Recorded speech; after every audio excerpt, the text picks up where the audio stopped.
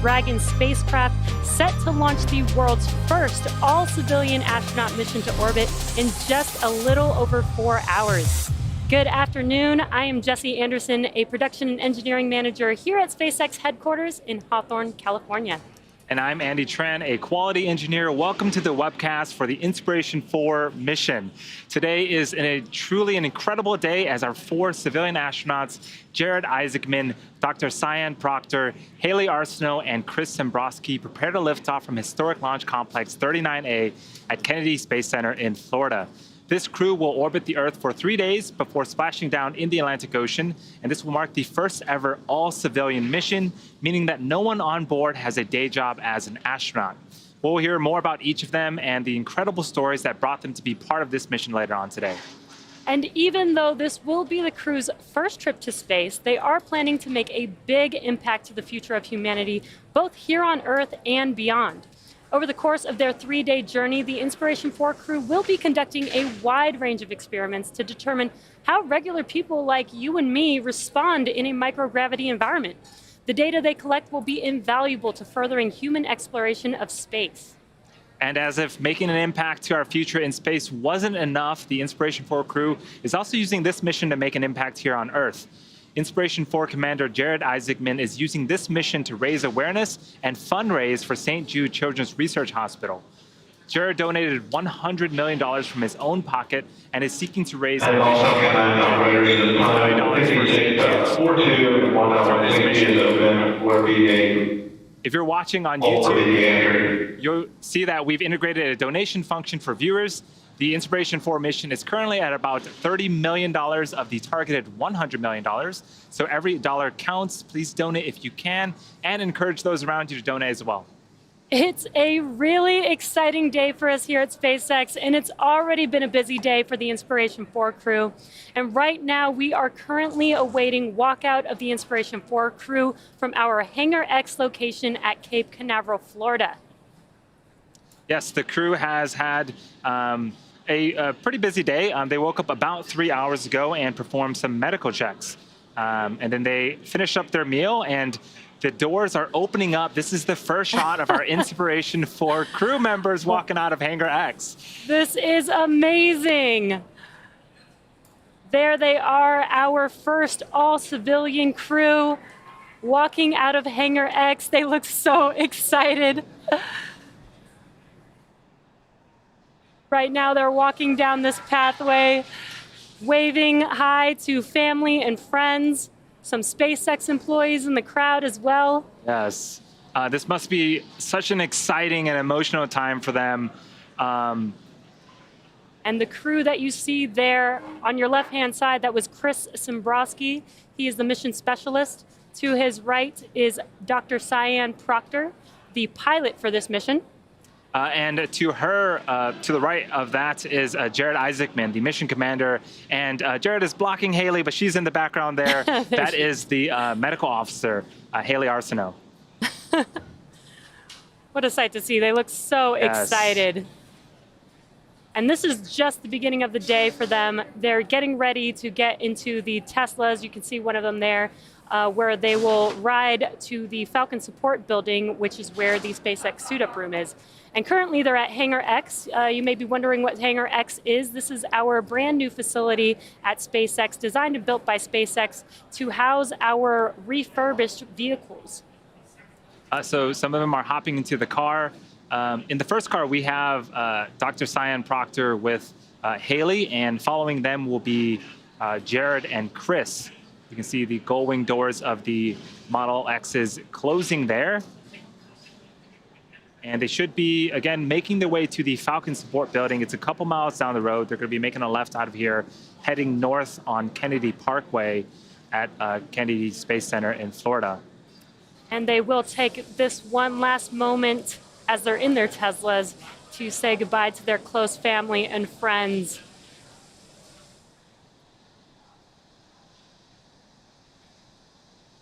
What a sight to see. They must be so excited. They're in their Teslas, about to make their way to the suit-up room. One last goodbye to their family and friends. Yeah, they do have a long day ahead of them. You can see the countdown timer on the bottom of your screen. We are still 4 hours and some change away from liftoff. There is a lot of procedures that will happen over the next couple of hours, and we'll be here to walk you through all of that, and we'll be able to get some awesome views of the crew going through those procedures as well. And they are currently sitting in their Teslas. These are not just any Teslas. These are the Teslas that we have used if you followed our crew missions. These are specially designed Teslas made to accommodate our SpaceX spacesuits. So they will utilize these even after they make it to the Falcon support building to drive to the launch pad. And there they are pulling off from Hangar X, now on their way to the Falcon support building, to our new SpaceX suit-up room. Yes, there's a third Tesla there that is support staff members of the closeout crew to support the astronauts in any way possible. So again, in the first car, we have Haley and Dr. Cyan Proctor. And in the second car, we have Chris and Jared. This is the first time that we get to see inside of the Teslas. This is so exciting. Oh, this is amazing. This is such an amazing view. It almost feels like we get to ride with them in the car. Chris looking very cool with his sunglasses. I love it.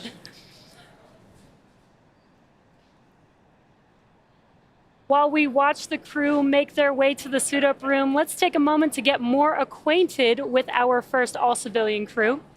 Jared Isaacman is the Inspiration 4 commander. He is the 38-year-old founder and chief executive officer of Shift 4 Payments. He is a father, husband, and accomplished world record-holding pilot. Jared has flown in over 100 air shows, dedicating every performance flight to charitable causes, and today's flight is no different. The mission is named Inspiration 4 in recognition of the four-person crew's mission to inspire support for St. Jude Children's Research Hospital. As a part of Inspiration 4's public outreach, Isaacman made a personal $100 million commitment to St. Jude Children's Research Hospital. He's hoping to raise upward of $200 million to support the nonprofit with this mission. Today's flight would not be possible without Jared's philanthropic dedication. Here's more about the New Jersey native and self-described aviation and aerospace fan. I grew up in New Jersey, and when I was a kid, I wanted to grow up and be a doctor. My older brother's a doctor. I watched the show ER as a kid, and I thought that's pretty cool. I think, saving lives is a pretty important thing. But, life took me in a different direction.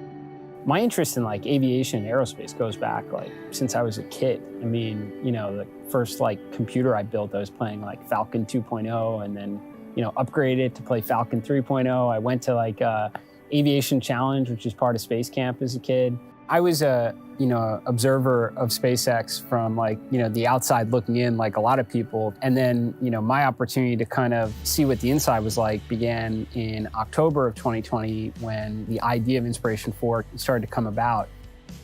A big part of what we're trying to achieve with Inspiration 4 is to send, an inspiring message really to the world about what is certainly possible up there in space, but also what we can accomplish here on Earth as well, which is why, this massive fundraising effort for St. Jude Children's Research Hospital is such a big part of our mission. To me, having some balance where you're trying to tackle a problem of today so you can earn the right to keep making progress tomorrow is just a philosophy I've tried to live by for some time. The advice I would give my younger self, you can aim high, you can dream big, and even things that people would say is next to impossible, you can accomplish it. I totally believe we all have that fundamental obligation to leave the world a better place than we found it. I'm Jared Isaacman, and I'm the commander of Inspiration 4. For this first all-civilian mission to orbit, Jared wanted his crewmates to represent the best of humanity, pillars he's identified as leadership, hope, generosity, and prosperity. As commander of the mission, Jared holds the seat of leadership. For the seat of hope, Jared went to St. Jude and was introduced to Haley Arsenault. Haley Arsenault of Memphis, Tennessee is the medical officer of the Inspiration 4 mission, overseeing medical care and experiments. She's a 29-year-old physician's assistant at St. Jude Children's Research Hospital, the same place that saved her life after being diagnosed with bone cancer at the age of 10. Haley's treatment at St. Jude included chemotherapy and limb-sparing surgery that resulted in removing most of her femur bone and replacing it with a prosthetic. She represents a couple of firsts for this mission that's already going to be the first civilian mission going into space. Haley will be the youngest American to go into space and the first person to go into space with a prosthetic body part. Here's more on Haley, who occupies the seat of hope on the Inspiration 4 mission. I'm so excited to be going to space, and I'm just a regular person. I am so lucky that I got a phone call asking if I wanted to go to space. I'm from Louisiana. I was a super active, super outgoing kid, involved in everything, and I actually had just gotten my black belt in Taekwondo a couple days before I was diagnosed with cancer. I definitely am excited to represent those that aren't physically perfect. I want to bring this experience back and share with everyone I encounter, and just what this represents for the new age in space travel and who can be an astronaut. I've thought a lot about launch day. I've even had some dreams about launch day, and I still don't know what will be going through my mind. I know I'm going to be with a incredibly T-4-hour excited. situational awareness Of course, briefing. I have the window seat. We're currently Looking counting out the down to window a and seeing Earth from space T000056 is UTC going to or be so incredible. Can't even put 20:02:56 into local words. time, What I'm with a minimum of absolutely 2 most additional excited liftoff about is we're opportunities going to if call the required. St. Jude patients The from crew are space. currently in transit from Hangar And X I'll to get Launch to video Complex call these kids 39A's, that I've gotten Suited to room. treat, and these The kids advanced going team through is currently on cancer the way to the treatment pad to open and the getting to side show hatch them and what prepare life for crew after arrival. cancer can look like. Vehicle gases are at It's MEOP. been incredible FTS for me to checkouts are watch complete. how much this mission has already touched the kids at St. Jude and how much hope it's given them. I loved this one little girl I talked to recently. She said, I can't wait to be an astronaut. Like, there was no if in there. She just couldn't wait for it to happen. I think that's what hope is. I am Haley Arsenault, Medical Officer of Inspiration 4. As part of the effort to raise money for St. Jude, Jared decided to give away one seat to a person at random who donated to the St. Jude cause. That seat, the seat of generosity, went to Christopher Sombrosky. Christopher Sombrosky of Seattle, Washington is the mission specialist of today's flight, helping to manage payloads, science experiments, and communications to mission control. He is a 42-year-old mechanical and diagnostics lead at Lockheed Martin and a United States Air Force veteran. As an amateur astronomer, he grew up with a natural curiosity about outer space and even worked as a U.S. Space Camp counselor. He was awarded the Seat of Generosity after contributing to a special fundraising campaign for St. Jude Children's Research Hospital. Let's meet Chris, the Inspiration 4 mission specialist. When I found out I was going to space, I was dumbfounded. I think I was just struck dumb for days. The seed was planted for me to fall in love with space when I was little and started launching little rockets in my front yard with my dad, the first of which is still probably stuck in a Florida pine tree somewhere. But when I first saw a space shuttle launch in person from the causeway, 6 to 8 miles away, you could still feel that rumble pounding through your chest. That kind of just shifted my foundation a little bit, and I knew from there on out I had to be somehow a part of space. Whether it was helping support a mission or lobbying for folks to be able to go into space, that's where I wanted to be. Of course, I'm going to be looking down at my home in Western Washington. I'm also looking to see what I don't see, and that's going to be lines on a map or those walls that seem to separate all of us ideologically or politically or even geographically or physically. Those don't exist when you get far enough out, and I'm really hoping to bring back that sense of what it means to only have that one small line that matters to all of us, and that's the atmosphere that keeps us separated from the vacuum of space. As we get to launch day, I am gonna have the biggest smile going ear to ear. It's gonna be, I'm gonna be shaking with excitement. No fears or jitters at all about what's going to happen, but man, that's going to be a heck of a show. I'm Chris Sombrosky, mission specialist of Inspiration 4. As an entrepreneur beginning in his teenage years, Jared reserved the 4th seat for someone who exemplified the entrepreneurial spirit. This 4th seat, representing prosperity, was awarded to Dr. Cyan Proctor. Dr. Cyan Proctor of Tempe, Arizona is the pilot on board today's flight. She's a 51-year-old entrepreneur, educator, trained pilot, and active voice in the space exploration community. Her motto is Space to Inspire, and she encourages people to use their unique, one-of-a-kind strengths and passions to inspire others. She uses her Space to Inspire art to encourage conversations about creating a Jedi space, a just, equitable, diverse, and inclusive space for all of humanity.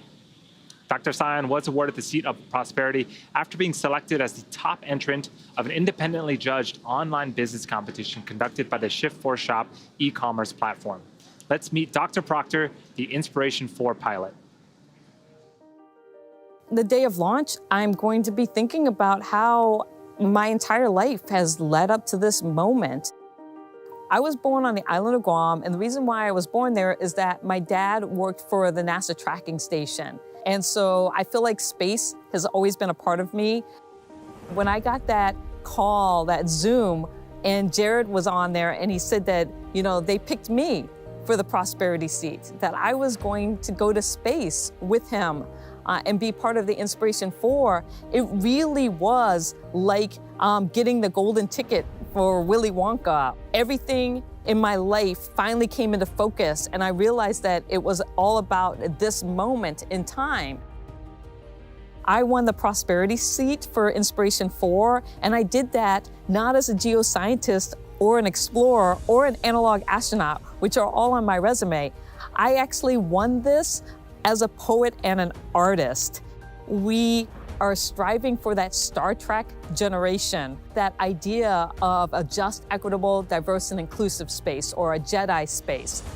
I'm gonna be the first Black female pilot of a spacecraft ever. And to me, that just blows me away. And I wanna encourage the next generation to dream that this is possible. And a Jedi space, that's what that's about. I'm Dr. Cyan Proctor, and I'm the mission pilot for Inspiration 4. If you're interested in learning more about the Inspiration 4 crew and how they came together for this mission, you are in luck. Netflix and Time have been following the Inspiration 4 crew in the lead up to their mission, and the first 4 episodes of the 5-part series are now available on Netflix.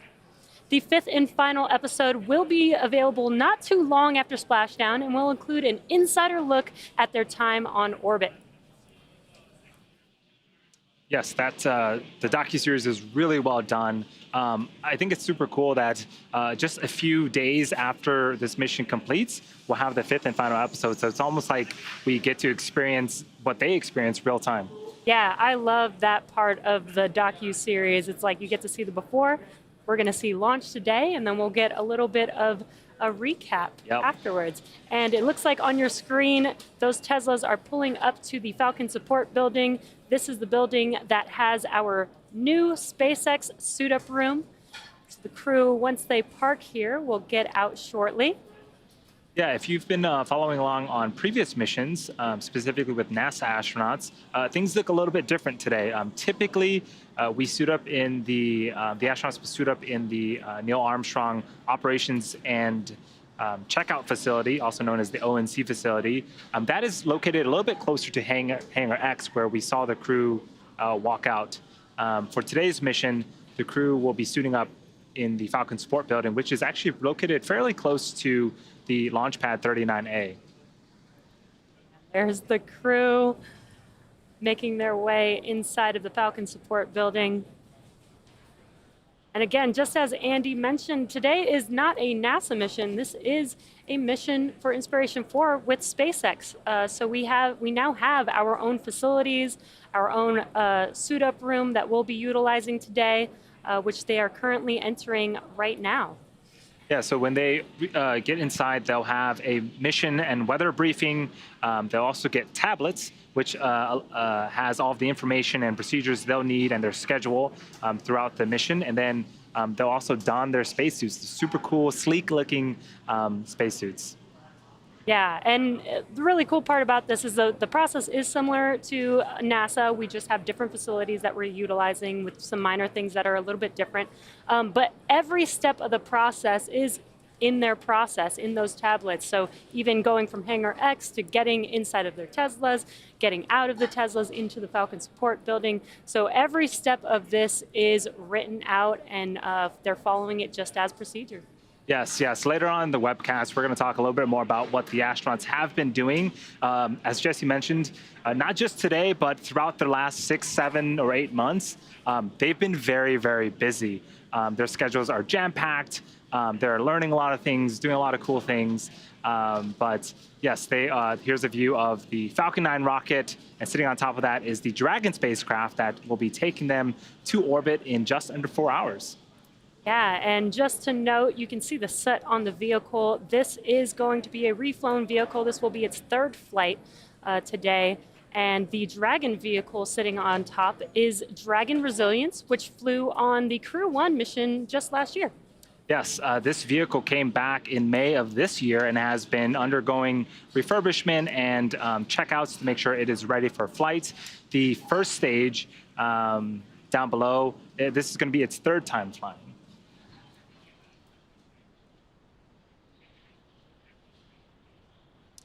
So the Inspiration 4 crew has arrived at SpaceX's Falcon support building, which is the home to our brand new suit-up room.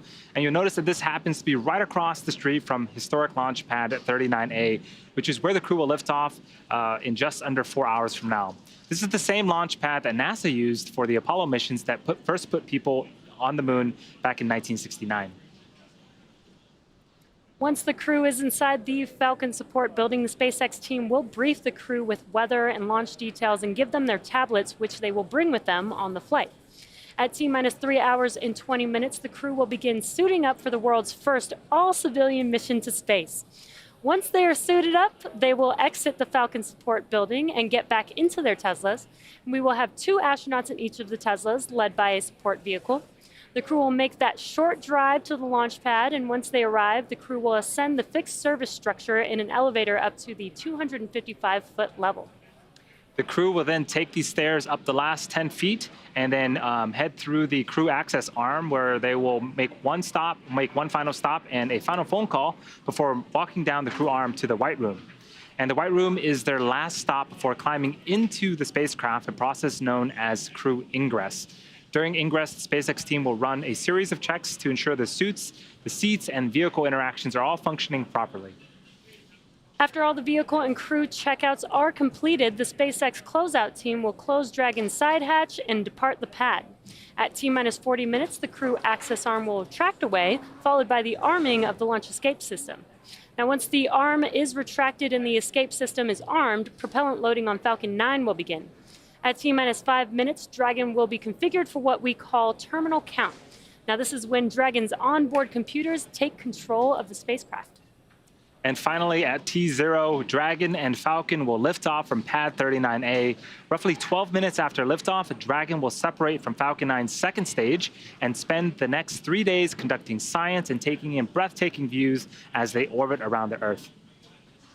At this point, the crew should be heading into their first briefing of the day.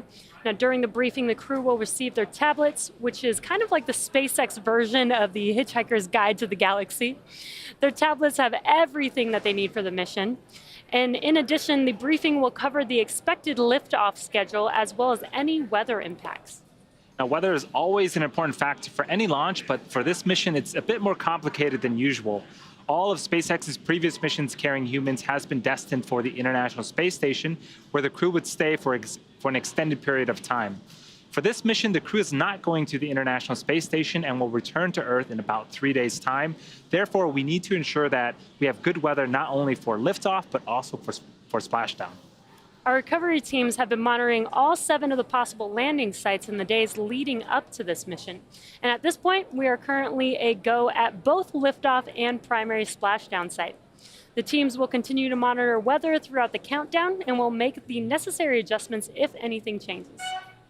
So while the Inspiration 4 crew is getting their briefing on current status, let's get our very own briefing on the vehicles that will be taking the crew to orbit today with our very own Kate Tice.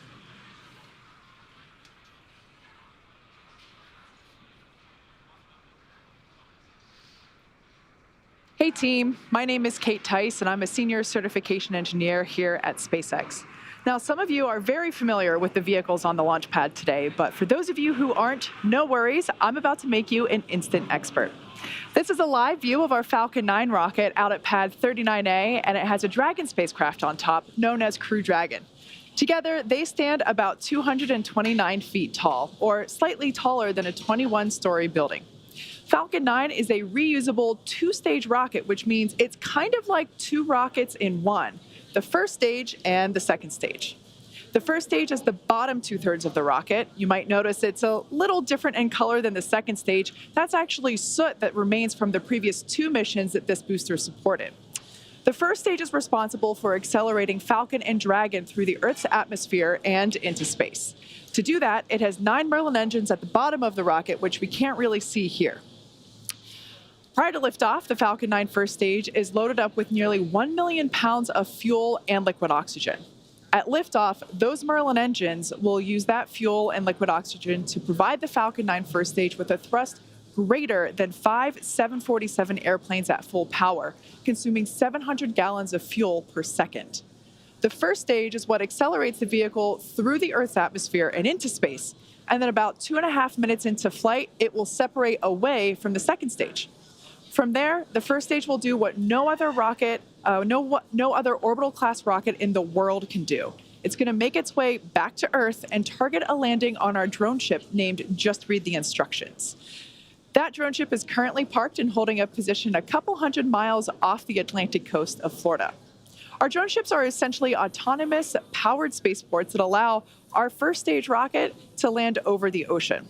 Now, for reference, our drone ships are equivalent to the size of a football field. So while they might look smaller on your screen, they're pretty gigantic in real life. Like I mentioned already, this is a two-stage rocket, and above the first stage is the second stage. The second stage has a single Merlin vacuum, or MVAC engine, and that will ignite after the first stage separates. At full power, the Merlin vacuum engine operates with the greatest efficiency ever for an American-made hydrocarbon rocket engine.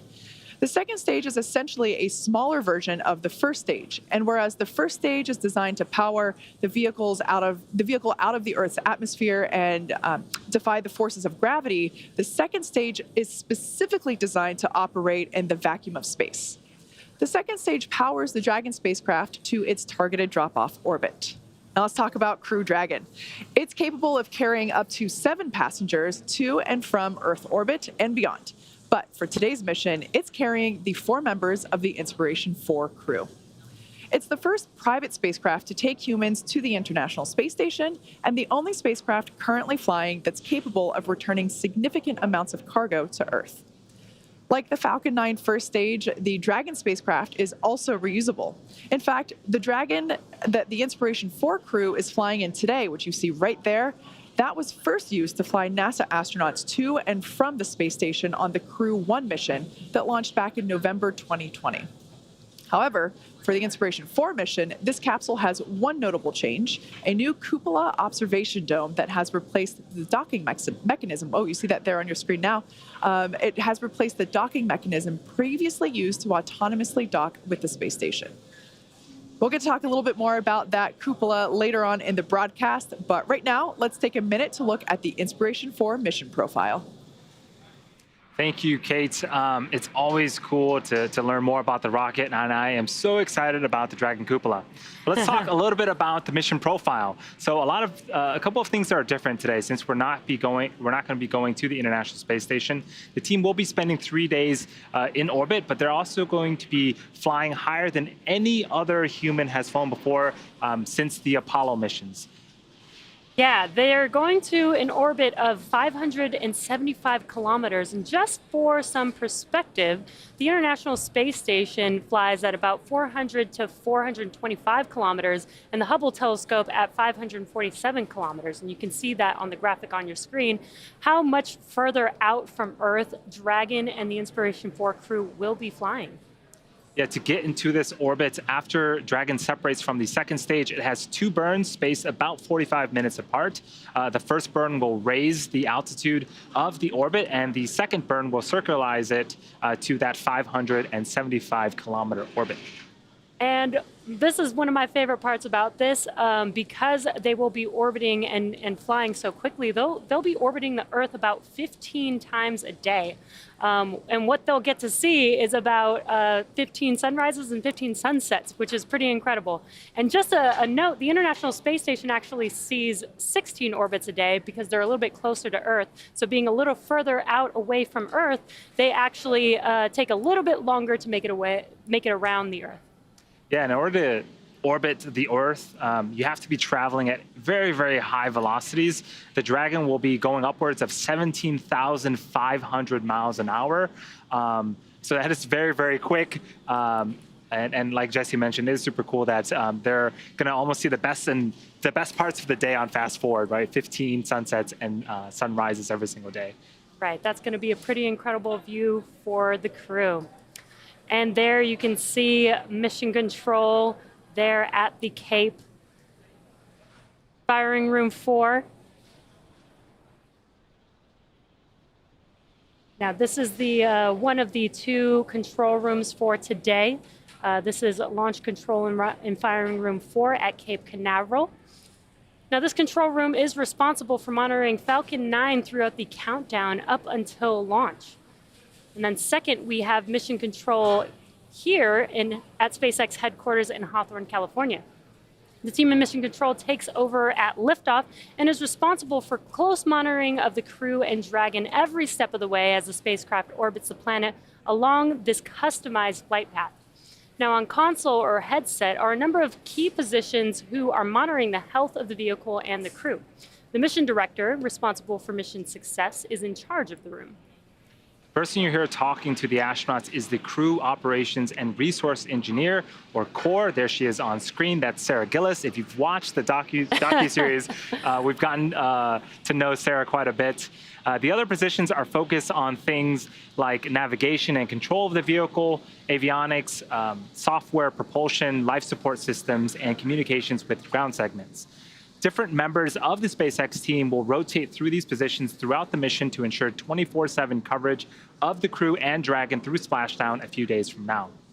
Now that, my friends, is a brief overview of the missions and profile for the world's first all-civilian mission to orbit. With that, let's get the latest on the weather and vehicle status from lifelong rocket engineer and Reddit fan favorite, John Innsbrucker. John, how are we doing? Thanks, Andy. I'm John Innsbrucker, Falcon 9 Principal Integration Engineer here at SpaceX. We're currently just over T-minus 3 hours, 39 minutes to go. And a short time ago, at T-minus 3 hours, 45 minutes, the crew received their weather briefing. The good news is the weather around the world is looking good for a launch opportunity tonight. We have a 10% probability of violating weather constraints, which is like a 90% chance of good weather. We're going to be watching the ground level winds. We're going to be looking for anvil clouds, possible pop-up thunderstorms. But right now, 10% probability violation in Florida late in the summer. That's really a nice low number. So things are looking good both there and also at contingency landing sites around the world. Plus, we also have to look ahead 3 days to when the crew is going to land to make sure that the weather conditions at a landing site there will also be good. Good news right now, weather looks good tonight and for the next few days. Now currently on the launch pad, Falcon 9 is powered up. We performed engine checkouts between T-minus 8 hours and T-minus 5 hours. You see Falcon 9 there with the crew access arm up around Dragon. Gas storage tank pressurization was also performed on the first and second stages. Now our next major activity is going to come about as we reach the T-minus 2 hour mark and Falcon begins final checks for launch. That'll include communication checks with the crew, and then propellant loading will begin at T-minus 35 minutes as usual for a Falcon countdown.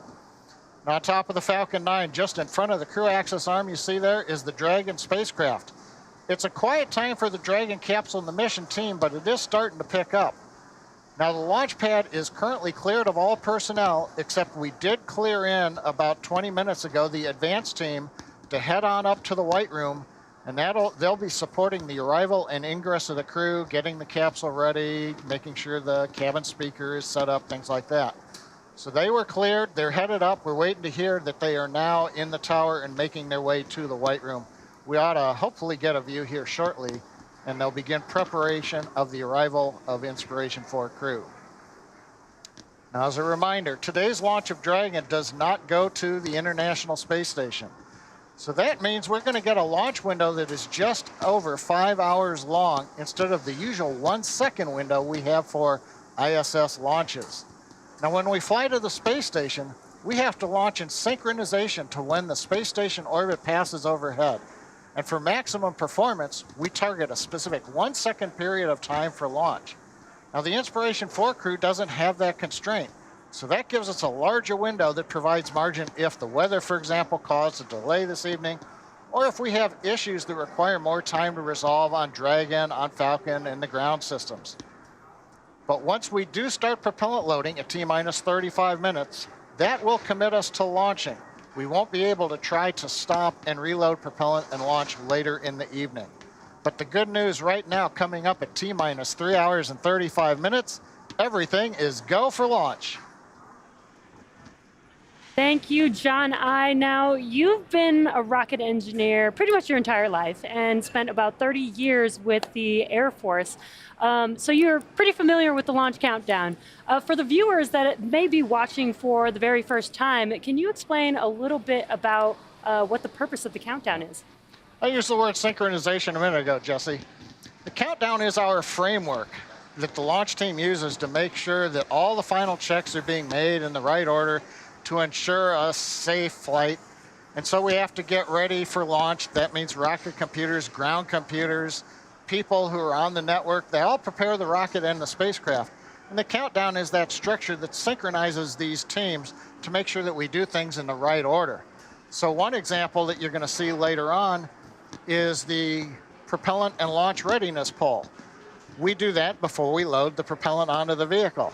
Now, it seems kind of obvious, but the countdown manual says do the poll first, and then you can move into loading propellant.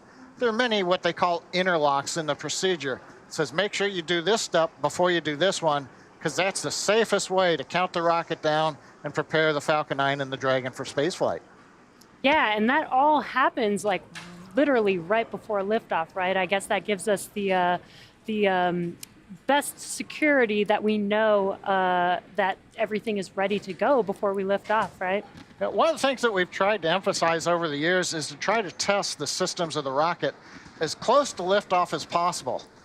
Now, we did some testing overnight at T-minus 8 hours, T-minus 5 hours. There's some things that take hours to do, like pressurizing the rocket. But on other things, you will hear, for example, in the last 4 minutes or so of the countdown, we will move the upper stage engine nozzle a little bit with the guidance system. So we're doing that just as close to launch as we can to make darn sure that the hydraulic system is really ready to go and fly the rocket. In fact, the first stage engines, we move those nozzles about T-minus 4 seconds, just 2 seconds before we then begin the engine ignition sequence.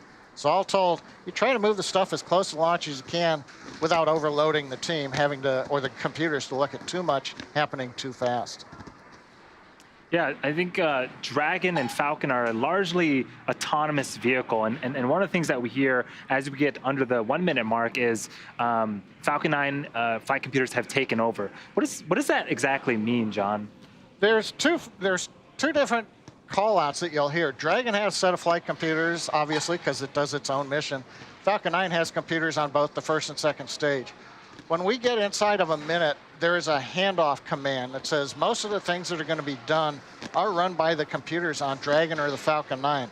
But we also have ground computers that will do things like, you'll see the water come up around the rocket, so that'll be commanded by ground computers. But startup is essentially, we're doing that last 60 seconds, we're pressurizing the tanks for flight, we're doing last minute valve checks, and then we're going to send the ignition sequence command to the engines and spin them up. And then when everything's right, the Falcon 9 flight computer, when it says, hey, we're at full power, that will tell the ground, open up the hydraulic arms, and away we go. Amazing. Thank you so much, the all-knowing John I. Our crew today, Jared, Cyan, Haley, and Chris have been training for this journey pretty much ever since the announcement that they'd all been selected as crewmates for the Inspiration 4 mission back in March. What's super cool is that they're going through the same Dragon training as our NASA astronauts. To prepare the Inspiration 4 crew for their mission, our teams at SpaceX have spent the last several months teaching the crew about orbital mechanics, how to live in microgravity, and even running simulations of what the full mission will look like while seated in Dragon. The Inspiration 4 crew has completed numerous simulations, including a 30-hour and 12-hour end-to-end simulation in our Dragon trainer. They not only trained at SpaceX, but also did centrifuge training and also flew some fighter jets, which you can see on your screen. This is a photo from their weekend event of flying the aerobatic Yeah, jets. they're very fun and exciting weekend where they're just ripping up the skies, doing barrel rolls in their jets. Yeah, the crew also completed a zero-G flight, which simulates microgravity. And there you can see them there basically flying already. They also have climbed Mount Rainier in Washington, which from the Netflix series, man, that looked like a very tough, but very necessary team building event. They're doing it with smiles on the face here, but the docuseries, it was a tough hike. Almost 10 hours of hiking, almost vertically. So congrats to the team there. That is one heck of a hike. Yeah, pretty amazing.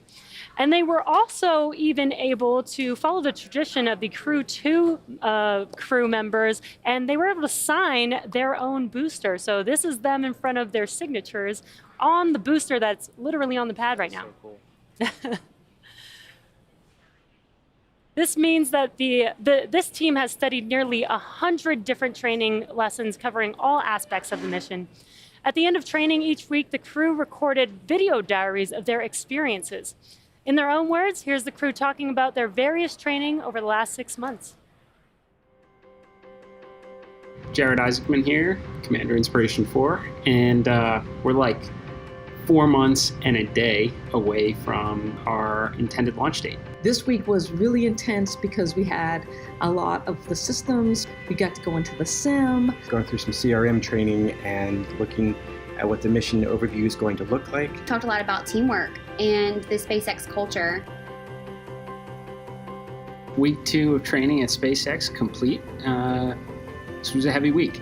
I just completed another week at SpaceX and it was intense. A lot of good building blocks. So you start in the beginning of the week with smaller things like losing comms to, okay, some circumstances are not so good, and then some get really bad where you have to, plan an emergency deorbit, which we initiate ourselves in that. But man, challenging. I didn't realize how much upper body strength I need, so I need to hit the gym the next couple of months and build up some more muscles. Today was my favorite day of training because today was the medical training day. Learn some more about some of the medical experiments we're going to be working with and helping to advance what we know about humans in spaceflight.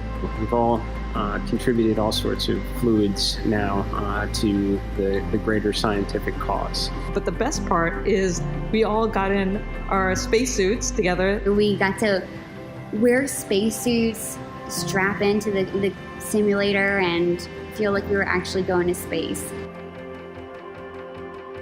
Hello again, Chris here, and it's August 2nd, 2021, 44 days from our launch here in September. Everything keeps going to plan, and it's been an incredible week last week, working with SpaceX teams down at Kennedy Space Center, and then back here in Hawthorne this week for some sims. This spacesuit that I got fitted for about 7 months ago, I actually get to see and try on and do a bunch of maneuvers in to make sure that it's comfortable and that I can move. And I am just so excited for this because, this is the spacesuit I'm gonna wear leaving the planet. I'm just so honored and thankful and grateful to be a part of this historic mission and a part of the SpaceX team. Y'all are working so hard to get to Mars and beyond. We want to provide great data, and we're really excited to be part of this. All right, well, thanks everybody for a fantastic time here in Hawthorne and also down at Kennedy. We've been doing training down there as well. So really appreciate everything you guys been doing. This is my final call here from SpaceX. So Rook signing off. so cool seeing those personal vlogs. Now, as part of their extensive training over the last 6 months, the crew also got extensive amount of training on a bunch of science. Specifically, the crew learned how to conduct a wide variety of science experiments on themselves and each other, all of which help inform both of which help inform how humans best live in space. These experiments were designed by the Translational Research Institute for Space Health, also known as TRISH. Joining us now from Cape Canaveral is Jimmy Wu, a senior biomedical engineer with TRISH. Hey, Jimmy. Hey, Kate. Thanks so much for joining us. Can you tell us a little bit about what a senior biomedical engineer does? Yeah, sure. My role really is to look at the cutting edge of research and technology that keeps humans healthy on Earth, and then work with those researchers and those engineers to see how we could apply it into space, how we could implement it so that we can keep humans healthy in space. And then really the ultimate benefit is to be able to return those improvements back to Earth so that it can help humanity. Sounds like a pretty important job. In layman's terms, what is TRISH and why is it important to us? Yeah, so TRISH has a partnership with NASA's Human Research Program. And so I kind of want to use an analogy of what SpaceX was to NASA when SpaceX came on board, about a decade ago. And NASA asked SpaceX, hey, can you make rocket launches cheaper and more accessible to everyone? And so TRISH kind of has that same relation with NASA, where the Human Research Program has asked us to say, can you make biomedical research and medical health can you look at that and make that more accessible to everyone? Can you look at other ways that we could do research to help be more innovative, to be more entrepreneurial, to bring in new ideas, new industries to help contribute to keeping humans healthy in space? Awesome. Now, in terms of the Inspiration 4 mission, can you tell us a little bit about what's unique about this particular research effort? Yeah, I think what's really unique is it's really intended for the ordinary individual, right? And so when you talk about NASA research, their population is the professional astronauts. Well, the Inspiration 4 crew is average, ordinary individuals like you and I. And so we have to modify and adapt the science so that it's easier for them to implement. And as you saw earlier with the earlier clip, they're doing experiments on themselves. They're doing experiments with each other. And so they're not trained on how to do that. And so what ends up happening is what we're learning is not just the data that's being collected about them and how their body changes in spaceflight, but it's also how do we collect that data. And if we can make the means of collection a lot easier for ordinary individuals like the Inspiration 4 crew, it means we can also do that for the average person here on the planet Earth. Ooh, that's a really interesting point. Can you go into a little bit more detail on what you mean by making that available to everyone here on Earth? Yeah.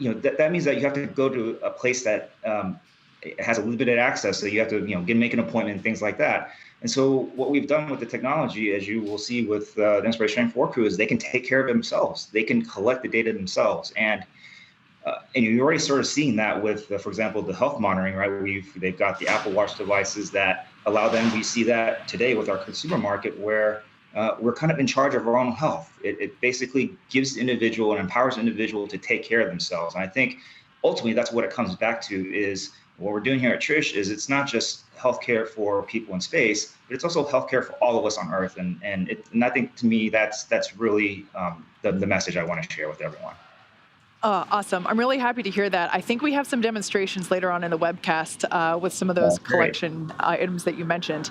Now, of everything that we've spoken about so far, which of these research projects that are going up are you most excited about? That's not really a fair question. These are really all our babies, right? I mean, how do you pick your favorite child? So, I think to answer your question, it would probably be the butterfly ultrasound project. Probably because, prior to joining TRISH, I worked at NASA Johnson Space Center supporting the medical devices that the astronauts use to stay healthy. And I've seen the iteration of ultrasound over the years. And so I'm really excited about this device because it's smaller, it's lighter, it's easy to use. It is fantastic. And just to see the evolution of ultrasound and spaceflight and being part of that, that's what I'm excited about. I'm most proud of, and I'm excited to see where we can go with this crew, and then going into the future as well for human spaceflight. Awesome. Thank you so much. Jimmy Wu, Senior Biomedical Engineer at Trish. Thank you so much for joining us today. At this point, we are 3 hours and 21 minutes away from launching these experiments with the Inspiration4 crew. Let's head back over to the desk and check in with Andy. Jimmy, Kate, thank you so much. In addition to all of the awesome science going up on today's mission, the Inspiration4 team is also using this mission to bring awareness and help fundraise for St. Jude Children's Research Hospital. In 1962, the same year an American orbited the Earth for the first time, St. Jude Children's Hospital opened up in Memphis, Tennessee, committed to finding cures for kids with cancer and other life-threatening diseases, regardless of their race, ethnicity, beliefs, or family's ability to pay. Treatments invented at St. Jude's help push the overall childhood cancer survival rate from 20% to more than 80% in the United States. However, in many developing countries, fewer than 1 in 5 children diagnosed with cancer will survive. St. Jude has a bold mission to change that.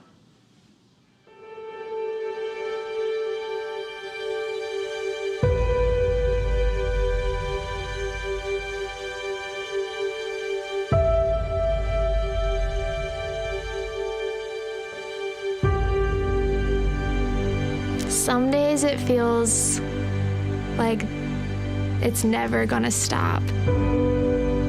It's kind of a mental war. Sometimes you just feel like it's not gonna get any better.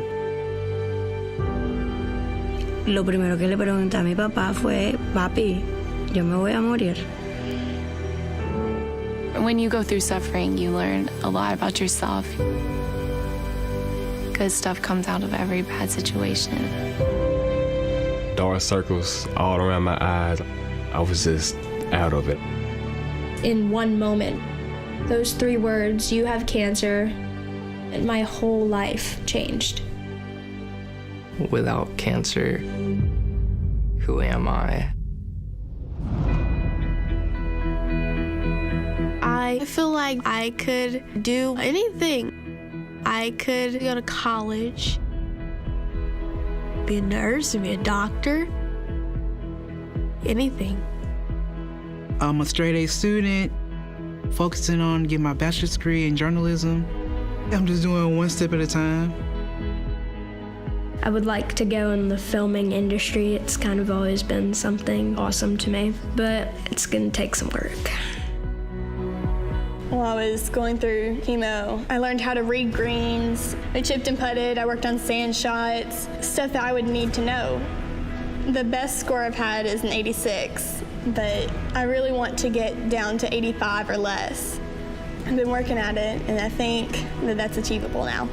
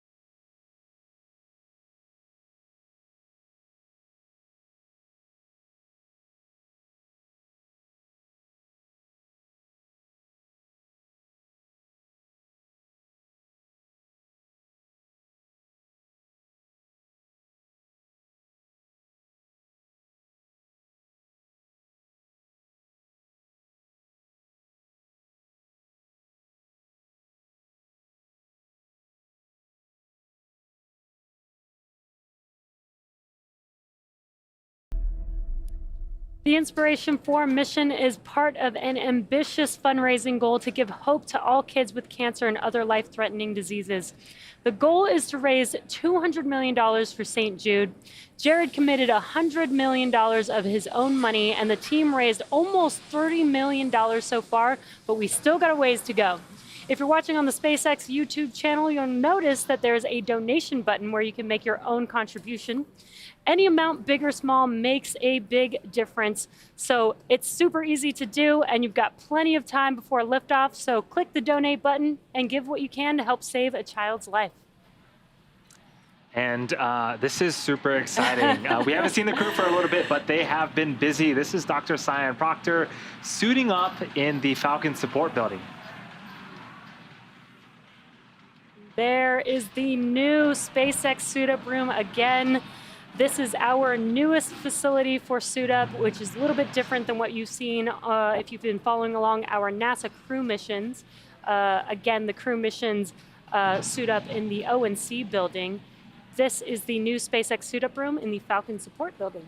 Yes, it looks very modern, and it matches the suits of the astronauts, which I love.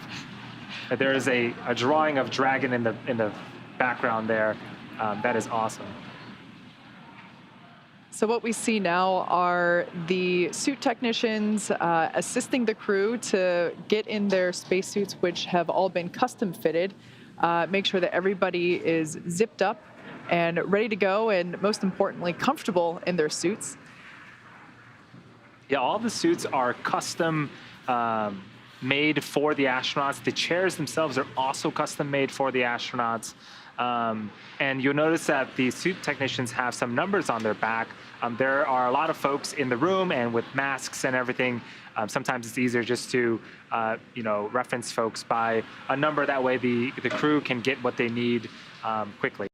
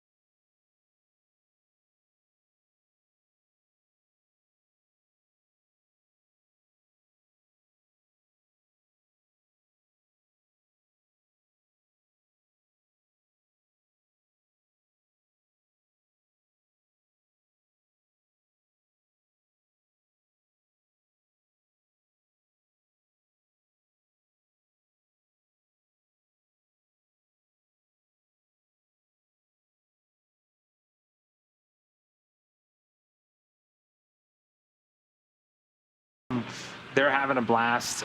So next, right behind Haley is Dr. Cyan Proctor, and talking to her is Chris Dombrowski. Again, Dr. Cyan Proctor is the pilot for the mission, and Chris Dombrowski is the mission specialist.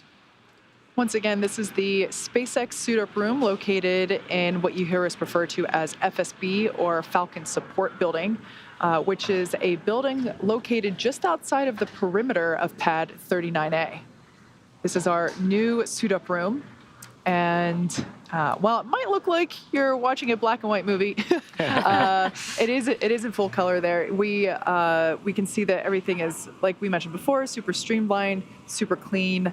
And wow, those spacesuits really stand out. They look so great.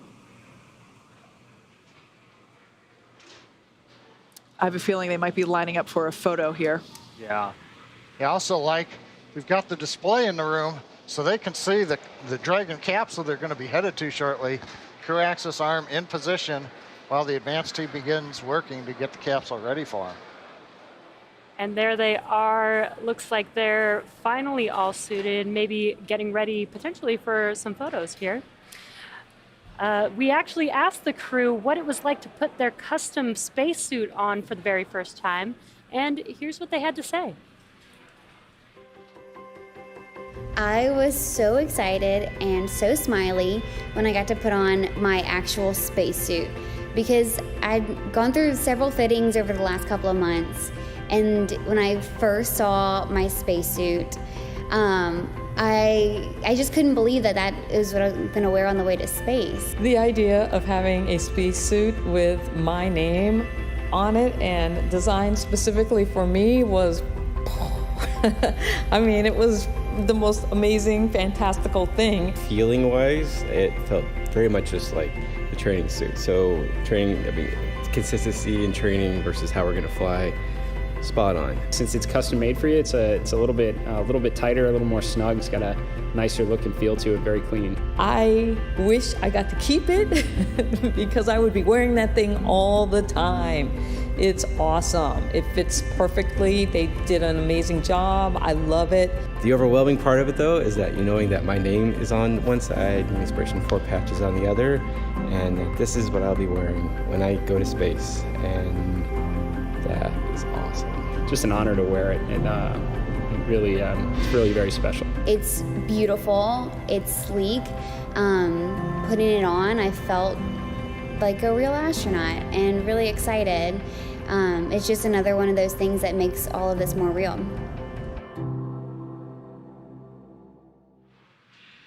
We're approaching T-minus 3 hours and 7 minutes until liftoff of Inspiration 4. If you've just joined us recently, this is the first all-civilian orbital mission, and we have 4 individuals traveling on Crew Dragon to space today. They are suited up, and we are anticipating them to walk out of the Falcon Support Building, hop in those Teslas that you see there on your screen, and make their final transport to Pad 39A. Yes, the pad where the vehicle is awaiting them, it's about 2 or 3 minute drive away. It's technically a walkable distance, but we're not going to make the astronauts walk in the hot Florida weather. So they get to hop back into the really cool Teslas and make a short drive to the pad. And yeah, Andy, I don't know about you. It's about 2,000 feet from the Falcon Support Building up to the crown on Pad 39A. So while that's less than half a mile or so, they've also got their environmental control systems. And I remember from like Apollo, when they would come out, they had these large, bulky environmental control systems, portable life support. Those weighed about 25 kilograms. So walking half a mile, carrying a 50-some pound weight. Yeah, granted, the suits are a lot lighter, environmental controls a lot lighter. I'll take the Tesla ride. For sure. You did turn off the forward ram lights, restricted ability to maneuver lights, and the masthead and range light, correct?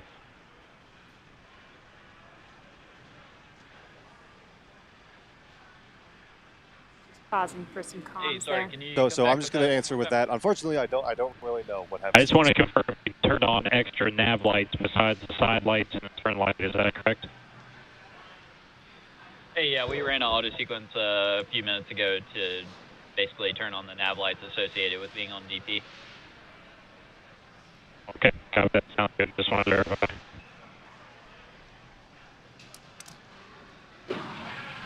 Just listening into some comms there, and the Inspiration 4 crew is getting ready to exit the SpaceX suit-up room, get into their Teslas just a few minutes from now, and then make their way to the launch pad. Yeah, it's super exciting.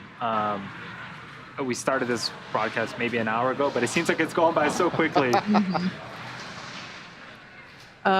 As we mentioned before, the crew is completely suited up at this point. They're going to be walking out to the Teslas, which there we can see an aerial view of the Falcon support building. Again, this is about 2,000 feet away from the launch pad itself, but we're going to allow them to drive, save some sweat.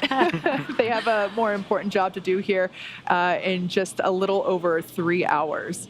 Yeah, and these Teslas are actually designed and custom made for the spacesuits. Actually, they can hook up their umbilicals to the Teslas, and there is the Inspiration 4 crew walking out of the SpaceX suit-up room, looking very excited. Some fist bumps going around. And their suit tech crew is also going along with them. Looks like they're taking some final photos before they hop back into those Teslas. So this is the first time that the crew has stepped outside today in their flight suits. They're now entering the Teslas. Love this new shot that we have for this launch. We are inside the Teslas there with the crew. And we've been told that they have a playlist. We unfortunately can't hear it for ourselves. But hopefully we'll be able to see them, singing along. I would love some space car karaoke. Yeah. Hey, you never know. We might be able to see that on the camera there. And this looks like Jared Isaacman, the commander for Inspiration 4, with Chris Sombrowski, again, hooking up their umbilical ports to the Teslas. That'll keep them cool for this short ride to the launch pad. Yeah, so the stuff that's going to be pumped through those umbilicals, while the umbilicals are used for communications, while actually in Dragon right now, those are being utilized to pump nitrox, which is basically the same air that you would breathe if you were scuba diving. It's that same nitrogen-oxygen mixture, and we are pumping it through the spacesuits to make sure that they all stay cool and comfortable while they are in their suits.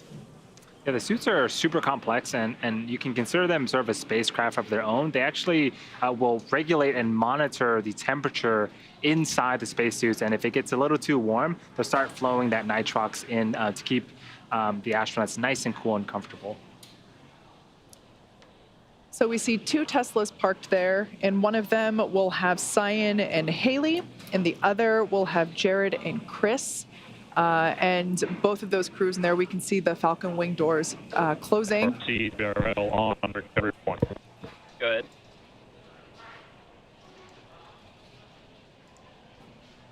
Go ahead, water recovery. A few minutes out.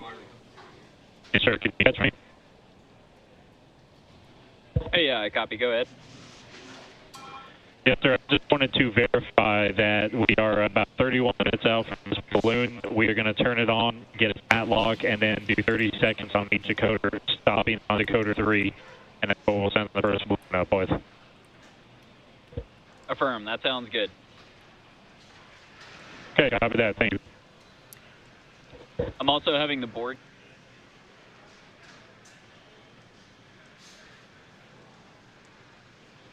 The crew is now passing the hangar at Pad 39A. This is where the spacecraft and launch vehicle are integrated together horizontally. This building is also known as the Horizontal Integration Facility. And they're now passing the gates at Pad 39A. This is the safety perimeter at the pad. And you can see how close that launch pad is to the Falcon support building. That was just a very, very short drive. We got some great weather in Florida. The crew is making their way uphill, and towards the crest of that hill is Falcon 9 and Dragon awaiting them. This is a great drone shot of the facility and launch pad. Now, while we have this great view, I want to take a second to talk a little bit about the history, because this is hollowed ground that we're approaching here. Pad 39A is the launch pad where NASA sent the first humans to the moon. This is where Apollo 11 launched from, and as well as the first ever Saturn V rocket launched from there. This is also a launch pad where the last Apollo mission launched from, Apollo 17. It was after the Apollo program ended, it was then refurbished for the space shuttle program, and the majority of space shuttle missions departed Earth from this launch pad, including the final space shuttle mission, Atlantis STS-135, in 2011. In 2014, SpaceX signed the lease agreement with NASA for this launch pad, and we then began to make safety and functional upgrades. So what you see there is the base of what used to be the fixed service structure from the shuttle days. So everybody might recall that iconic pad from the shuttle days, near and dear to my heart personally. And we did have to remove the rotating service structure portion of the pad for safety, and also it was just unnecessary for Falcon 9. But the bones of the fixed service structure are still there. What we see here is a view of the elevator shaft, and this is the same elevator shaft used these astronauts getting their first look at Falcon 9 on launch day. There it is. The famous lean back. Must be breathtaking for them. You can almost see the size of how, we're close up on the crew right now, but how far they have to lean back to look at the top of the vehicle. It's a shame they don't wander over and look at the business end of the Falcon 9. Kate, you're talking about the history of the pad. They built what's essentially a giant concrete structure on the floor to land back in the early 60s. And you've got about a 5% grade that we saw them drive uphill to get up to the crown there. Mm-hmm. But if you go over to where the Falcon 9 is, centered up above the flame bucket, that's about a 13-meter drop down to the bottom of the fire brick. So, that gives you an idea of what it takes to channel the nearly 2 million pounds of thrust. I just want to point out, it looked like we had a team lean back there. I don't think we've seen that yet. And this crew grew so close to each other. And if you haven't seen the Netflix documentary, Countdown Inspiration 4 Mission to Space, you can really see how they grew as a team and a family, and you can even see it here on the screen. For sure. Something that I really appreciated, I forget who pointed it out, but it was one of these four, noted that each of them are in a different decade in their life. Yeah. So Haley is 29, Chris Zambrowski is 41, Dr. Proctor is 51, and Jared Isaacman is 38. So they're all in a different decade in their life, and this mission has brought them together, and the camaraderie is evident pretty much every step they take. And it looks like Dr. Cyan Proctor and Haley Arsenault are the first to enter one of the elevators, waving. Just kidding. That's happened to everyone. So they're going to take this elevator up to the 255-foot level. And so this elevator shaft is not marked by floor levels, but rather foot levels. So they're literally riding up to 250 feet above ground. The exit of those elevators are there.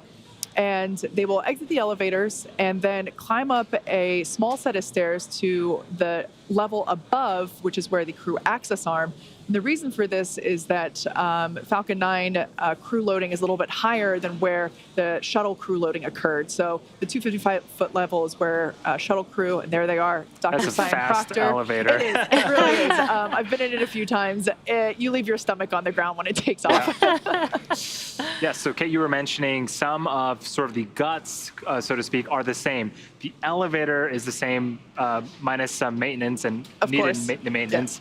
Yeah. And so there's a phone at the fixed service structure as well. That is also the same phone that astronauts in the Apollo days would use to make their final phone call before boarding the vehicle. Of course. And the webcasts back in the Apollo days were a little different than the webcasts now. And so it was a true surprise to the families when the Apollo crews would call home and say hello before hopping in their spaceship. Now it's less of a secret. But yeah, Andy, you're right. That's still the same phone.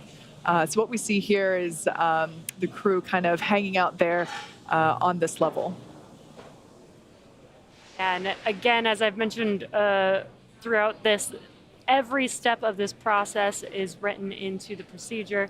So they actually put in time to make sure that they have time to call a family member or friend. Absolutely. So it looks like Chris and Jared have now gotten into the second elevator and are now making their way up to the 255-foot level.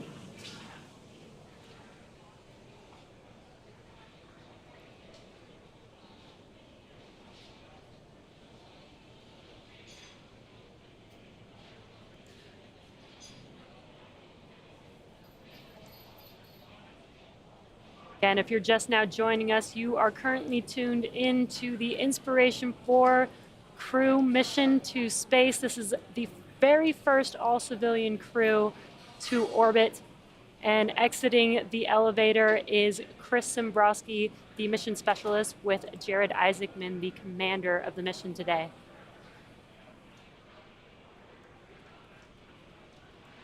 We mentioned a little bit about the closeout technicians and suit technicians. Again, they are there to support the astronauts, ingress, get buckled in. Before we close the side hatch, they'll be supporting with an interior foreign object debris checkout, and then also assist with the side hatch close.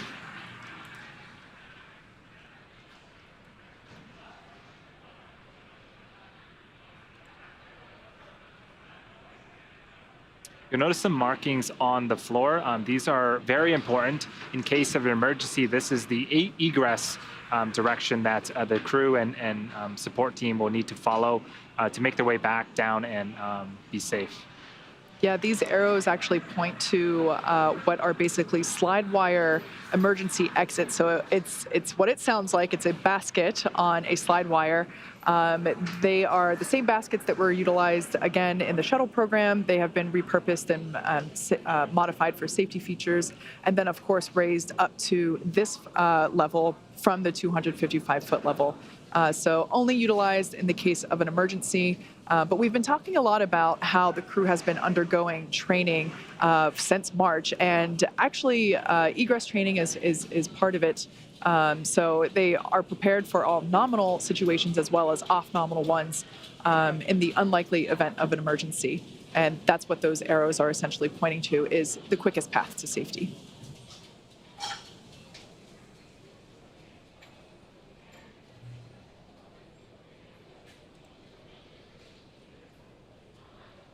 What you're seeing on your screen is the Inspiration 4 crew, all 4 members standing by as each one of them gets to make their phone call on the historic phone that has been there since the Apollo missions. I think it even still has the same analog buttons on there, so no digital iPhones there. It's the original phone that they get to utilize. Can confirm it is a rotary phone. Love that.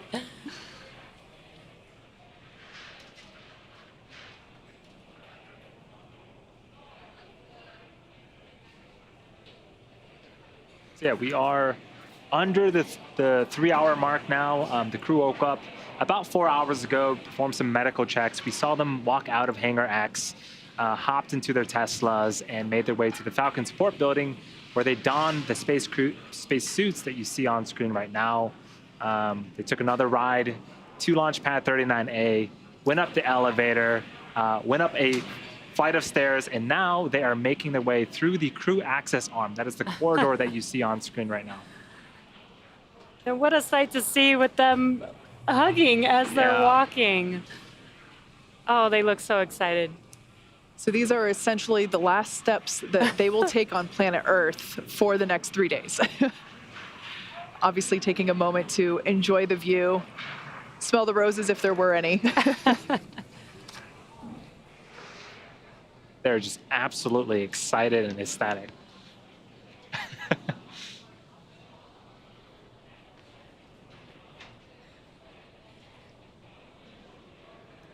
Yeah, their excitement is radiating. It's making me very excited. Yes, We're getting yes. very close. Again, just under 3 hours until liftoff. And some dancing. Haley's getting very excited again. She's going to be the youngest American in space and the first with a prosthetic. So what Haley has just entered into now is what we call the White Room, and it's an environmentally controlled room. It keeps out dust, dirt, humidity, bugs, of course, because it's Florida, and essentially keeps it environmentally stable for the crew. If you look just above Dr. Proctor's helmet there, you can see a seal. It's a black seal, and it basically seals in the room. That gets installed and compressed against the capsule to maintain the cleanliness of the spacecraft. And here we can see one of my favorite traditions for SpaceX crewed flights. They are adding their signatures to the wall of the White Room. So because this is the first orbital all-civilian mission, they're signing their names next to the X logo. For previous NASA crew missions, the NASA astronauts have signed their name there next to the NASA meatball to the left. Yes, and all members of the crew will get an opportunity to sign. And if you are wondering, this is penciled into part of their procedures to grab the Sharpie and sign the wall. Yep, it's actually written in for the advanced team, which is the group of people that arrive to the pad prior to the crew, and they are the advanced team prepares the pad and everything in the White Room with all the tools necessary for closeout operations. And Sharpie is one of the tools listed in the procedure for the advanced team to ensure is there prior to the crew's arrival. And one final hug.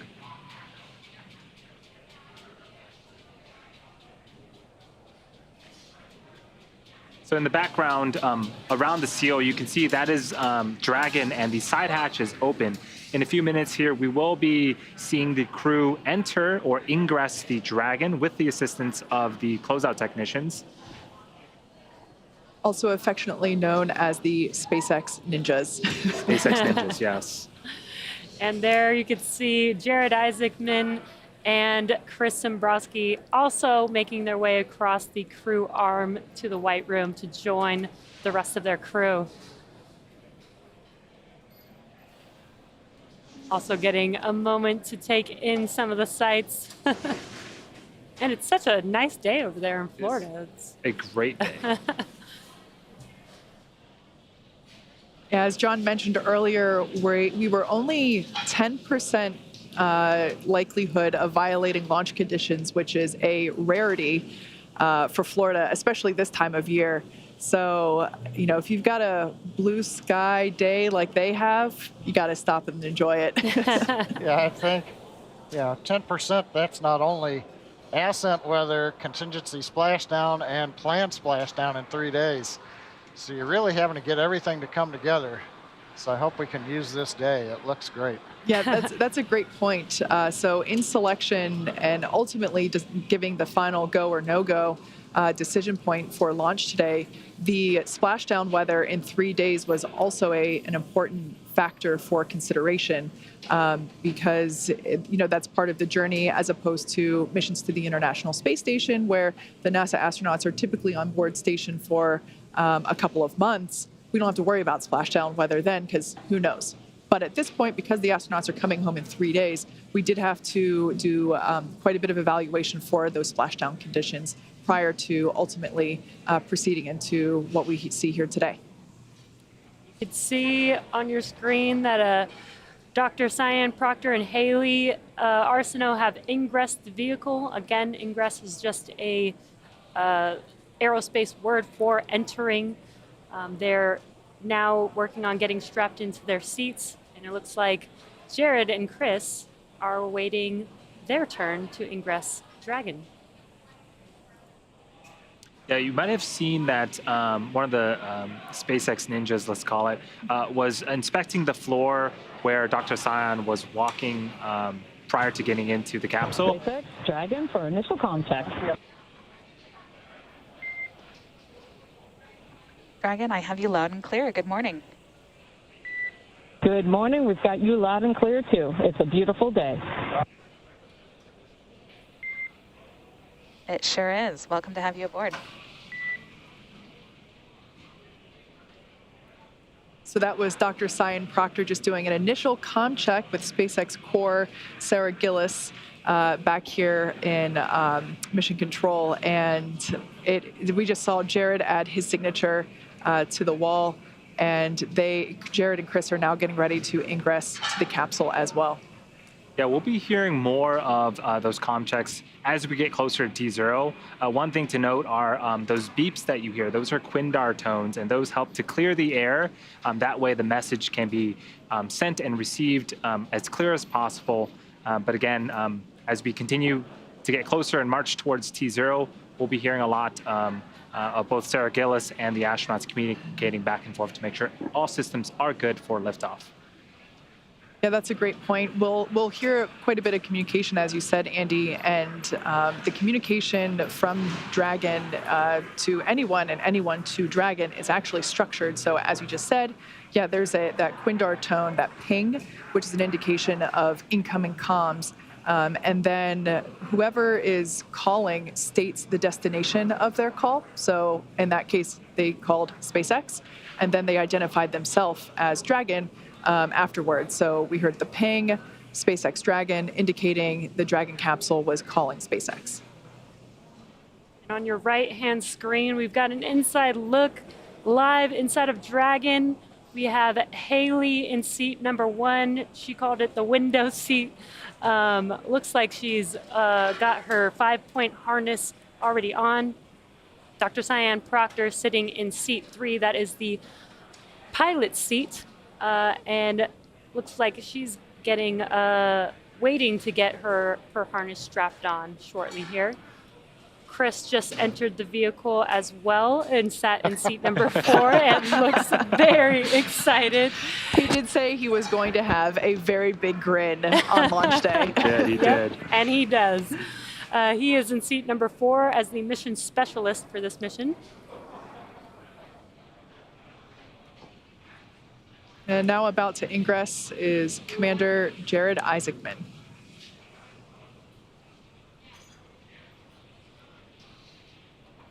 This is so exciting to finally see this crew getting into their seats. These are their customized seats inside of Dragon. Again, the spacesuit and the seat are basically designed together, and they're custom made for each of the crew members. We have the technicians there to help get them strapped in, get their harnesses on, get their umbilical ports plugged in. Yeah, the seats are really interesting because they all look the same. However, each, as you mentioned, yeah, they are customized basically in terms of small, medium, and large in 3 different ways. So there's the bucket where you actually sit. There's the length of the footrest, as well as the length of the armrest. So each of those 3 components are all sized small, medium, and large, basically, to help make sure that each crew member can fit comfortably in their seat and safely.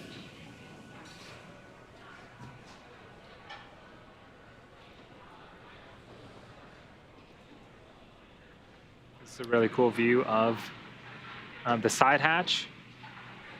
If you look closely on the right thigh of everyone's spacesuit, there's a port. It's a black port. Jesse mentioned an umbilical. That is where the umbilical will plug into each of the crew's respective suits from the chair. And again, this houses the electronics, things like communication, as well as air in the form of nitrox. And what we see there is the iPad that Dr. Proctor will use throughout flight. Like we mentioned before, she is the pilot. And what we'll see shortly is the rotation of the seats. The seats will be rotated backwards so that the crew will almost be on their backs and allowing them better access to that touchscreen panel there that is above their heads. Yeah, I think when we do we've got the same camera angle we've seen before when we get seat rotation. Also gives you an idea of the cargo that's underneath. Yeah. That they'll be using during their 3-day orbits around the Earth. So they'll get access to that, be able to unpack it, get out the experiments, get out dinner, things like that. Yeah, and as you mentioned, the cargo beneath the crew in this vehicle right now, Dragon can carry up to 7 passengers. For today's mission, we only have 4 crew members, so it's only configured with 4 seats. So where the 3 additional seats are, we have replaced it with a stowage for cargo. Which is super important for this mission because, like we said before, they're stuck inside Dragon the whole time. There's no getting out this time. Yep. Also, Jesse, you mentioned Haley's got the window seat. Just to go back a little bit in history, Dragon from the very beginning was designed with a window seat. In fact, when they show shots of us here on the mezzanine, we've got the first recovered Dragon right behind us. And so we put windows in that, not because cargo needed a window to look out. The block of cheese. But the block of cheese on the second Falcon 9 Dragon flight that came back. But we wanted to show that we could do space qualified windows early on because we knew when we finally got around to the Dragon version with people on board, that they're going to want to look out and see what it's like. And honestly, if you've been following along with the NASA crew missions that have been going on up at the space station, my absolute favorite views that we've gotten over the last over a year now that we've been operational with NASA crew to the space station have been pictures of the astronauts that they have taken from inside Crew Dragon, looking through that window and seeing space beyond. Of course, this time, not only do they have the hatch windows, but they've got the cupola. The cupola. Oh, yeah, I'm looking forward to, some of them, have got astronomy backgrounds, for example, what it'll be on the night side when they're in eclipse in the Earth's shadow, to where they really can see the stars. In the daylight, people always go, why can't you see stars? Well, the sun is so bright, and any reflection off of anything just ruins your vision. Absolutely. But yeah, every 45 minutes you get another sunset. You get into eclipse, and yeah, I'd want to be up in that cupola looking out. I feel like it's going to be those constellations. It's going to be a very, very popular spot on Dragon while they're in orbit. Prime real estate for sure. This is a really cool shot. So on the left-hand side of your screen is the Dragon capsule resilience. And so that top conical portion, that is the capsule, and that is where the crew on the right-hand side of the screen is currently sitting. The bottom half of the Dragon vehicle is the trunk. There is a sort of a dark side and a lighter side. The dark side are solar panels, which will draw energy from the sun to keep Dragon powered throughout their mission. But this is super cool because you see the exterior, and then inside is the crew having a jolly old time with the closeout technicians.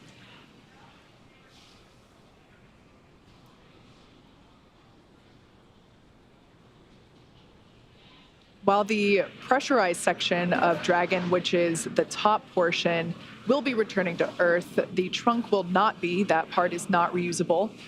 Prior to splashdown, the trunk will actually be jettisoned, and the capsule will turn around and expose the heat shield, which is basically right between what we see there. It's a tiny, slim piece of silver there just above the trunk. So yeah, that trunk will not be coming home, but it is a super important piece of Dragon because, as Andy just mentioned, the dark side there, I am refraining my Star Wars reference, I'm saving that for later. But yeah, the dark side that we see there are the solar panels that will be generating the power to the batteries for everything that they need. The crew, like we talked about before, they got a lot of science experiments they're going to be performing, but they're also going to be taking video, need to charge their phones, all that good stuff, of course. We haven't seen the over-the-shoulder shot where you can pick up the crew displays, and you get more of that once they rotate them into position. But one of the things that you're just struck even looking at this, if you've been to the Smithsonian Air and Space Museum, for example, and you've looked, at the Apollo command module, Apollo 11, or even some of the older hardware, it's how clean it is in there.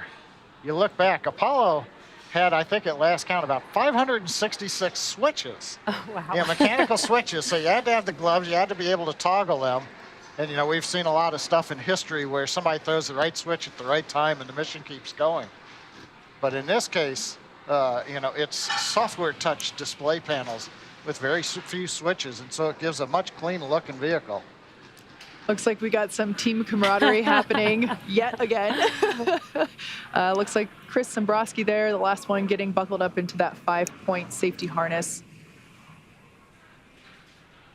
I wonder if he's having flashbacks to centrifuge training right now. Except now he's got 3 friends next to him in the cabin, so. Yeah, actually, hopefully that'll make this trip a little easier for them to be right next to each other. So one other thing, sorry to interrupt. I was just going to say there on the left, Dr. Cyan Proctor, the pilot for today's mission, and Commander Jared Isaacman on the right. Yep. One thing that also strikes me is when you watch some of the videos of the shuttle launches, the shuttle essentially had astronauts on multiple levels.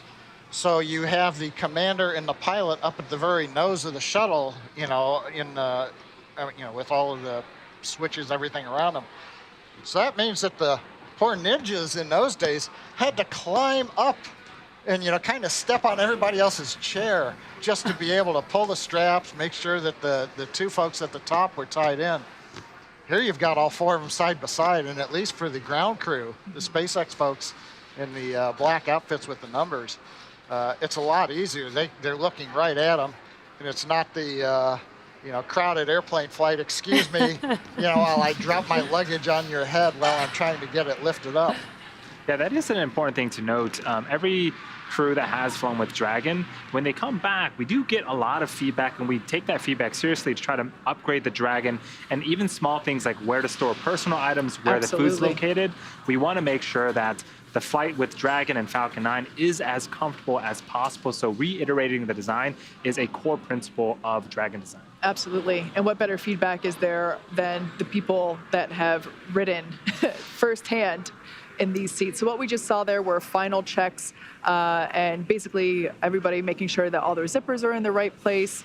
We saw the closeout lead, other final fist bumps. We saw one of the closeout leads perform a quick swipe of the visor closure area on Chris and Cyan, just to make sure that there was no FOD there in the seal in preparation for when they close the visors prior to liftoff.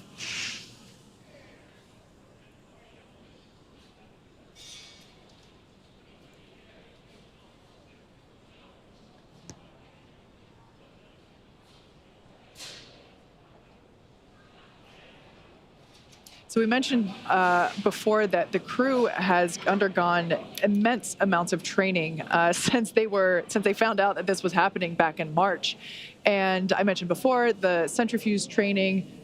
They've also done a zero-G flight. They trained in fighter pilots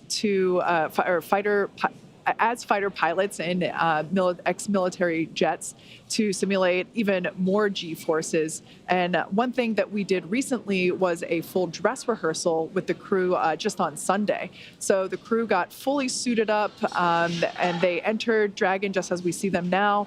But today must feel so different to them because even though they've been in these seats one other time in the suits and we did everything as if it were real, today's the day that they're actually going to space. And so I can imagine that, at least if it were me, that seatbelt might feel tighter and tighter with every minute that passes. I mean, we're just about 2 hours and 30 minutes from launch at this point. And remember, the crew got the weather briefing as well. And so they know today is a great day for launch. And so it is looking more and more likely as, again, we continue to march down towards T0.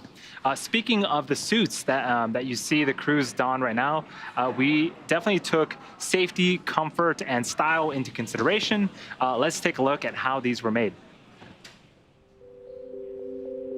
I think one of the things that was important in the development of the suit was to make it easy to use, something that the crew just has to literally plug in when they sit down, and then the suit kind of takes care of itself from there. The suit is really kind of one part of the bigger Dragon system. It's really part of the vehicle. So we think of it as kind of a suit seat system. So the seat that the crew is in and the suit are in a lot of ways working together. And so it made sense that we were designing Dragon in-house to also design the suit. Our spacesuit is completely designed in-house.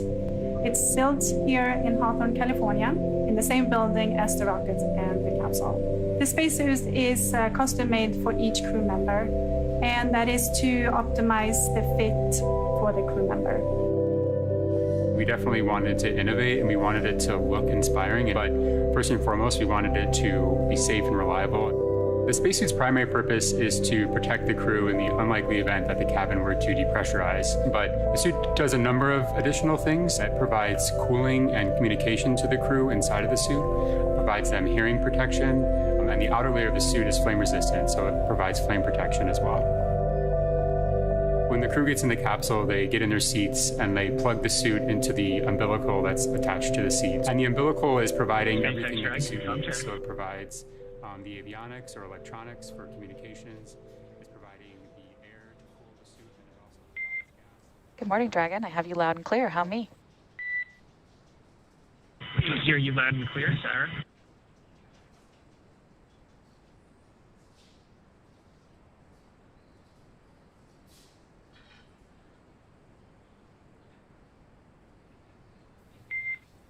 And copy that, Jared. Let me know when you all are ready for comm checks.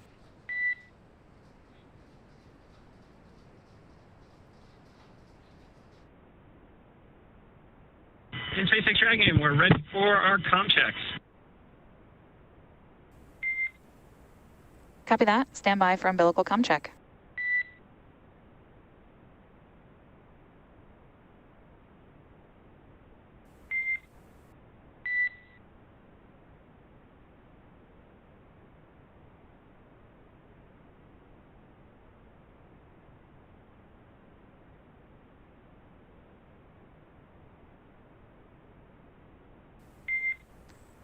Commander, pilot, MS1, MS2, comm check. And Brooke has you loud and clear. How me? Loud and clear as well. Leo has you loud and clear. How me? I have you loud and clear, Leo. Nova has you loud and clear. How me? Loud and clear, Nova. Hanks has you loud and clear. Sarah, how me? And Hanks, I have you loud and clear as well. Umbilical comm checks complete. Stand by for ground station comm checks.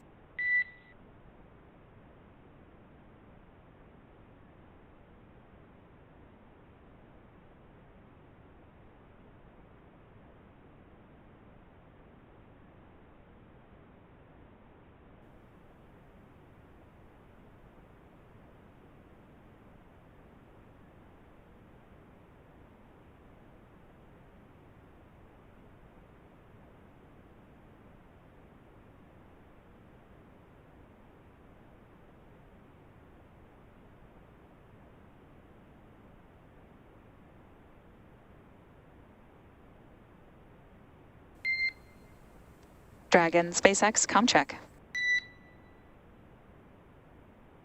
And Dragon has you loud and clear. How me? Core loud and clear. Ground station comm check complete. Stand by for Tetris comm check.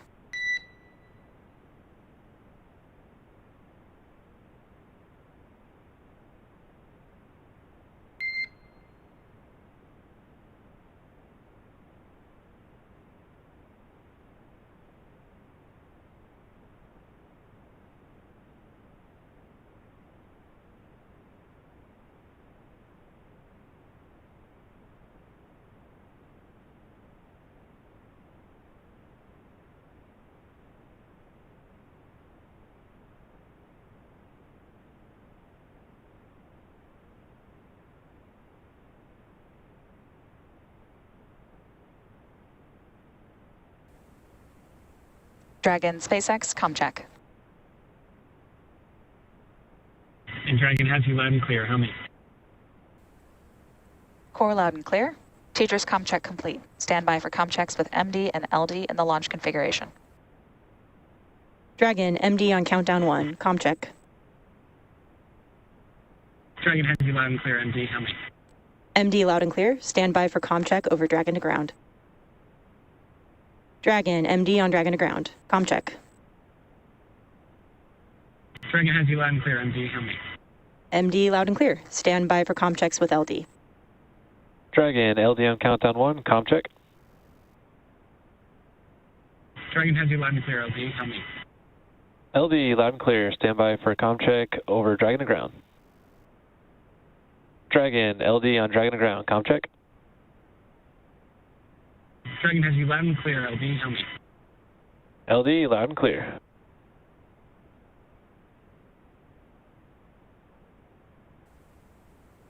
Dragon, SpaceX. Launch configuration com checks are complete. Report when ready for seat rotation per section 2 of 4.100. And copy that, SpaceX. Step into section 2.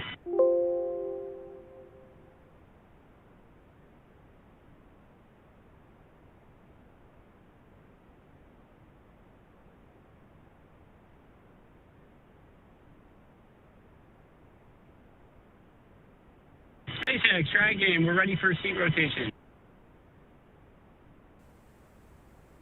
Copy that, Dragon. We will report when initiating.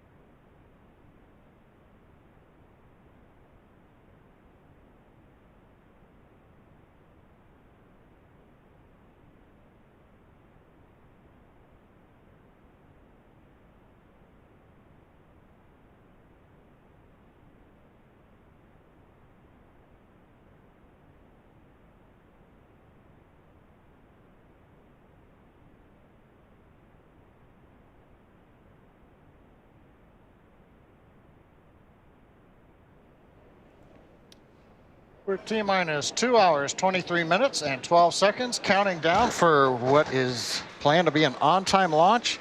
T0 tonight is 8 hours, 2 minutes, 56 seconds p.m. Eastern Daylight Saving Time, or just about 3 minutes after midnight Universal Time. Right now, we're looking at a view of the Inspiration 4 crew. They're all in the capsule. Dragon, SpaceX, initiating seat rotation. And we are moving into seat rotation now. Everybody is anchored in the seat with the belts. We've done final checks, make sure they are all buttoned up and ready to go. And what we're going to do now is send command to the motor actuators under the seat. It'll rotate the 4 crew. Chris there on the left having a little fun there. They'll rotate them up into the launch position, which also gets them access to the launch displays that are overhead. I think right now they're also just waving out through the hatch at the ingress team that is now moved out of the way to make sure. And now the seats are rotating.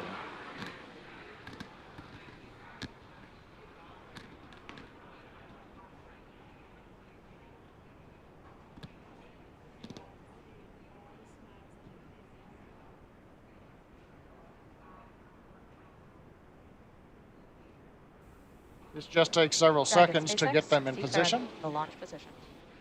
And there you heard a call out from Core to the Dragon crew. SpaceX, we should say.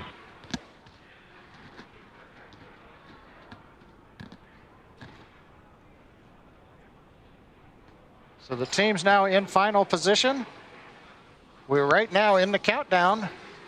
Typically this comes at about T-minus 2 hours, 15 minutes. So the good news is we're running about 6 minutes ahead of the countdown. Next major activities up in the Dragon area will be just verifying everything is ready for closeout. We'll be doing leak checks of the suits. We'll be closing the hatch, doing leak checks of the capsule hatch. And then eventually Dragon, T-minus SpaceX, 1 hour. For awareness, our closeout lead is going to be climbing in to look at something on the cargo pallet, just for awareness. And copy that, Tower. And that's one of the examples. The closeout team is still there. They can still get inside the capsule. The hatch is open. And so they'll be able to check to see if everything is tied down correctly, nothing's loose in the cargo that's underneath the seats. But as I was saying, at T-minus 1 hour, the plan is the team will leave the crew access arm You'll get out of the blast danger area, and that'll leave just the Inspiration 4 folks on top of the Falcon 9 for the last 15 minutes or so of the countdown as we prepare to head to space. Status right now, everything continues to look good. Falcon 9 has been quiet since we started the webcast. It'll start to pick up at T-minus 2 hours. We've got a few flight termination system checks that we go through. The biggies will come at about T-minus 1 hour when we're doing Merlin engine checks on the first and second stage, making sure engines are primed in with fuel.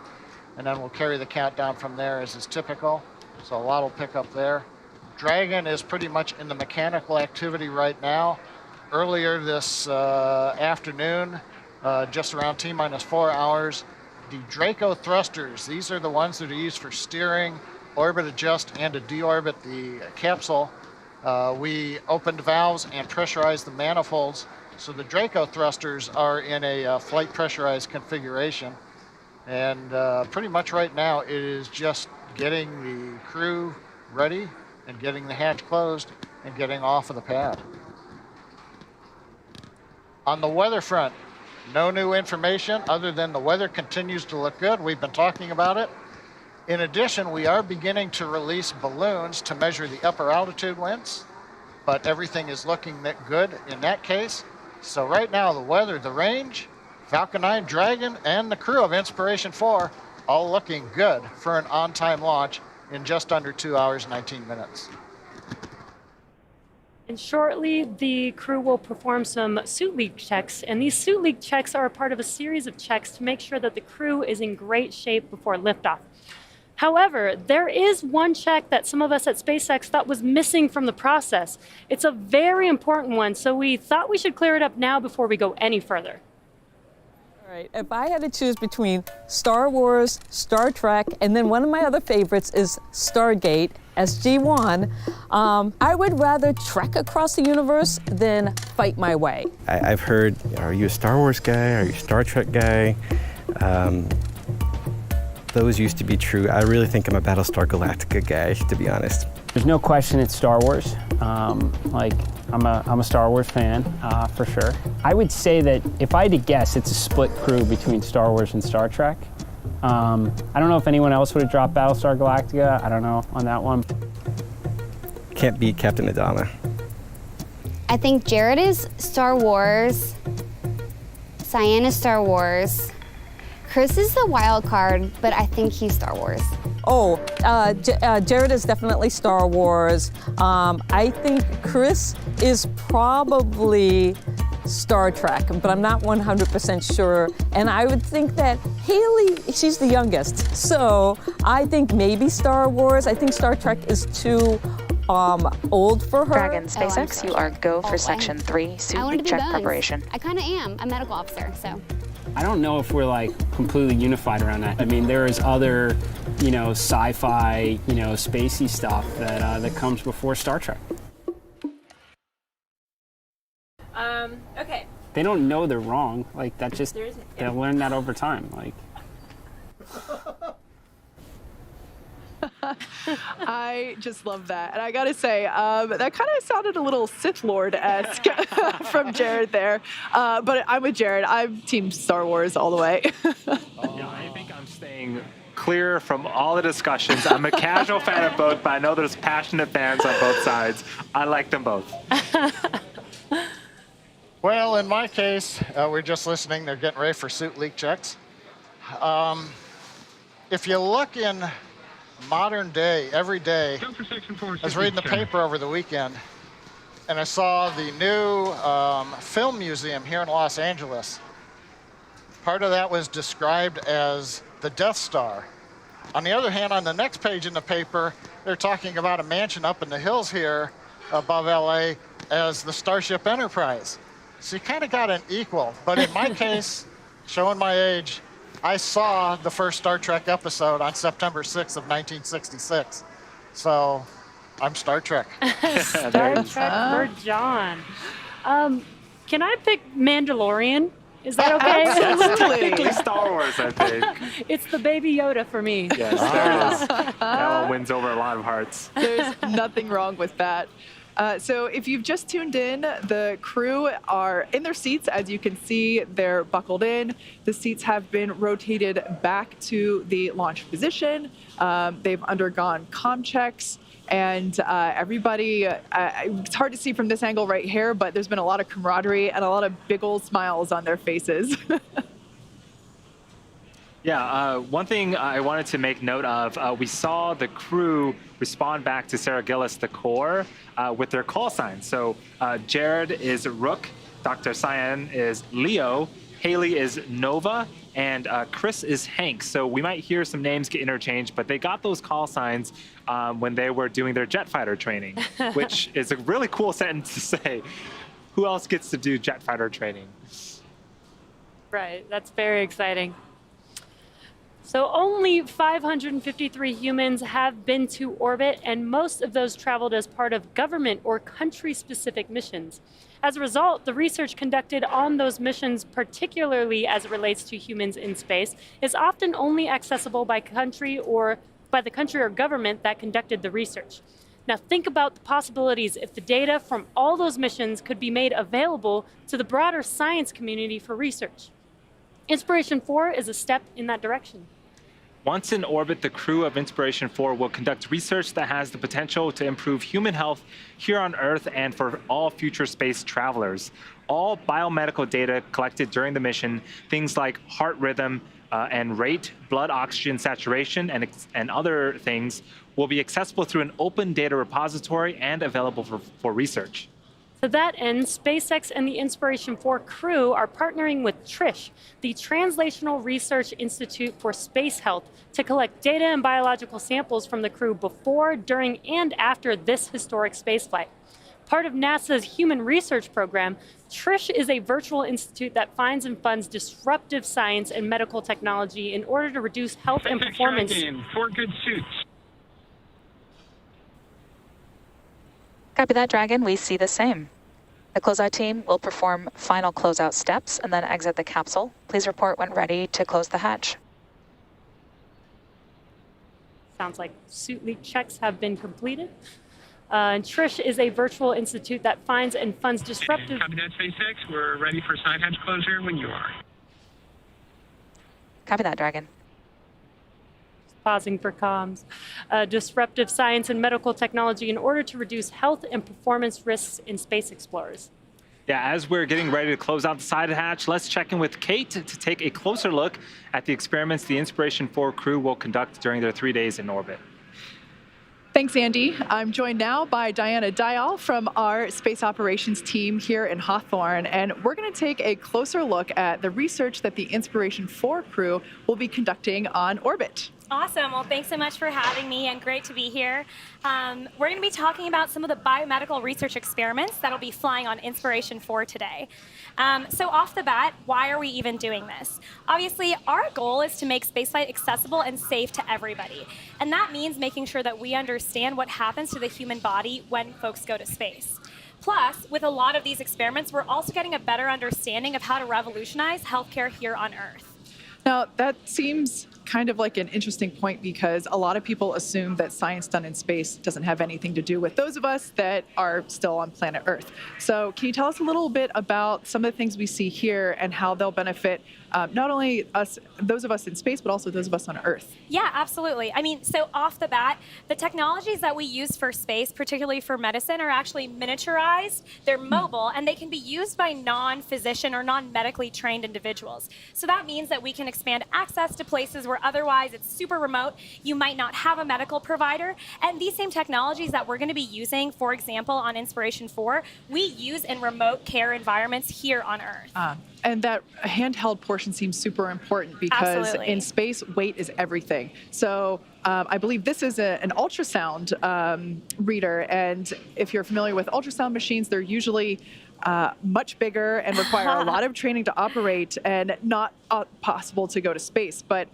this is actually what's going to be on board Dragon today. Yeah, absolutely. So this is the butterfly ultrasound. Normally, you guys may be familiar with an ultrasound that you see at the hospital, and it'll be about the size of this table. But this ultrasound device is not only handheld, portable, but also, as we said, can be used by a non-medically trained individual. So during Inspiration 4, our astronauts are actually going to be doing medical imaging while in space to better understand how body fluids change in the microgravity environment. Now, in terms of the other things that we have on the table, I feel like, well, obviously the glasses are the coolest looking. We'll get to those. But how does this actually, like, how do they read when they're viewing, the ultrasound themselves? How do they actually get a readout for that? Sure. So essentially, this ultrasound just plugs into an iPad or an iPhone. And essentially what they do is they'll plug it in, they'll use a little bit of gel, and then actually be able to apply it to themselves to visualize a number of organ systems in the body. So, for example, due to the fluid shifts in space, we want to make sure that we understand how blood flow moves in the microgravity environment, what happens to the bladder, for example, when it comes to urinary retention, and also we want to see how those fluid shifts could affect, for example, intracranial pressure. And so one of the analogous things that we'll be measuring is ultrasound on the eye. So all of these can be measured super easily using this just plugged in to an iPad or a phone.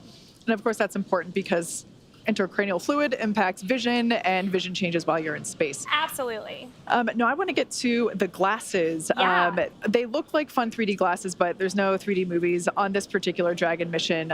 So can you tell us a little bit about what those are used for and how they're helpful? Yeah, absolutely. So while these look like a very cool prop, they are in fact for science. So what these glasses do is essentially a number of neurovestibular type of tests. So rewind, when we're here on Earth, our body is adapted to the gravity environment. And that means that folks essentially are able to orient to where they are located in physical space based on connection between the eyes, the inner ears, and the brain. And so what you do with this test is actually put on these glasses. And because Can I try them on? Yeah, absolutely. And so as you can see, Kate not only looks really cool, and everything's purple, but if you are to just use one at a time, the idea is that we're actually able to lateralize and localize different halves of the neurovestibular system to better understand when folks are doing a specific set of tests while wearing these glasses, how their adaptation to the spaceflight environment affects how they feel oriented and potentially might have space motion sickness, might feel dizzy or nauseous while they're in microgravity, and then once they return back to Earth. So in terms of how, like, if I put these glasses on, how are you actually testing what I'm seeing? Sure. So what would happen is that they would wear these glasses. They'll actually be doing some tests on something like this iPad. And then the results of those tests tell us basically which side and potentially more about what's going on with their neurovestibular system. Again, both in flight and then when they return. Awesome. Thank you so much, Diana Dial from our Space Ops team here at SpaceX in Hawthorne. Thank you so much for joining us and showing us firsthand some of the science that the Inspiration 4 crew will be getting up to over the next 3 days. Let's check back in with Andy to see what's happening out on that pad. Thanks, Kate and Diana. Super cool experiments. So right now, over the next couple minutes, the crew will be completing final inspections of the spacecraft, followed by hatch close. And so the crew is doing a sweep inside of Dragon to make sure there isn't any foreign object debris, what we like to refer to as FOD. Basically, anything that doesn't belong, that shouldn't be inside Dragon, we want to make sure that that is not there anymore.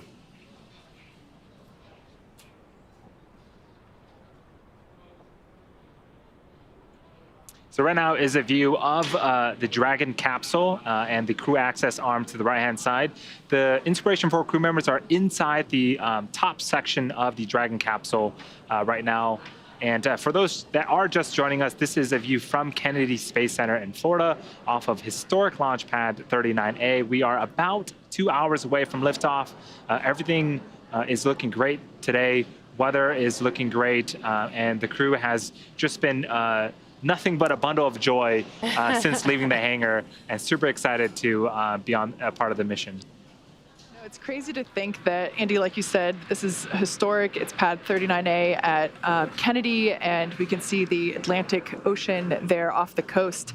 And it's really crazy to think that, just in the, what was 1969 was whenever we launched Apollo 11, which was, of course, the first mission that actually landed on the moon. And here we are a few decades later, I should say, launching the first orbital all-civilian crew. And we keep saying all-civilian, and what that really means is non-professional astronauts. So people like us four, and that are now going to space from the very same ground that Apollo 11 launched from decades ago. And it's just this transition and evolution of human spaceflight is so awesome to see. And of course, we have a beautiful picture perfect background today. And it's just pretty incredible. And we're very thankful that we're able to introduce the next era of human spaceflight from this ground. We're standing on the shoulders of giants, and everyone inside that capsule knows that as well. Yeah, we talked about the Apollo missions and the space shuttle missions. Since SpaceX took over the lease in 2014, we have also been making a little bit of history ourselves. In 2018, we debuted the Falcon Heavy rocket test flight. And for those that remember, that launched Starman. Yeah. And Starman is out there right now in his Tesla, exploring space. Listening to David Bowie. Last year, we also returned... Last year, we also returned crewed flight from American soil with the Demonstration 2 mission with Bob and Doug. And we also had our first operational crew mission last November as well. So and that's actually continuing to march forward. And that's actually the capsule that's flying today. Yes. That first operational crew mission, Crew 1, which launched in November 2020, that is the same capsule that the Inspiration 4 crew is flying in today. We like to refer to it as certified pre-owned. Yeah, and everything that Kate and Andy just mentioned, without all of that, we wouldn't be here today. And it's incredible to think that literally our 4 all-civilian crew members are sitting in the Dragon capsule right now, about to make the next step in human spaceflight. We've always talked about, even before we were flying crew, that we always wanted to turn rockets into airplanes. Like, how do we turn... how do we turn such a difficult, costly flight into a more affordable and more often flight? And this is one step closer to that major step today, and just so exciting that we're actually here. Absolutely. Yeah, reusability really is the thing that unlocks access to space. And personally, I am super excited for more people to be able to experience space, because there's something known as the overview effect. And that's essentially the effect that humans experience when they're able to look back upon planet Earth from a different perspective. And I honestly believe that, the more people that get to experience that, the better off planet Earth will be, as well as the human civilization. Yeah, Dragon today is going to be flying 4 people. It can hold up to 7, so hopefully in the near future we'll see 7 folks flying in Dragon. It is, again, the first private spacecraft to take humans to the space station, and will be the first private spacecraft to ever take an all-civilian crew to space and orbit. So we've got a really cool animation here of our Dragon vehicle. So as we mentioned before, the pressurized section, the section that we actually see the crew in, is there at the top. The nose cone will open up and reveal the cupola, the observation dome, and we'll can't wait to see all the exciting views that they're going to see from there. And then if you look at the bottom portion, which the lighter side is reflecting towards us, we'll call it the Jedi side, and then the dark side now. I told you, Team Star Wars all the way. The dark side, which is actually the solar panels, which are one of my favorite things. We build them in-house here at SpaceX, integrate them onto the trunk, and that trunk will not be making its journey home. Unfortunately, that is not one of the reusable components of Dragon. It will be jettisoned prior to the capsule's re-entry through the Earth's atmosphere.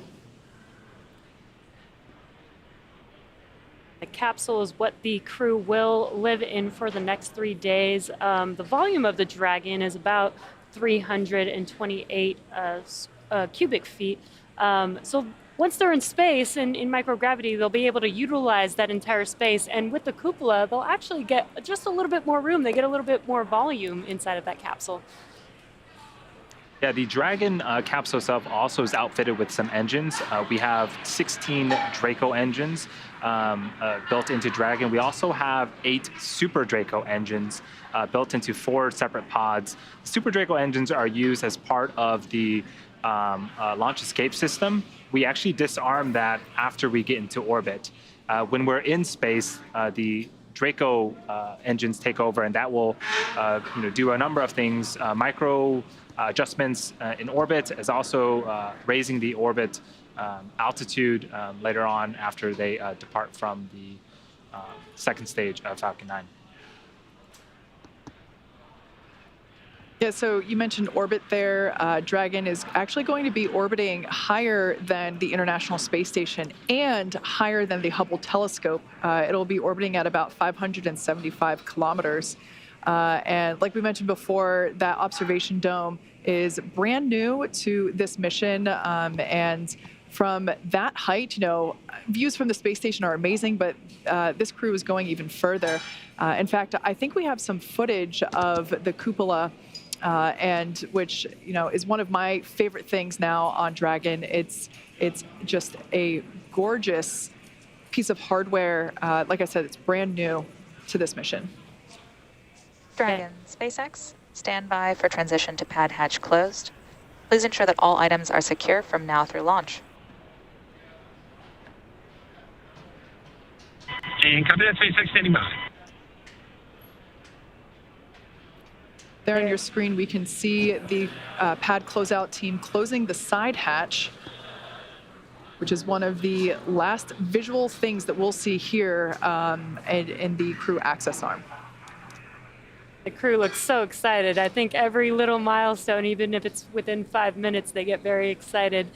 And I think they know what to expect. They've practiced this so many times. But this is the real thing right now. So this is the real hatch closure before they lift off.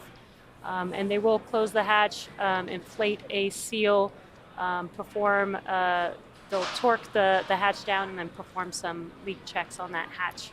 Yeah, they'll inflate that seal and hold pressure to it for a few minutes and monitor that pressure to make sure that there's no leakage.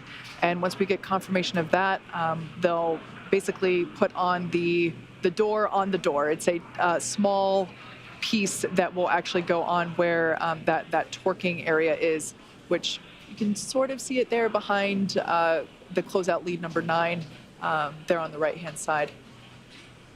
But yeah, this process can take a few minutes, so they must be super excited. They can still hear the voices of the closeout team, but they can't go to space just yet. We're just under T-minus 2 hours until that happens. Now, Kate, as you mentioned, T-minus 2 hours. In the timeline, they're right on the timeline. The plan was T-minus 2 hours to initiate the closing of the hatch. So the good news is on the Dragon side, everything's running just as planned. Falcon 9 side, again, folks checking in on station, but still fairly quiet on the launch vehicle for about another hour.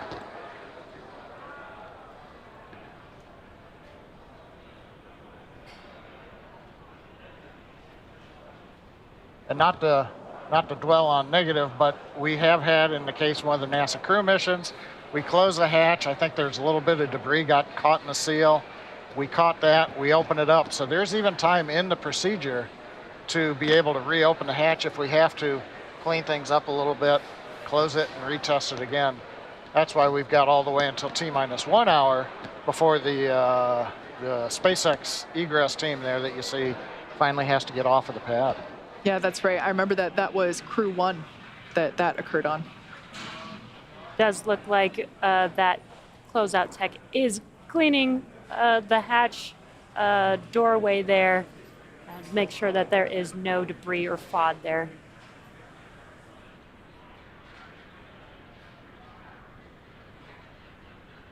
Going back to something we talked about a little bit ago, the orbit of Inspiration 4, 575 kilometers higher than essentially any Americans have been since the Apollo flights to the moon.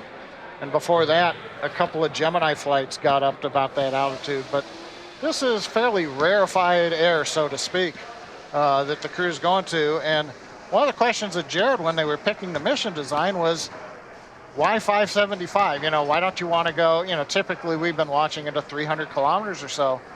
But one of the purposes of this is to inspire. And you go a step beyond what we have done before.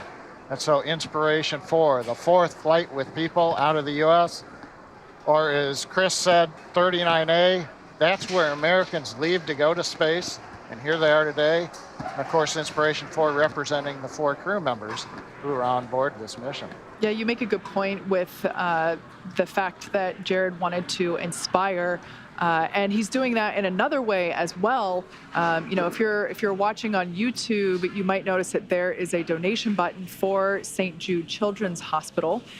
We are fundraising money for research and cures for childhood cancer, pediatric cancer, which is very near and dear to this particular mission.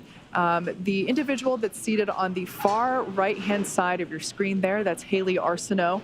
She is 29, and she actually is a pediatric cancer survivor.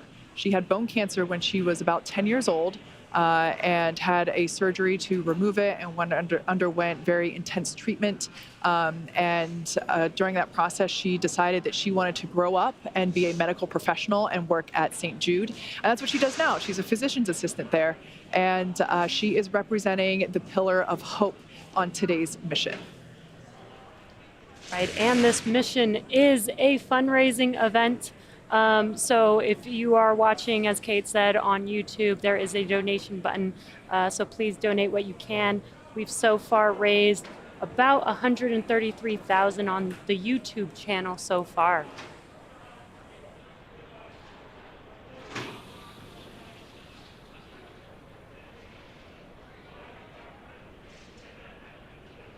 So if you've just recently joined us, on the right-hand side of your screen there is the Inspiration 4 crew. They are in their seats. The seats have been rotated back to launch position. They have undergone comms and leak checks. And the view on your right is the Dragon capsule. That's where they're seated inside of that conical section. And we are awaiting a liftoff here in 1 hour and 53 minutes. Right now, the crew there inside that crew access arm is pressurizing the side hatch and basically working through the process to close the side hatch, lock it up, and retract the crew access arm. Right now, we're just inside T-minus 1 hour, 53 minutes. Major activity coming up here as we are working the closing of the side hatch and then the leak check. Roughly about the same time, we ought to hear another series of communications checks. Earlier, we heard 3 comm checks from the crew down through the umbilical, which is the electrical line that connects the ground to the spacecraft. Then they also did a comm check over radio frequency to our ground stations there at Cape Canaveral. And then we also did a communications check through NASA's tracking and data relay satellites that are up in geosynchronous orbit, which we'll use during the mission. But one last group still to talk to is the SpaceX Falcon 9 launch team. So right now we've got hatch closed. You can see everybody peering at it, making sure the seams look good. And then we'll wait to start a clock and see that the hatch closure is good. And at the same time, listen to the crew eventually talk to Falcon 9 launch team. As we go past liftoff, you will hear call-outs. Falcon 9 avionics, guidance navigation and control engineer, propulsion engineer will be reading out status, and that'll be actually going from the firing room 4 up to the crew to let them know that things are looking good. So we're going to do a comm check to make sure all of those engineers can also talk to the crew and that each other can hear. Meanwhile, as we wait for comm checks and confirmations that the side hatch closure is checked out and successful, in the area we've got Falcon 9 team is clearing the flight hazard and the flight caution area, T-minus 2 hours. These are larger areas around the Complex 39A. So roadblocks are down. Dragon SpaceX, we are commencing health checks for the launch escape system. Expect a momentary flight computer change, followed by a transition back to pad hatch closed. And copy that, SpaceX, standing by. Yeah, we're going to do a quick check here that's planned on Dragon. This just changes what we call a command sequence on Dragon. They're not actually opening the side hatch and then going back to close it. That just changes states in their displays. But as I mentioned, we are clearing hazard and caution areas. No indications of any issues right now. We'll wrap that up in another half an hour or so. Falcon 9's looking good right now. Dragon obviously looking good. And the weather continues to cooperate. What we all like to talk about, but you can't do anything about it. With that, Andy, how are things looking on your end? Yeah, our crew today, Jared, Cyan, Haley, and Chris have been training for this journey pretty much ever since the announcement that they had all been selected as crewmates for the Inspiration 4 mission back in March. What's super cool is that they're going through the same Dragon training as our NASA astronauts. And to prepare the Inspiration 4 crew for their mission, our teams at SpaceX have spent the last several months teaching the crew about orbital mechanics, how to live in space, and even running simulations of what a full mission could look like while seated inside of Dragon. The Inspiration 4 crew has completed numerous simulations, including a 30-hour and 12-hour end-to-end simulation in our Dragon trainer.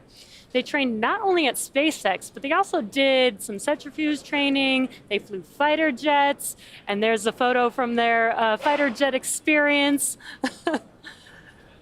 Yeah, I love the name that Haley got, the G Monster, because she pulled 8 Gs in the fighter jet, and she wanted it. Right. She's an absolute adventurer. I love it. Yeah, that looked super exciting. They also completed a 0G flight, which simulated microgravity for a very short period of time, but there's a photo of them flying high there. They all look like they're superheroes. Right. Love it. They also climbed Mount Rainier in Washington together, which was a tough hike, 10-hour hike up the mountainside. But it looks like from that photo, they're almost enjoying themselves. Yes. I believe it was a pretty strenuous hike up, and they also camped up there for several days at a ridge on Mount Rainier. And then they even signed a Falcon 9 booster, which is their booster that is currently on the pad. And you can see them standing in front of the booster with their signatures there. Tradition started by the Crew 2 members that they are following in their footsteps with this. It's pretty incredible to see them. This team has studied nearly 100 different training lessons covering all aspects of the mission. At the end of training each week, the crew recorded video diaries of their experiences. In their own words, here's the crew talking about their various training over the last 6 months. Jared Isaacman here, Commander Inspiration 4, and we're like 4 months and a day away from our intended launch date. This week was really intense because we had a lot of the systems. We got to go into the sim. Going through some CRM training and looking at what the mission overview is going to look like. Talked a lot about teamwork and the SpaceX culture. Week 2 of training at SpaceX complete. This was a heavy week. I just completed another week at SpaceX and it was intense. A lot of good building blocks. So you start in the beginning of the week with smaller things like losing comms to, okay, some circumstances are not so good, and then some get really bad where you have to plan an emergency deorbit, which we initiate ourselves in that. But man, challenging. I didn't realize how much upper body strength I need, so I need to hit the gym the next couple of months and build up some more muscles. Today was my favorite day of training because today was the medical training day. Learn some more about some of the medical experiments we're going to be working with and helping to advance what we know about humans in spaceflight. We've all contributed all sorts of fluids now to the greater scientific cause. But the best part is we all got in our spacesuits together. We got to wear spacesuits, strap into the simulator, and feel like we were actually going to space. Hello again, Chris here, and it's August 2nd, 2021. 44 days from our launch here in September. Everything keeps going to plan, and it's been an incredible week last week, working with SpaceX teams down at Kennedy Space Center, and then back here in Hawthorne this week for some sims. This spacesuit that I got fitted for about 7 months ago, I actually get to see and try on and do a bunch of maneuvers in to make sure that it's comfortable and that I can move. And I am just so excited for this because, I mean, this is the spacesuit I'm gonna wear leaving the planet. I'm just so honored and thankful and grateful to be a part of this historic mission and a part of the SpaceX team. Y'all are working so hard to get to Mars and beyond. We want to provide great data, and we're really excited to be part of this. All right, well, thanks everybody for a fantastic time here in Hawthorne and also down at Kennedy. We've been doing training down there as well. So really appreciate everything you guys been doing. This is my final call here from SpaceX. So Rook signing off.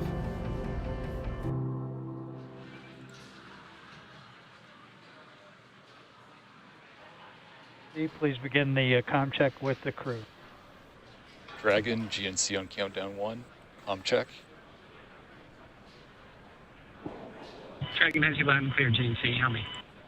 GNC loud and clear, stand by for comm check by propulsion. And what you're hearing right now, comm checks. Dragon, prop on countdown, comm check. Between Dragon and the Falcon 9 launch team in firing room 4. Prop, loud and clear, Godspeed, have a good flight today. Stand by for comm check with the avionics engineer.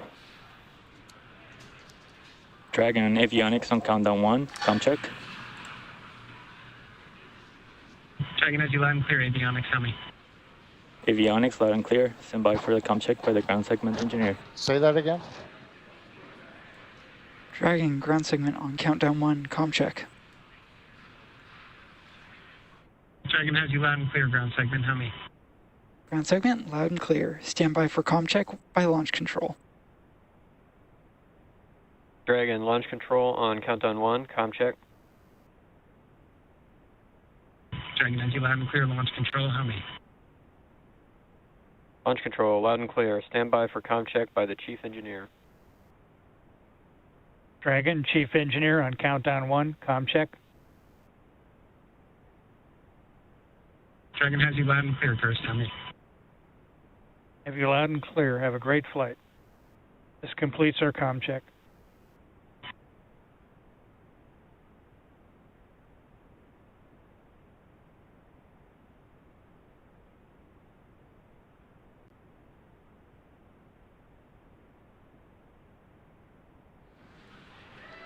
Just inside T-minus 1 hour and 43 minutes. We've heard the comm checks between the Inspiration 4 crew up in the Dragon capsule, up at the very top on the picture at the left, behind where the crew access arm is. That's where Dragon is with the crew right now. They're talking to the Falcon 9 launch team, located in firing room 4, just a few miles just west of the launch pad. Got a great view out the windows. Earlier we saw a picture of the crew signing their names on the booster that has flown to space a couple of times, and that's an example of reusability of the Falcon 9. And we've talked reusability several times in the webcast, and our boss Elon Musk, he's made it clear for years and years, the holy grail of space travel, what opens up space for humanity to become a spacefaring civilization, is reusability. Without it, spaceflight is just not affordable. And I think, as we mentioned earlier, if you threw the airplane away after every flight, no one would be flying anywhere. So each step in SpaceX's history has been focusing on incorporating reusability step by step into our designs. First with Falcon 1, people may not remember, we did want to try to get the Falcon 1 first stages back so that we could look at them, not fly them again. We rolled that into Falcon 9, into Dragon, and now as we're going forward, even Starship program where everything there is reusable. So that's the holy grail. We've been attacking it a piece at a time. We're almost there in today's flight. We're reflying both Dragon and the Falcon 9 first stage.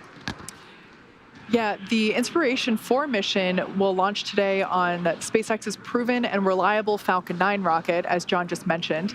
The booster that's flying today previously supported the GPS 3-4 mission for our Space Force customer in November 2020, as well as the GPS 3-5 launch in June of earlier this year. To date, SpaceX's Falcon 9 rocket has completed 138 total launches, with over half of those on reflown rockets. As for the Dragon spacecraft flying today, as I've mentioned before, it previously flew on the NASA Crew 1 mission in November of 2020. And overall, Dragon spacecrafts have completed 27 missions, including 25 visits to the International Space Station, 10 of those visits on reflown Dragons. So reusability, Dragon SpaceX, we have a good side hatch leak check. And copy that, SpaceX. Good side hatch leak check. All right, that is great news. That was just confirmation that the leak check that they performed on the side hatch, everything is good. So that side hatch will remain closed until those 4 individuals splash down back on Earth in 3 days after orbiting for that duration. Yeah, it is important, again, that we do perform that leak check, because we want to make sure that in the vacuum of space, the habitat inside of the capsule can withstand that pressure and make sure that again, the environment that the astronauts are in are hospitable. So that is, again, great news that we are continuing to march towards T0 on time. Everything seems to be going great so far. Kate, I do want to talk more about reusability. It is astounding that over half of our rockets are flown on reflown missions. I think one of the things is to refly rockets, you got to land them. And that, honestly, is my personal favorite. Seeing the booster come back, landing on land, landing on the drone ship, it is quite a feat. And for those that have seen the webcast, you can see the rocket on screen right now. It doesn't quite do it justice. These are massive, massive vehicles. Yeah, they really are. That's a great point. And something that I think kind of plays with our perception of the scale of things, especially is when we see the rockets landing on the drone ships out in the ocean, because the ocean is big, right? This drone ship looks small, but realistically, the drone ship is the size of a football field. And one of my absolute favorite memories that I've had in the 7 years that I've been at SpaceX, I actually was hosting the webcast when we successfully landed on the drone ship for the first time. So for anybody that might remember those days, there were a few unsuccessful landings on the drone ship where we learned a lot and eventually led to the first successful one. And that moment is seared in my memory, and the crowd just went absolutely wild. I mean, we've had a few events where the crowd has gone absolutely wild in this building for the historic moments that we made, but that one in particular with the drone ship landing for the first time is one of my top 3 favorite memories. Yeah, that is pretty incredible, and it's what's gotten us here today. With the Falcon and Dragon system, we've proven you can build a reliable, reusable launch system for a fraction of historical cost. Our next step is to scale that up, basically build the same kind of system, but capable of taking a lot more people to the moon, Mars, and beyond. And that is what we're doing at our Starbase location in Texas with Starship.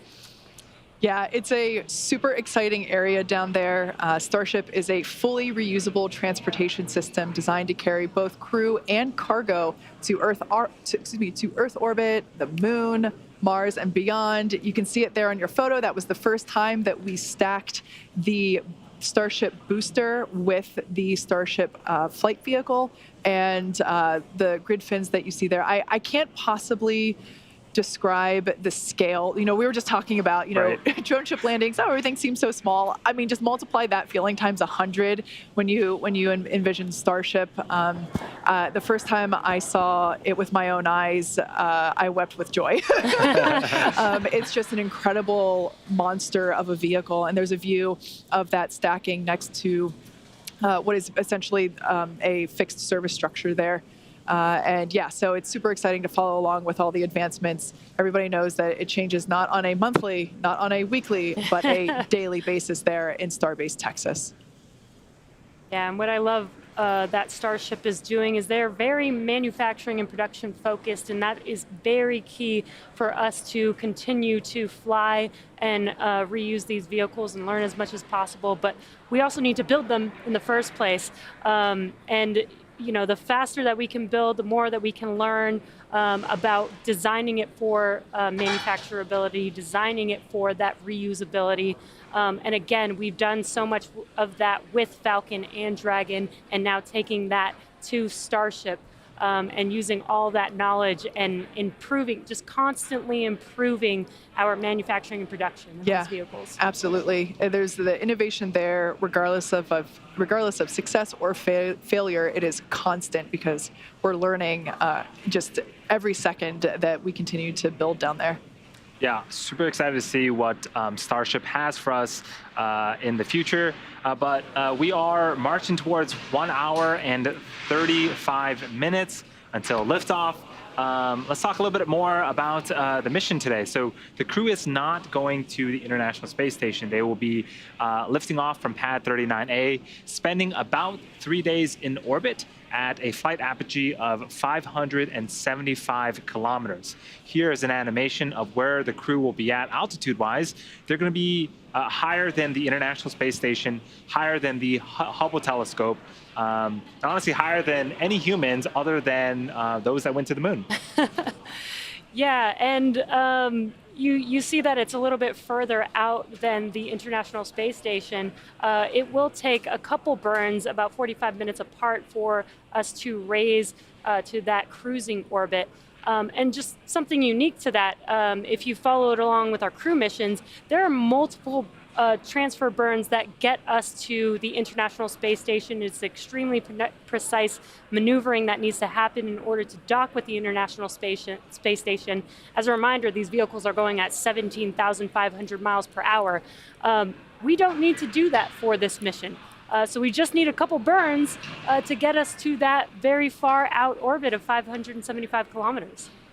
One thing we ought to alert folks is they watch the ascent and we see the second stage. We typically put up the velocity and the altitude of each of the vehicles. The Falcon 9 will put Dragon into the low Earth orbit about 190 kilometers by 575. So they don't go into the final orbit right away. Jesse, as you just said, we're going to very quickly after we get into orbit, I think before they take suits off or anything, we'll do burns of the Draco engines, the smaller ones, to lift that orbit a couple of steps to 575. So if you're watching in the webcast and you go, wow, the Dragon just separated, why isn't it showing 575 kilometers? That's because we've got 2 more burns that we've still got to go through. Incredible shot there of pad 39A at Kennedy Space Center. And like Andy mentioned before, this is going to 575 kilometers. This is the furthest that humans will have traveled away from planet Earth since the end of the Apollo program in 1972. So we are continuing to march toward T0, and it's safe to say that the energy is growing. It's becoming more and more real. I mean, with a blue sky like that, how can it not be real that, we're going to space today, hopefully. So proceeding towards the 1.5 hour mark here away from liftoff. Yeah. As Kate mentioned, 1.5 hours, a little bit more to go. And that view you see on your screens, the sun slowly beginning to set over Florida. Blue skies, wispy clouds. The weather continues to look good. Again, 90% probability of good weather, although for some reason they always like to report the probability of violation as 10%. So we look at the flip side and say 90% good weather. We will continue to watch as we get close in the next 90 minutes to T0 and the sun sets. Looking at ground level winds, and we're looking to see if there might be a pop-up thunder shower somewhere that creates what they call anvil clouds. That's something you don't want to fly the spacecraft through. The other thing that we've got is, I mentioned earlier, we are releasing balloons. The range is releasing balloons that allow us to measure wind speed and wind shear in the upper altitudes. Right now, the balloon data coming back shows upper altitude looks well behaved. So the weather, both here and around the world for the next few days, continuing to look good. Mentioning this weather, and this is a very unique mission. Again, we're not going to the International Space Station, so we do have to make sure that weather is good on liftoff and returning back home.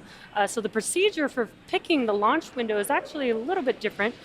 We reserved a couple of days, a couple of 24-hour days for the mission, but had to wait until L-5 or 5 days before the first launch day that was selected to narrow it down to 12 hours. And then after that, we waited until L-3 to select the 5-hour launch window that we have today.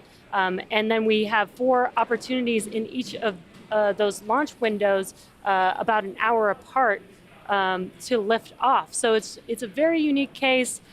So we really just knew just 3 days ago what the T0 in the launch window would be. Yeah, and one point to make, we may hear it from the crew. There are 4 launch opportunities in the 5-hour window that we're getting ready to come into here in 90 minutes. Right now, we're also listening in for a quickie launch escape system check that the Dragon team's supposed to do at about T-minus 90 minutes. While we're waiting for that, you may hear the term T01. The tablets that the crew has, that Jarrett, the mission commander, has, are set up for the first launch opportunity coming up in just under 90 minutes. So they call that one T01. The next one, about 102 minutes after that, is T02, then T03, and T04. But right now, everything continues to look good for T01 at 8:02 and 56 seconds p.m. Eastern Daylight Saving Time.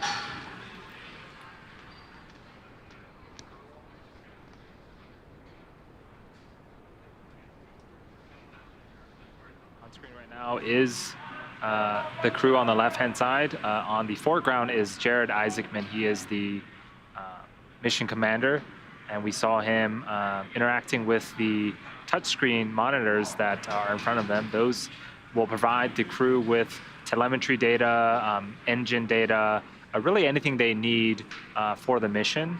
And now that the seats have been reclined upwards, they have access to those screens now.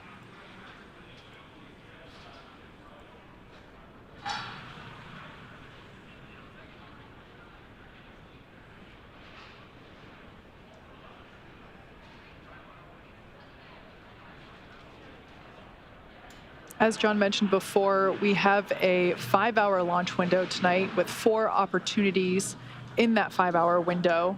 And the reason we actually have a window for a crew mission this time is, like Jesse said earlier, we're not going to the space station. So with space stations, it's an instantaneous launch window, really a moment, a fraction of a second, because of the final destination being the space station and having to chase it, catch up to it. Since we're not doing that today, the crew is actually going to an altitude above the space station. They'll be cruising around 575 kilometers above Earth. Because we're not chasing the station specifically, we have a little bit more flexibility to today's launch opportunities.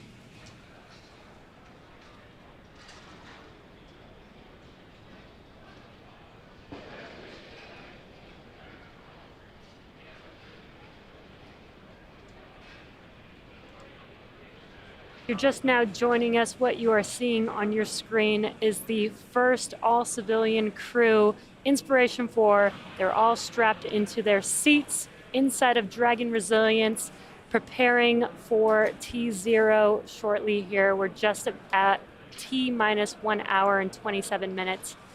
And they're completing some final procedures here. They've already done comms checks, suit leak checks,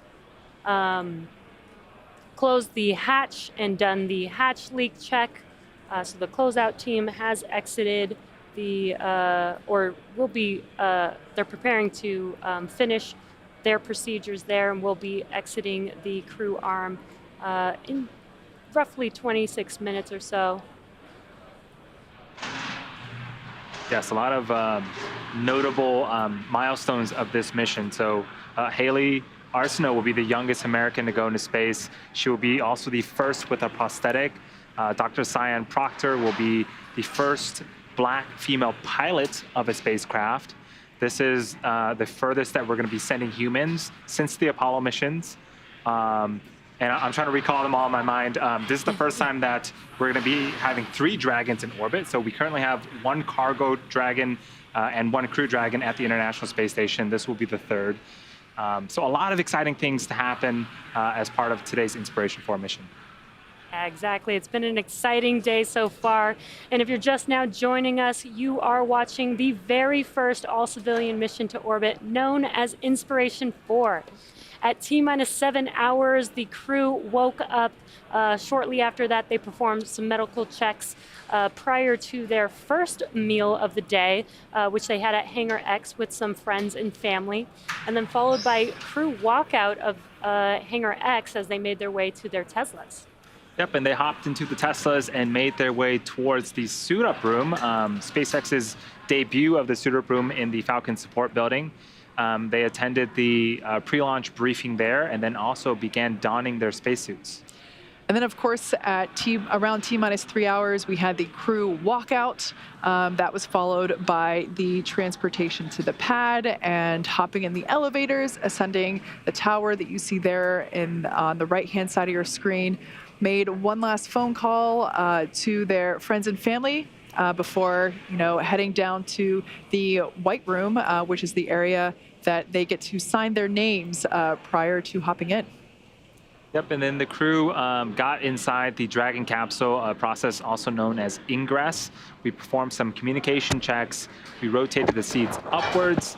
And then before hatch closeout, we performed suit leak checkouts, as well as final interior inspections of any type of debris inside of the Dragon capsule. And then we saw the closure of the side hatch. They performed the leak check on that side hatch. We got good news there. Everything was good. And at this point, we are awaiting the LES checks, which once those are complete, we'll get the okay for the closeout crew to leave the White Room. Then we get inside T-minus 1 hour. Things get, that's where it finally starts to pick up. We'll be having the various teams poll themselves. The Dragon team's mission director checking out. Chief engineer is going to be doing polls. The launch director does poll. The closeout team gets clear of the blast danger area at T-minus 50 minutes. And then the biggies, the dynamic event, so to speak, 45 minutes, we do the prop load go for prop and for launch. We'll then retract the crew access arm. So the arm that you see on the right-hand side that's up against Dragon right now, even with the hatch closed, that'll retract away. It takes a couple of minutes. Once that's out of the way, the crew's going to arm the launch escape system. Getting exciting already. Propellant load will begin at T-minus 35 minutes, as is traditional for Falcon 9, and then we will count down for an on-time launch at 8:02:56 p.m. Eastern Daylight Savings Time. Now, one thing, we're going to a 575-kilometer altitude orbit today. Dragon will take itself up there after the Falcon 9 drops it off. And I was looking on my maps, and from here to the Golden Gate Bridge, Hawthorne, California, where we're seeing the Golden Gate Bridge, is 573 kilometers. So if you drove from here to the Golden Gate Bridge, take us about the same amount of time as when crew woke up at T-minus 8 hours or so. You could get there and do the same distance. The only difference is, while I may be doing the speed limit all the way to the Golden Gate Bridge, you'll never get to space trying to drive your car vertically upwards. It takes a lot more energy over a short period of time, and that's one thing that makes, as we like to say, launch is hard or space is hard. You've got to essentially take, as Kate mentioned earlier, that 1 million pounds of propellant and find a way to burn it in 10 minutes so you can get your velocity up to 17,500 miles an hour, about 7.5 kilometers per second, and that'll finally get Falcon 9 second stage and the Dragon into orbit. And there is one thing I do want to mention. Dragon goes into orbit, but the second stage is going just as fast. It's just Dragon will pop off. So both will be in orbit, and then later on, the second stage comes back down to Earth, burns up. We don't try to land it. That'll be on the Starship program. Yeah, we are about an hour and 20 minutes away from liftoff and eventual stage separation of the Dragon. But in addition to the science and supplies going up onto the Inspiration 4 mission, the crew is also taking along some personal items for their 3-day trip around the planet. We caught up with the crew during training to get a little more insight on what each of them are planning to take into space. Most special item I'm bringing up to space is this custom jewelry I had made for my wife and 2 daughters. It's a dragon pendant, if you will, and so it'll be going in my satchel on suit-up day, and I'm gonna fly it in space for them. I think we all now have like a really close connection with dragons, and this seemed really appropriate. Something hopefully my family will want to pass along for generations to come. What I have here today are a couple of things that my mother-in-law has asked me to take up into space for her, and some of the connections to these items are just kind of special. So what I have here are 2 pins. They're both orders of the Eastern Star. I mean, if you can take a look at that and see those, but that's that one, and then there's a smaller one here, and this guy here. But these belonged not to her, but to her great-grandmother. The reason it's important to me is not only is it talking about some history and some family connections. My grandfather on my mom's side was a Mason, and my grandmother was also an order member of the Eastern Star, and they were 2 of the coolest people I think I knew. My grandfather had a way of really making anyone feel at ease and welcoming anyone he saw, regardless of their background or where they were from or what they thought. And knowing that, that being able to take up little pins like this that represent something that meant a lot to him and to other folks that in my family, I think that means a lot. I'm very happy to report that I have turned in all of my payload. I've been thinking about what I wanted to bring to space since January, and I finally turned everything in. And one thing that I'm really excited about that I'm bringing to space is this old picture of me. This is when I was 10 years old and going through bone cancer treatment. And so when I'm in space, I'm gonna pull this photo out, and now getting to be in space, my hair is gonna float everywhere, but yet hold this old picture of me and show all my patients, all these kids going through cancer treatment around the world, that there's a future, that it gets better, and I'm excited to be part of it. Our training's going really well. One of the other big things we've been working on is our packing for space list, which, I mean, how often do you get to say that you get to pack for space? And thinking about items that are important to us, that have meaning in some way, that we really want to bring with us. And so I have an item here. It's around my neck that I will take off. And this is a ring. And it's my dad's ring.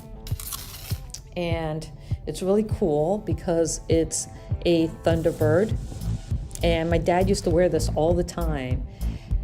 And he passed away when I was 19, so I don't know the origin story of this, but it's a unique design and it's pressed into the ring, and my dad absolutely loved it. And like I said, wore it all the time. And unfortunately, both my parents have passed away. So my mom, I can't even ask her, like, what's the story behind this ring?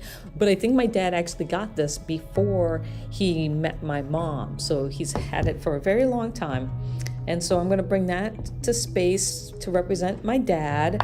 I have my mom's ring here to represent her. And so I've got both my parents, and then something kind of unique and special that they got for me when I was born is this commemorative coin from the island of Guam. So it says Guam, USA, and it says where America's day begins. And so I've had this coin and has 1970 on it because that's the year I was born. And so I feel like this is the first gift my parents ever got for me, was this coin when I was born, and I've had it now for 51 years. And so I'm bringing that to space with me. So I have my coin, and then I have my 2 rings from my parents, and I'm excited to bring them along for this incredible, amazing journey experience. And thank you for everything that you've done to help me get there. Love seeing how they've all selected things to take with them. In space, weight is everything. So while they probably wanted to take as much as they could, there are limitations, but it seemed like the common theme was family. Personally, I think my favorite thing is the photo of Haley that she's taking. Like she said, she underwent treatment for bone cancer when she was 10, and she's taking up a photo. And of course, she's going to have a photo of herself floating there with hair. And I just love that she's going to have the opportunity to show the patients that she treats at St. Jude that it gets better and that they can grow up and be an astronaut one day too. Yeah, I think Jared's memento of a dragon is par for the course today, as they are all seated in Dragon. So I think that him and his family are going to have tons of memories to come and be able to share that for generations to come too. Yeah, I love that they get to take a little bit of something with them. As we've been talking throughout this whole mission, it seems so personal. They get personalized suits. And now they get to bring something with them, some memorabilia for themselves, which I think is really important for a mission like this.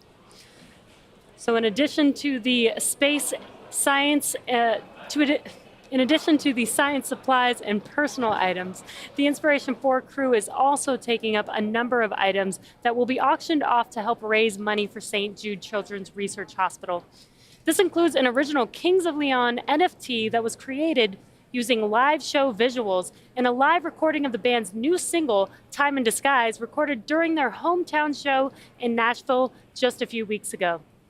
The NFT was loaded onto an iPhone 12 and will be played by one of the Inspiration 4 crew members while in space. And there's going to be a bunch of other cool stuff going up that will be auctioned off as well. Yeah, there's quite a list of things that are heading up. Some of you might recall the Time magazine that was recently published with the Inspiration 4 crew. I think it was such an iconic shot. It was very stoic looking. And there's going to be a copy of that flying on this mission, and the crew will autograph it after the Dragon capsule splashes down in a couple of days. And of course, something for little ones, there's a handful of plastic and plush STEM toys based on the animated series Space Racers. So again, all of these things are available through auction, which is currently live. Yeah, I love, there's going to be a ukulele in space. Chris is going to be playing a ukulele, and then it's going to come back and be up for auction again, all for a great cause. So I'm so excited to, one, hear him play, and two, see a ukulele in space. Yeah, and again, this mission is a fundraiser for St. Jude, and I love that they're going to even have some Inspiration 4 mission jackets, which are going to feature some artwork from some of the patients at St. Jude, which is going to be pretty incredible. I think that's definitely something I'm going to try and get. And there's something on board that I know John I loves, pens that write in space. Yeah. They've got the, for those who remember, we had the Fisher space pens that worked in microgravity. And so Fisher has got a 50th anniversary of the Apollo 11 that was a couple of years ago. But they're flying that in a coin set into space, and they've included material that's actually from Apollo 11. So something else interesting to bid on. Yeah, super cool. They're also taking up a customized Mont Blanc Starwalker writing instrument, as well as some stationery that the crew will get to journal about, their experience in space while they're up there. Like I mentioned before, this auction is open. Actually, it opened on Thursday, September 9th, and it will run through November with all of these different items, including the ones we mentioned and more. They'll all be available at various points during the overall mission. And you can bid on these auction items if any of them called to you. Head on over to stjude.org/inspiration4 and check them out. We're T-minus 1 hour, 11 minutes, 21 seconds, counting down. Everything continues to go well. We also did hear during that last segment, the closeout team has left the crew access arm. So we're actually still running about 19 minutes ahead of schedule on the closeout activities. Earlier, I got in my pitch for my usual, hey, launch is hard, space is hard, you know, and this is kind of the rockets and spacecraft 101. One of the things I thought about, you know, why is it hard? You know, why can't you just aim your car and go up, you know, 575 kilometers? And we talked a little bit about, hey, you've got to get 1 million pounds of propellant. You've got to figure out how to burn it in 10 minutes. You got to steer the rocket, so you've got to be able to have engines that move, can, you know, withstand wind gusts, get the rockets on the right trajectory.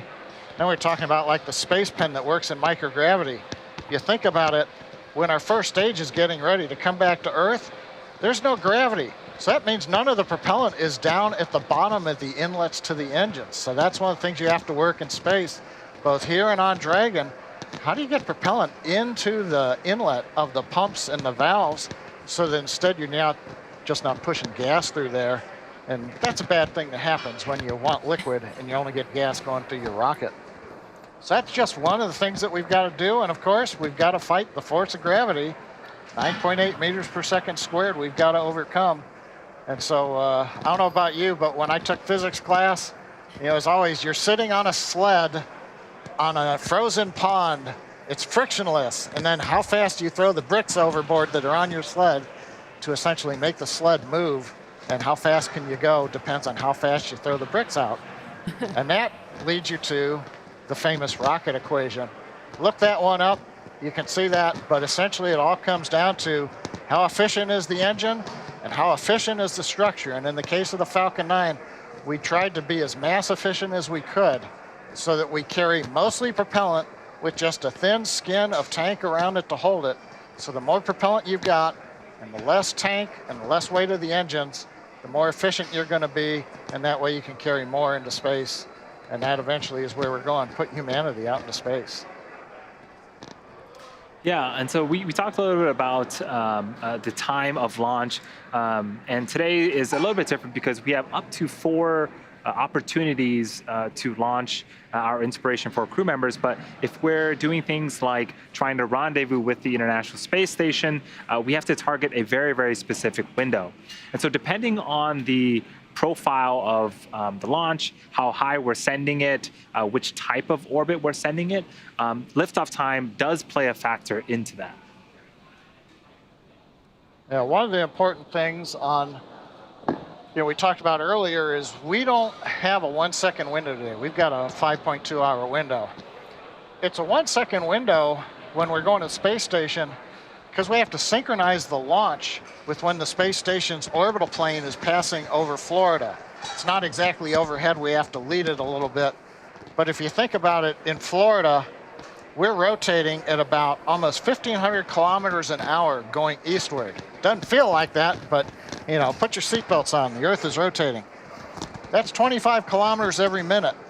So if you waited about like a 15-minute launch window, all of a sudden the space station's 375 kilometers east of where you are on the ground, and it takes a tremendous amount of propellant to make up that kind of error. So that's one of the challenges why orbital dynamics is important. You've got to know when you're going to launch, where you're headed. A lot of people care where the sun is when you get into orbit. If you have got solar rays, then you need power right away on a satellite. So orbital dynamics, another great thing to study in school, because if you don't know where you're going to go and how to get there, you won't get there. Yeah, John, you've been talking a lot about all the things that go into, you know, designing and building a rocket that can do all the things that we've been doing, flying to orbit, taking payloads to orbit, taking humans to orbit. We've got a lot of history and a lot of things that we've learned. You know, we didn't do this by ourselves. We worked very closely with NASA, and we've learned so much from them. We wouldn't be here today without the support of NASA and the, you know, the knowledge that they have. Can you talk a little bit about, you know, things like the particular things that NASA has brought to the team? Yeah, that NASA partnership goes way back. I joined SpaceX 2006, right when we were competing for what was called the COTS Space Act Agreement, the Commercial Orbital Transportation Service, where NASA said, hey, we can't pay companies to develop systems from scratch, but we can give you essentially some seed money. So they had a competition. SpaceX was one of the winners. Elon put a lot of his money in. But working with NASA on the early Falcon 9 and the Dragon, we learned things like, what are some of the best practices? A lot of our engineers would pull off of the NASA Tech Library, how do you do hold down systems or quick disconnect systems? What's worked in the past? So we essentially got to leverage that, all those lessons learned from decades by NASA. And then we learned things like, okay, we're gonna send cargo to the space station. What does it mean to physically touch the space station? What are the requirements? Then how do you verify them to NASA?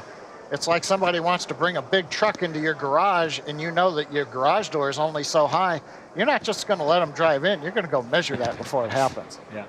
So we went from that, we took astronauts to the space station. Each step of the way, NASA's been helping us understand what it means to get into space, what are some of those requirements that we've leveraged to do human spaceflight that you see here today.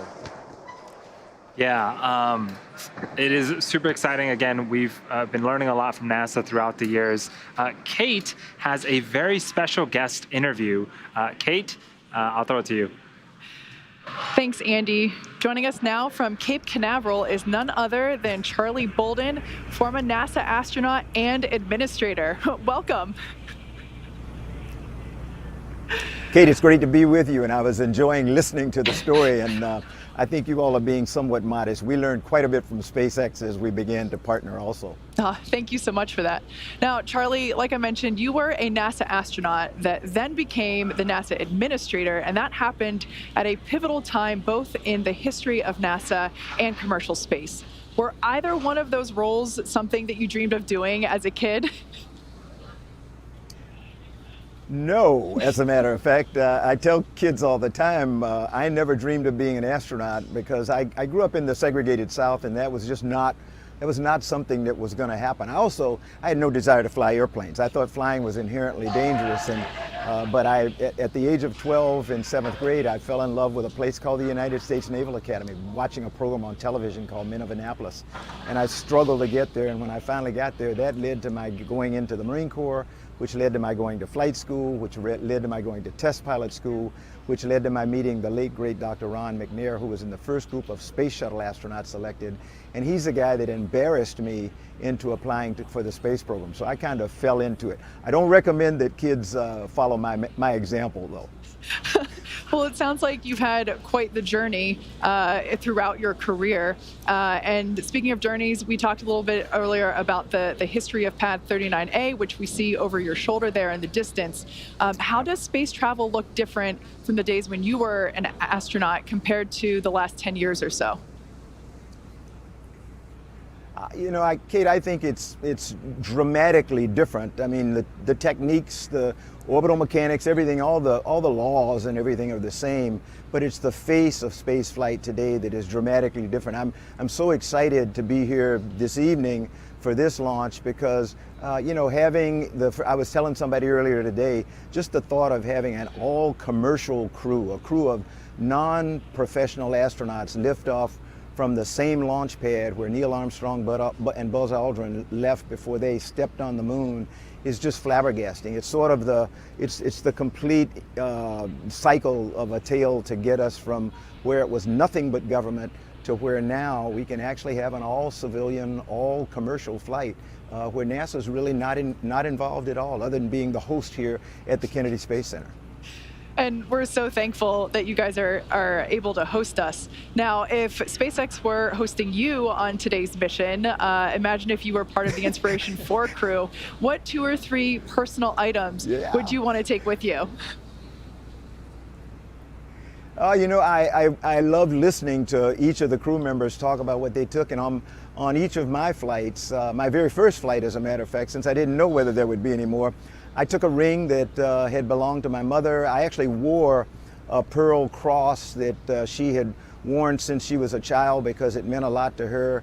And I took very personal items also. If I were to go today, I now have a 12-week-old grandson, so I would have to take something that belongs to him, young Walker Elias, and I have 3. I'm blessed with 3 beautiful granddaughters. So my guess would be that at least 4 of those items would be from the 4 grandkids today. You mentioned your grandkids. How do you imagine that the future of spaceflight might look whenever they are adults and possibly growing up to become astronauts themselves? Oh.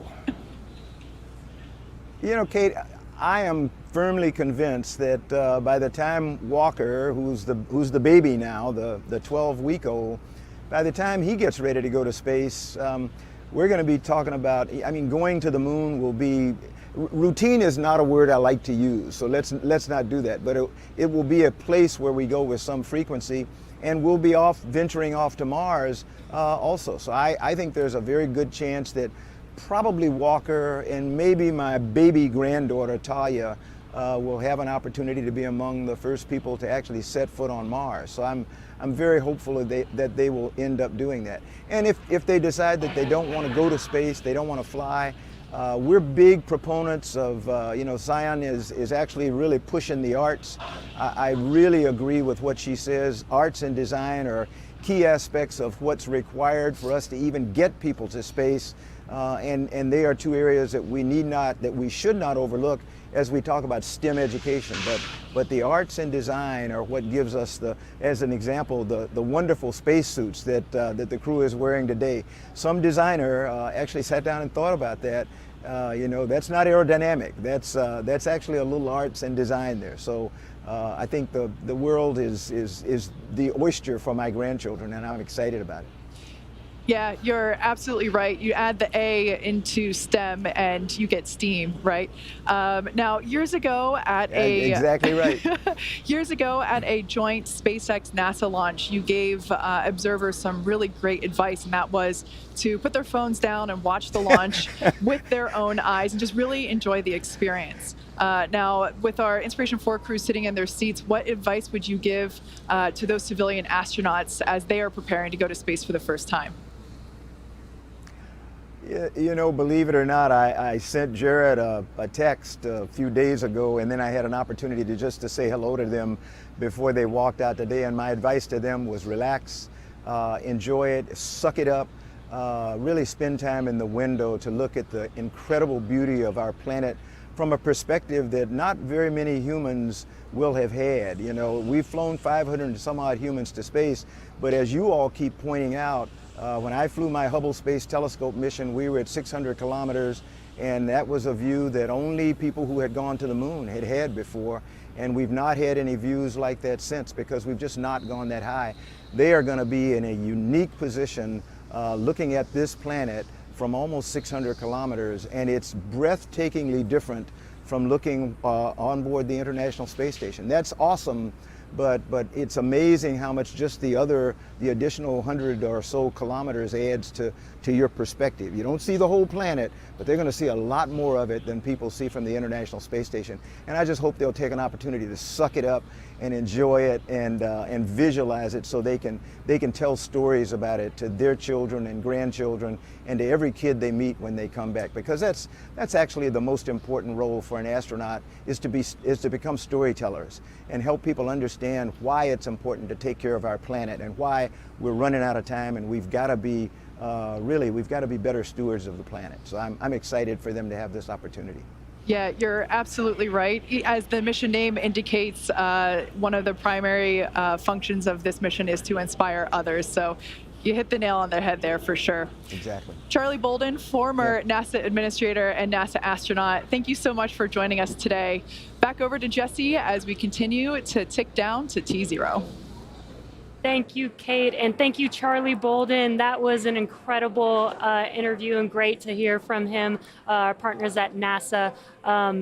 It's just so great. You know, teamwork really makes the dream work. So if you're just now joining us, you picked a great time as we are approximately T-minus 56 minutes and counting until launch. Welcome to the coverage for the mission known as Inspiration 4, the first all-civilian mission to space. Liftoff time is still holding for 8:02 p.m. Eastern time, and we're tracking no issues with Falcon 9 or Dragon. The range is green, the weather is cooperating.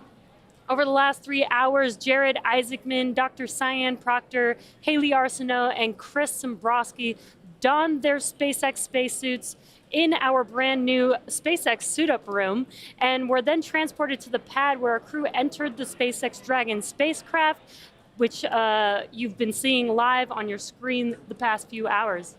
Yeah, but before we go any further, we have to get reacquainted with our crew. Let's take a moment and learn a little bit more about Jared. He is a 38-year-old Inspiration 4 commander. He is the founder and chief executive officer of Shift 4 Payments, a father and husband, and has set multiple world records as a pilot. When he was younger, Jared flew in over 100 air shows and dedicated every performance flight to great causes, and today is no different. This mission is named Inspiration 4 in recognition of the 4-person crew's mission to inspire support for St. Jude Children's Research Hospital. Jared has donated $100 million himself and is hoping to raise another $100 million to support the nonprofit organization. This $200 million goal for St. Jude Children's Research Hospital would not be possible without Jared's dedication to a greater cause. Here's more about the New Jersey native and self-described aviation and aerospace fan. I grew up in New Jersey, and when I was a kid, I wanted to grow up and be a doctor. My older brother's a doctor. I watched like the show ER as a kid, and I thought that's pretty cool. I think, saving lives is a pretty important thing. But, life took me in a different direction. My interest in like aviation and aerospace goes back like since I was a kid. I mean, the first like computer I built, I was playing like Falcon 2.0 and then, upgraded to play Falcon 3.0. I went to like Aviation Challenge, which is part of Space Camp as a kid. I was a, observer of SpaceX from like, the outside looking in like a lot of people. And then, my opportunity to kind of see what the inside was like began in October of 2020 when the idea of Inspiration 4 started to come about. A big part of what we're trying to achieve with Inspiration 4 is to send, an inspiring message really to the world about what is certainly possible up there in space, but also what we can accomplish here on Earth as well, which is why, this massive fundraising effort for St. Jude Children's Research Hospital is such a big part of our mission. To me, having some balance where you're trying to tackle a problem of today so you can earn the right to keep making progress tomorrow is just a philosophy I've tried to live by for some time.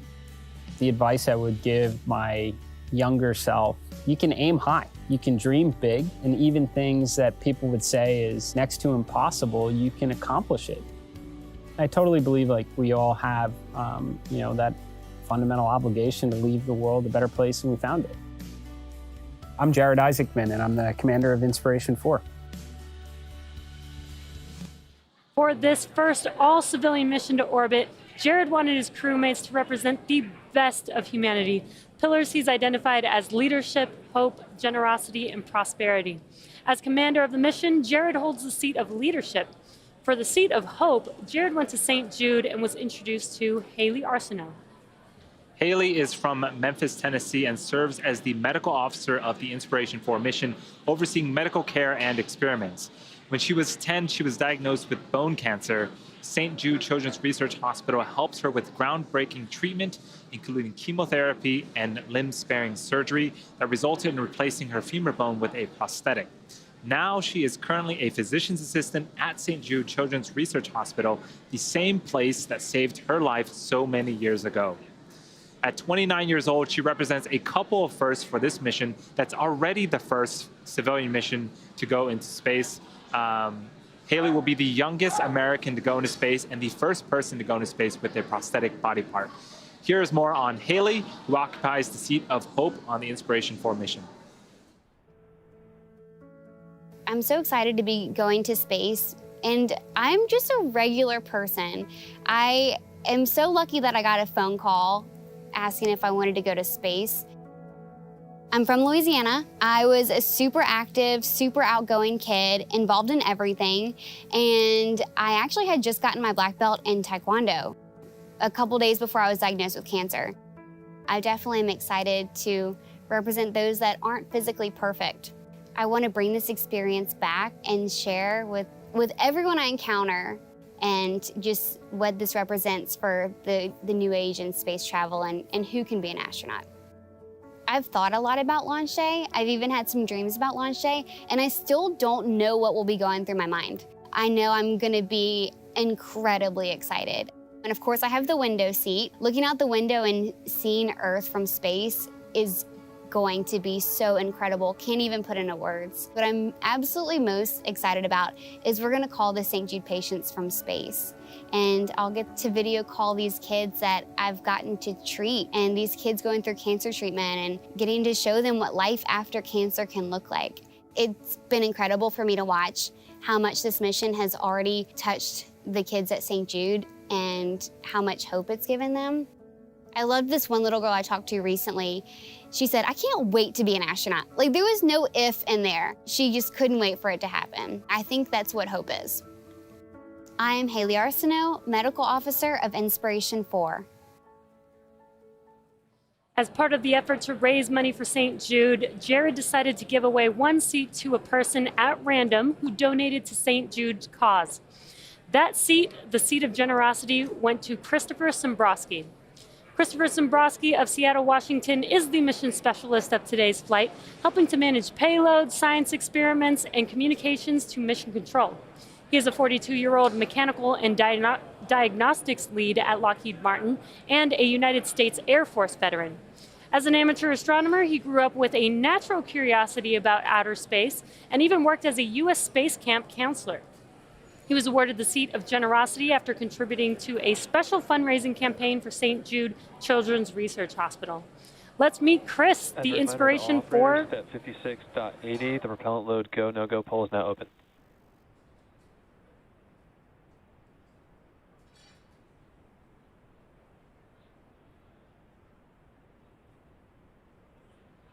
Let's meet Chris, the Inspiration 4 mission specialist. When I found out I was going to space, I was dumbfounded. I think I was just struck dumb for days. The seed was planted for me to fall in love with space when I was little and started launching little rockets in my front yard with my dad, the first of which is still probably stuck in a Florida pine tree somewhere. But when I first saw a space shuttle launch in person from the causeway, 6 to 8 miles away, you could still feel that rumble pounding through your chest. That kind of just shifted my foundation a little bit, and I knew from there on out I had to be somehow a part of space, whether it was helping support a mission or lobbying for folks to be able to go into space. That's where I wanted to be. Of course, I'm going to be looking down at my home in Western Washington. I'm also looking to see what I don't see, and that's going to be lines on a map or those walls that seem to separate all of us ideologically or politically or even geographically or physically. Those don't exist when you get far enough out, and I'm really hoping to bring back that sense of what it means to only have that one small line that matters to all of us, and that's the atmosphere that keeps us separated from the vacuum of space. As we get to launch day, I am gonna have the biggest smile going ear to ear. It's gonna be, I'm gonna be shaking with excitement. No fears or jitters at all about what's going to happen, but man, that's gonna be a heck of a show. I'm Chris Sombrosky, mission specialist of Inspiration 4. Jared reserved the fourth seat for someone who exemplified the entrepreneurial spirit. This fourth seat representing prosperity was awarded to Dr. Cyan Proctor. She is from Tempe, Arizona, and serves as the pilot for today's mission. She's 51 years old, is an entrepreneur, an educator, poet, artist, and active voice in the space exploration community. She's passionate about encouraging others to use their unique space to inspire those within their reach and beyond as part of her Space to Inspire motto. Dr. Cyan was awarded the seat of prosperity after being selected as the top entrant of an independently judged online business competition conducted by the Shift4Shop e-commerce platform. Here's more about Dr. Proctor and her love of exploring planet Earth. The day of launch, I'm going to be thinking about how my entire life has led up to this moment. I was born on the island of Guam, and the reason why I was born there is that my dad worked for the NASA tracking station. And so I feel like space has always been a part of me.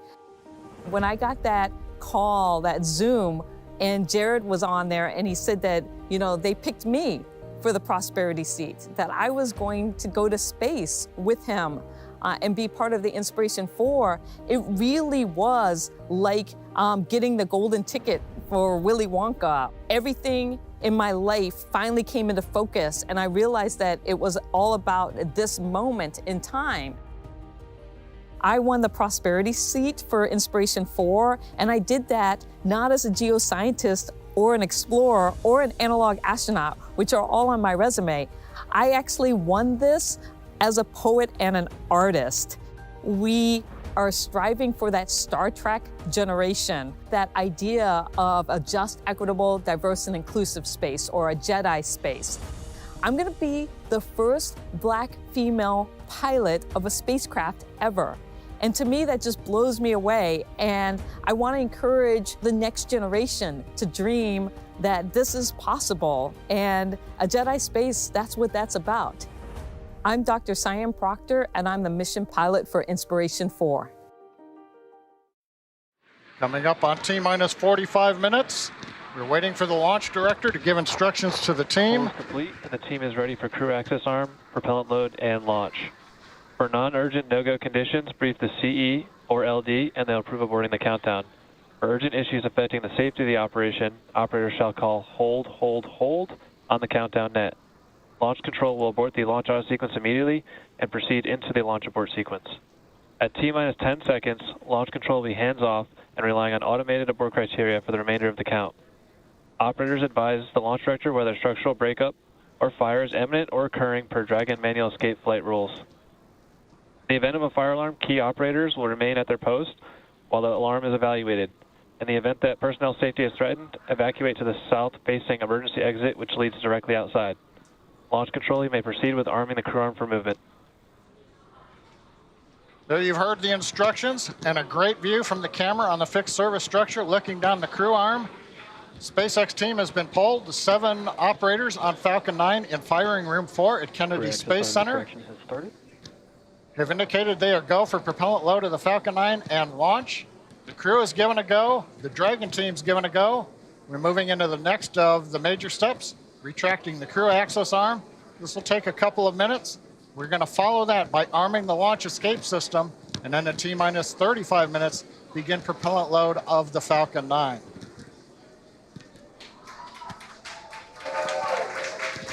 And sharing in the background here at Hawthorne, keep watching the arm moving away as we get deeper into the countdown. Weather continues to be good for Falcon 9 launch. Range is ready to support.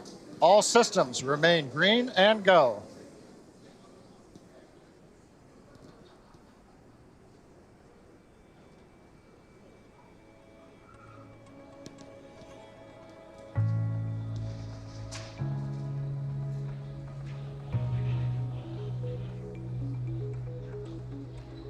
Arm continuing to move away. Once it's in position, we ought to hear the instructions to the crew to close and lock their visors, and then arm the escape system on the Dragon spacecraft.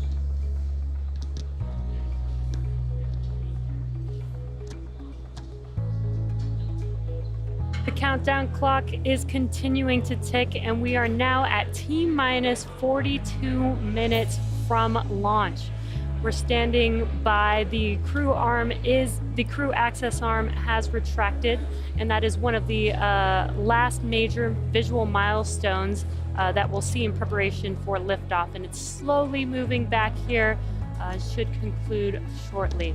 And shortly thereafter, once the crew arm has been retracted, we should hear the call out that the launch escape system is armed, and from there we'll hear that Falcon 9 prop load has started.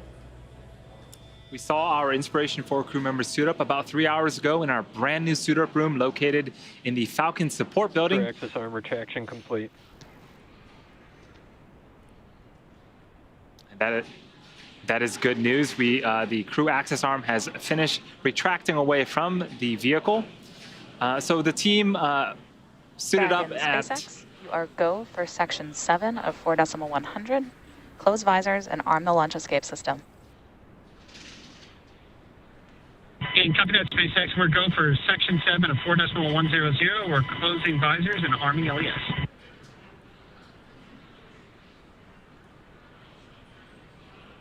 Okay, the next major step, you see the view of the crew inside the Inspiration 4 capsule, closing their visors. Make sure they're locked and sealed. The next step will be arming the launch escape system.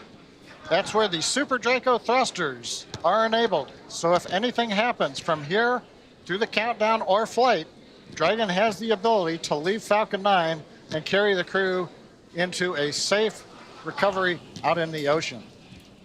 We're waiting now for the call out. The launch escape system is armed.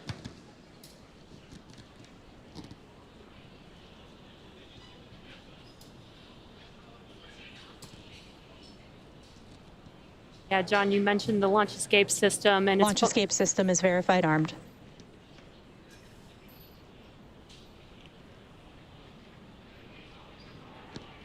And there's that call out. The launch. Copy that, SpaceX. We're closing out 4.100.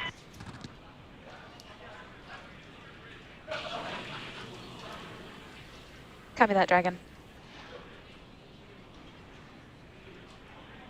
There's that call out. The launch escape system is now armed.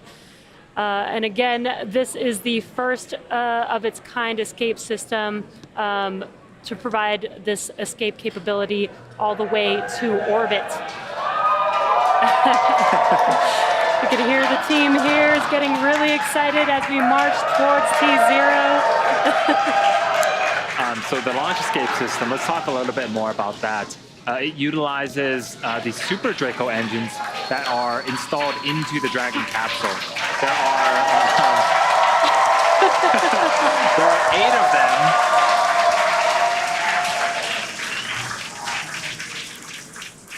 There are 8 Super Draco engines on the Dragon capsule, and they're aptly named Super Dracos. They differ from the regular Dracos just a little bit. The Draco engines that are on the Dragon that help in in-orbit maneuvers, those produce about 90 pounds of force in the vacuum of space. A single Super Draco engine produces 15,000 pounds of force. And so altogether, it produced over 120,000 pounds of force, and that is what is needed in case of an emergency to accelerate the Dragon capsule and crew away from any type of emergency. Exactly. And like you said, those Super Dracos are just super-powered Draco engines, and the only time they are ever utilized is in that launch abort procedure. So we are not expecting to use them today, but we do take safety very seriously, and we take every measure possible to ensure that the crew has options and has an escape in the worst of scenarios. And like Jesse mentioned before, it's the first of its kind and provides an escape capability for the crew all the way to orbit. Yes, so that launch escape system is currently armed. Once in orbit, we actually disarm that, and we'll be relying only on the Draco engines from there on out. Yeah. Now, next up, we will be having prop load begin, and this is basically when when Falcon comes alive. We begin to load liquid oxygen and rocket-grade kerosene, also known as RP1, into both the first and second stages. Dragon is already fully loaded. The fuels for Dragon, the hypergulls, get fully loaded down the street from pad 39A a week or two in advance to launch. So it's already locked and loaded. Up next is the prop load for Falcon 9. One thing while we've got a moment, we were talking about Super Dracos and contingency aborts. You will hear call-outs probably during the ascent, stage 1A, stage 2A, stage 1B. Propellant tanks will be venting for propellant load. That just means various points in time, if an escape was necessary, the Dragon flight computer is programmed to do different things. How long the engines will burn, how long it'll wait to coast to apogee, what it'll do to come back down when the parachutes are deployed. So when you hear those, it's usually the crew giving the call out and the ground echoing it. That just indicates we are moving farther and farther away from the launch pad. And so if a contingency arose, different sequences would be performed in the Dragon flight computer.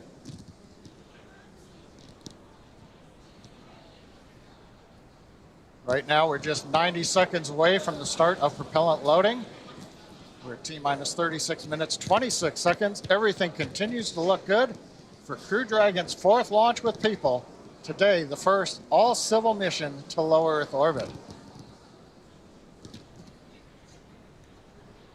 Now we should hear a call out right at T-minus 35 minutes when propellant load begins. Propellant loading will start on the first stage with liquid oxygen and RP1 kerosene fuel. We'll also begin loading kerosene fuel on the second stage. And it'll take us a little bit deeper into the countdown before we put liquid oxygen onto the second stage. And everything wraps up inside the last 10 minutes with the very last propellant finishing up at just T-minus 2 minutes. So there on your screen is the Falcon 9 rocket at pad 39A, and at the very top is the Crew Dragon capsule where the Inspiration 4 crew awaits liftoff in just about 35 minutes. Again, if you're just joining us, this is the first all-civilian mission to orbit, aka these are non-professional astronauts. They're people like you and me that are they're going to be going up to 575 kilometers, and they're going to be orbiting Earth there at that altitude for 3 whole days. So you can hear the voices in the background here that are getting a little louder. The excitement in the building here at SpaceX headquarters is certainly growing. Propellant load has started. Especially with that call right there. We're inside T-minus 35 minutes. We are right on time. Propellant load start call out has begun. The fill and drain valves for the first and second stage fuel tanks and the first stage liquid oxygen tank now coming open. Ground system pumps beginning to push the propellant into the Falcon 9. As we said, that'll continue all the way down to T-minus 2 minutes. We'll hear call outs and bring status as we go through the countdown. But currently everything looking good at pad 39A for the launch of the Inspiration 4 crew in just over 34 minutes. So our crews, like Kate mentioned, are at the top of the vehicle sitting inside of the Dragon capsule. Jared, Cyan, Haley, and Chris have been training for this journey pretty much ever since the announcement that they'd all been selected as crewmates for the Inspiration 4 mission in March. What's super cool is that they are going through the same exact Dragon training as our NASA astronauts. In order to get to visit low Earth orbit, our teams at SpaceX have spent hundreds of hours teaching the crew about orbital mechanics, how to live in space and microgravity, and even running simulations of what a full mission would look like while seated inside of Dragon. Yeah, the Inspiration 4 crew has completed numerous simulations, including a 30-hour and 12-hour end-to-end simulation in our Dragon trainer. They trained not only at SpaceX, but they also did a few other trainings, centrifuge training. They flew some fighter jets together, did some aerobatics in these jets, some flips, and experienced some real G's before this mission today. Yeah, they even got to pilot the jets themselves, which was super cool to see. They also completed a zero-G flight, which you can see them there, almost like superheroes. They even climbed Mount Rainier in Washington, which looks like a very difficult hike. Yes, I think during the docuseries, it was almost a whiteout condition, but they kept trekking along. It was almost 10 hours of hiking, 4,000 plus feet elevation, one of the serious hikes that you can do up in Washington. Yeah, some great team building, and they even signed their Falcon 9 booster that is sitting on the pad, and that is them with their signatures on the vehicle that they will be lifting off in just over 30 minutes from now. This team has studied nearly 100 different training lessons covering all aspects of the mission. At the end of training each week, the crew recorded video diaries of their experiences. In their own words, here's the crew talking about their various training over the last 6 months. Jared Isaacman here, Commander Inspiration 4, and we're like 4 months and a day away from our intended launch date. This week was really intense because we had a lot of the systems. We got to go into the sim. Going through some CRM training and looking at what the mission overview is going to look like. Talked a lot about teamwork and the SpaceX culture. Week 2 of training at SpaceX complete. This was a heavy week. I just completed another week at SpaceX and it was intense. A lot of good building blocks. So you start in the beginning of the week with smaller things like losing comms to, okay, some circumstances are not so good, and then some get really bad where you have to, plan an emergency deorbit, which we initiate ourselves in that. But man, challenging. I didn't realize how much upper body strength I need, so I need to hit the gym the next couple of months and build up some more muscles. Today was my favorite day of training because today was the medical training day. Learn some more about some of the medical experiments we're going to be working with and helping to advance what we know about humans in spaceflight. We've all contributed all sorts of fluids now to the greater scientific cause. But the best part is we all got in our spacesuits together. We got to wear spacesuits, strap into the simulator, and feel like we were actually going to space. Hello again, Chris here, and it's August 2nd, 2021, 44 days from the launch in September. Everything keeps going to plan, and it's been an incredible week last week, working on SpaceX team in Space Center, and then back in Hustler this week for some things. The spacesuit that I got fitted for about 7 months ago, I actually get to see and try on and do a bunch of maneuvers in to make sure that it's comfortable and then I can move. And I am just so excited for this because, this is the spacesuit I'm gonna wear leaving the planet. I'm just so honored and thankful and grateful to be a part of this historic mission and a part of the SpaceX team. Y'all are working so hard to get to Mars and beyond. We want to provide great data, and we're really excited to be part of this. All right, well, thanks everybody for a fantastic time here in Hawthorne and also down at Kennedy. We've been doing training down there as well. So really appreciate everything you guys been doing. This is my final call here from SpaceX. So Rook signing off. So incredible to get an inside look to their training. Only 553 humans have been to orbit, and most of those traveled as part of government or country-specific missions. As a result, the research conducted on those missions, particularly as it relates to humans in space, is often only accessible by the country or government that conducted the research. Think about the possibilities if the data from all those missions could be made available to the broader science community for research. Inspiration 4 is a step in that direction. The crew of Inspiration 4 will conduct research in orbit that has the potential to improve human health here on Earth and for future space explorers.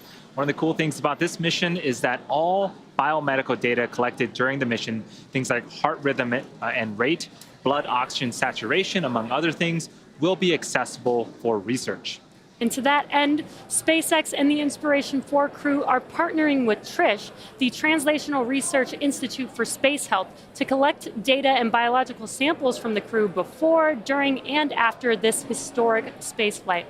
Part of NASA's Human Research Program, TRISH is a virtual institute that finds and funds disruptive science and medical technology in order to reduce health and performance risks in space explorers. Yeah, we saw Kate with Diana earlier putting on some really colorful sunglasses. They're not really sunglasses, but it was an experiment about how do we understand motion sickness and sort of the ups and downs in space. That is something I'm super excited about because I get a lot of motion sickness here, and so I'm hoping that it helps a lot of people. Yeah, it was really cool to see firsthand some of the equipment that the crew has in their cargo hold. Like we've said before, this is a science mission in addition to it's a 3-day science mission basically. And one of the other things that Diana showed us was the ultrasound reader and how the intracranial fluid changes while you're in space. So lack of gravity essentially means that instead of the fluids in your body being concentrated towards your feet, they kind of they equalize towards your head, which can affect vision. And they are planning to use that ultrasound reader, which they just plug right into an iPad to do readings live inside Crew Dragon of their eyeballs while they're in space for 3 days. That was so cool to see. Yeah. In addition to all the awesome science going up on today's mission, the Inspiration 4 team is also using this mission to bring awareness and help fundraise for St. Jude Children's Research Hospital. The Children's Research Hospital opened in Memphis, Tennessee in 1962, and ever since has been committed to finding cures for kids with cancer and other life-threatening diseases, regardless of their socioeconomic status, race, belief, or ethnicity. St. Jude has invented treatments that help to push the overall childhood cancer survival rate from 20% to more than 80% in the United States. In developing countries, that number is unfortunately not that high, with fewer than 1 in 5 children with cancer surviving. St. Jude has a bold mission to change that. The Inspiration 4 mission is part of an ambitious fundraising goal to give hope to all kids with cancer and other life-threatening diseases. The goal is to raise $200 million for St. Jude. Jared already committed $100 million. Jared already committed $100 million of his own money, and the team has raised about $30 million so far, but we still have a ways to go. If you're watching on YouTube, you'll notice that there's a donation button where you can make your own contribution. Any amount, big or small, makes a big difference, and it's super easy to do. So go ahead and click the donate button and give what you can to help save a child's life. Beyond the good this mission will do for science and childhood cancer, this mission is also exciting because it's the debut of the new Dragon cupola. I think we have some footages here of the cupola. It is going to be the largest continuous window in space ever by a factor of 2 and has over 2,000 square inches of viewing area. Yeah, and there's a lot that went into the design for this. This is going to outer space, so it needs to be designed and tested for, all the loads that it will see while it's out in space. It's a great view to look out of, but it also needs to act as a fully functioning portion of the spacecraft. Yeah, we were talking about reusability earlier, and this capsule is being used for the second time on this mission. It previously supported the Crew 1 mission in November of last year, but this cupola is brand new to this capsule, brand new to SpaceX. We're debuting it on this mission, and it is there's a view of it there in an anechoic chamber, and it's just incredible that we're basically going to have 360 views of space from the forward hatch there of the Crew Dragon capsule.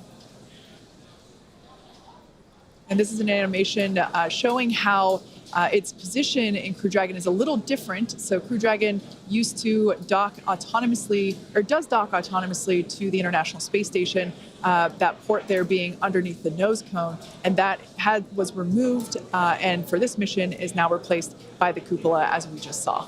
So super cool new piece of hardware that I'm so stoked to see launch here. As we await T0 in about 23 minutes, the ground operations teams are doing a series of system checks to make sure both Dragon and Falcon 9 are ready for launch. Let's take a look at what the ascent portion of the mission will look like. Once we hit T0, we will watch Falcon 9 and Dragon lift off from historic launch pad 39A and make their ascent.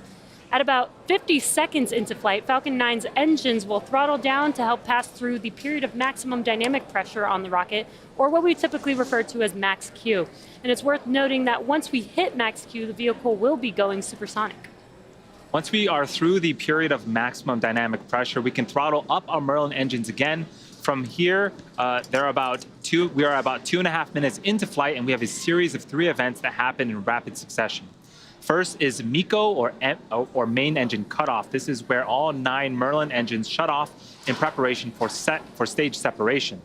Stage separation is where the first stage detaches from the second stage, with the first stage making its way back to Earth for landing, as the second stage continues on its journey with the third event, which is SES-1, or Second Engine Start 1, and that is where the Merlin vacuum engine on the second stage lights up and propels the second stage along with our Inspiration 4 crew to orbit. As Stage 2 heads towards its targeted drop-off orbit, Stage 1 will execute 2 burns in order to make its way back to Earth. The first is the entry burn, which is where 3 of those 9 Merlin 1D engines will reignite and then shut down, and that'll help slow the stage down in preparation for entry back into the Earth's atmosphere. While the first stage is heading back to Earth, the second stage will cut off its 1 Merlin engine that was ignited right after stage separation. Once this happens, we will wait for confirmation of a good orbital insertion. About 90 seconds after Dragon gets into orbit, Falcon 9 will land back on Earth. The landing burn, a single engine burn, will bring the vehicle speed down rapidly in order to land on the drone ship about 9.5 minutes into the mission. While Falcon 9 first stage is landing, Dragon is preparing to separate from the second stage. At about 3 minutes after the second stage gets into orbit, we should have a great view of Dragon with its 4-person crew drifting away from the second stage.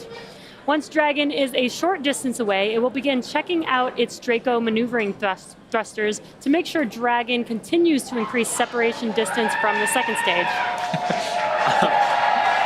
It's getting very exciting here in Hawthorne. The nose cone deploy sequence will initiate just before T+12 minutes and end around the T+15-minute mark. We do expect to see our first glimpse of the Dragon cupola in outer space at this time. We've just heard it. T-minus 20 minutes, 5 seconds counting. Stage 2 fuel load is complete. Now we're under 20 minutes to liftoff.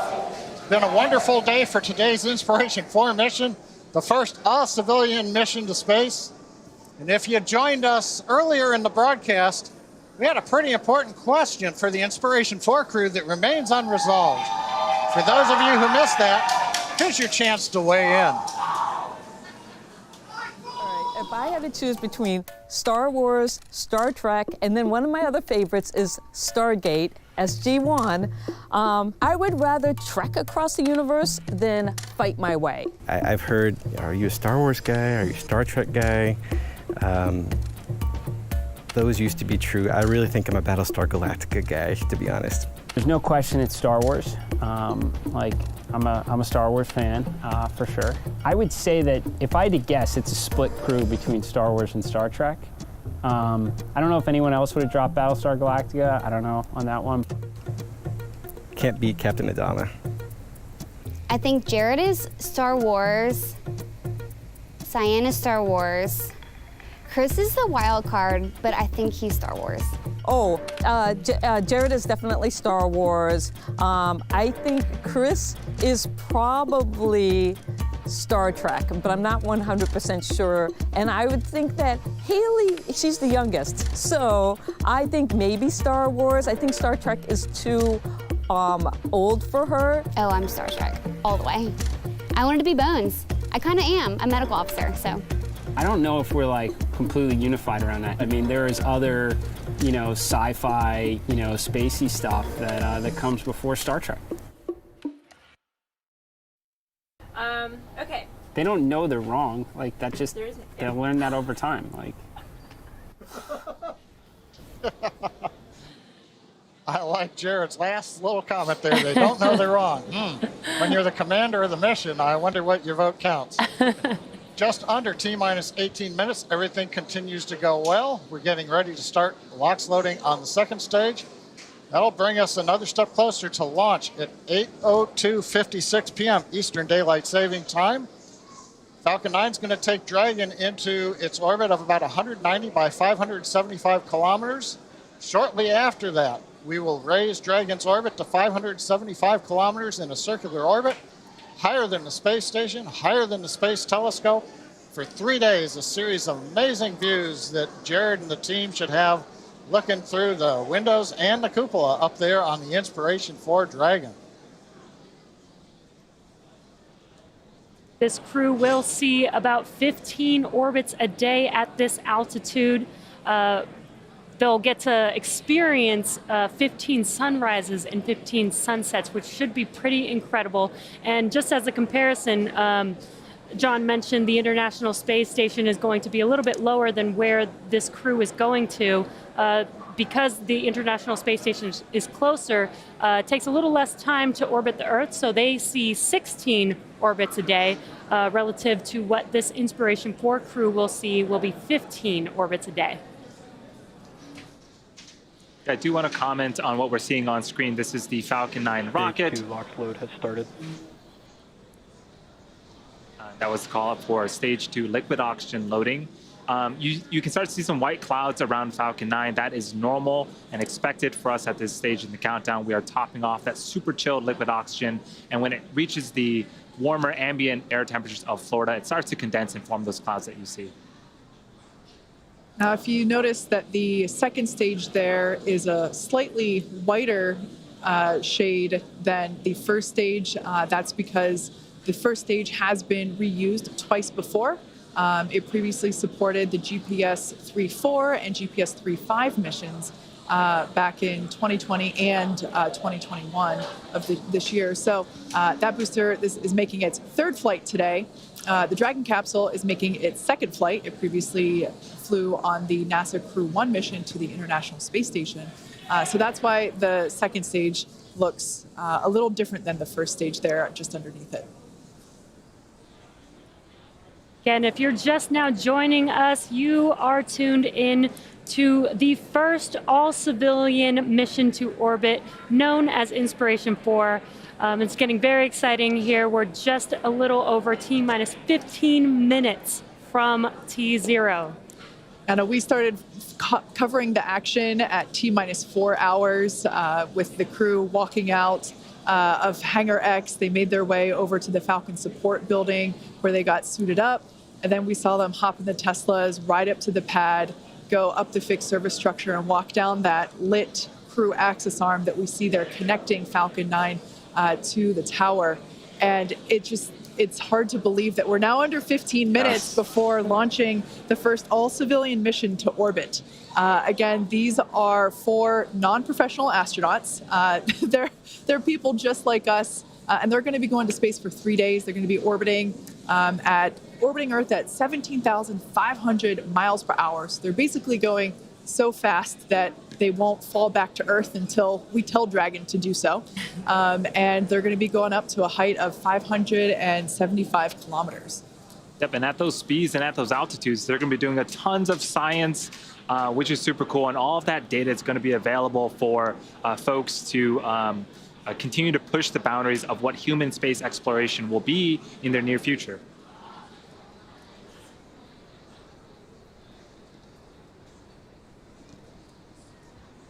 So that's a live view of Falcon 9 with Crew Dragon for the Inspiration 4 mission sitting on top. There we can see our 4 soon-to-be astronauts there, comfortable in their seats.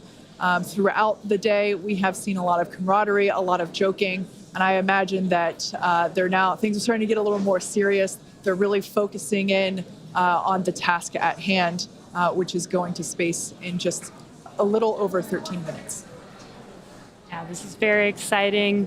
If you've been following along, they do have a Netflix documentary following their journey all the way up until this point. And the crew has just been so incredible. It's been so amazing to watch them throughout this whole process, and very excited to see them strapped in their seats, ready to go. We're just inside T-minus 13 minutes, counting down. Everything is still looking good for launch of Falcon 9 and Dragon at 8 hours, 2 minutes, 56 seconds Eastern Daylight Saving Time, coming up very shortly. Falcon 9 did begin propellant loading on time at T-minus 35 minutes. Loading of the RP-1 kerosene fuel onto the second stage is complete. That closed out right on time. Fuel loading is continuing on the larger first stage tank. It's about half full right now. That'll finish at T-minus 6 minutes. We ought to hear that call out on the webcast. We're continuing to load densified liquid oxygen onto the first stage and into the second stage tanks. Now the liquid oxygen load will wrap up at about T-minus 3 minutes on first stage, T-minus 2 minutes on the second stage. Now a reminder, now that we are into propellant loading, we cannot stop the countdown and try to launch later in the window. So if a problem arises that requires holding the countdown clock, those dreaded words, hold, hold, hold, we don't want to hear, we would have to scrub for the night and try again. We have a launch opportunity tomorrow just a little bit later if conditions allow. Condition of the Falcon 9 being go, the range is go. Weather, we've had great cooperation out of the Florida weather, both ground level, upper altitude, and around the world at the contingency landing sites. On the Dragon spacecraft, Dragon mission director and that team has reported no issues. They've done their communications checkouts. The crew access arm that you can see is retracted away from the Dragon spacecraft. We armed the launch escape system on time. And on the right-hand side of the monitor, you can see the 4-person crew strapped in, and they are ready to go.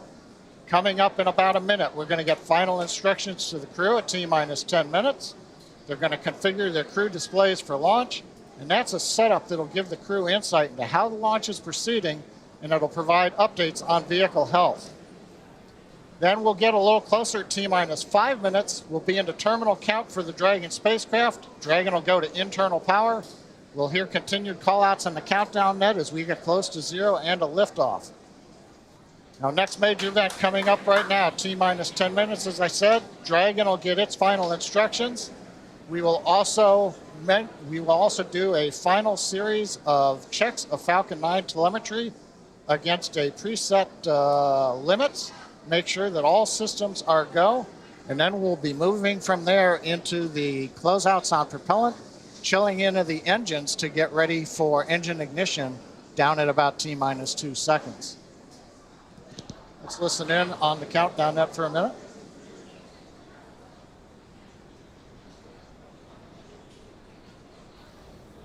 Dragon SpaceX, confirm crew displays are configured for launch. SpaceX Dragon, our displays are configured for launch. Copy that, Dragon. And it has been an absolute honor to prepare you for this historic flight. Today, you are truly inspiring the world. We wish you a great mission, good luck, Godspeed, and enjoy the ride.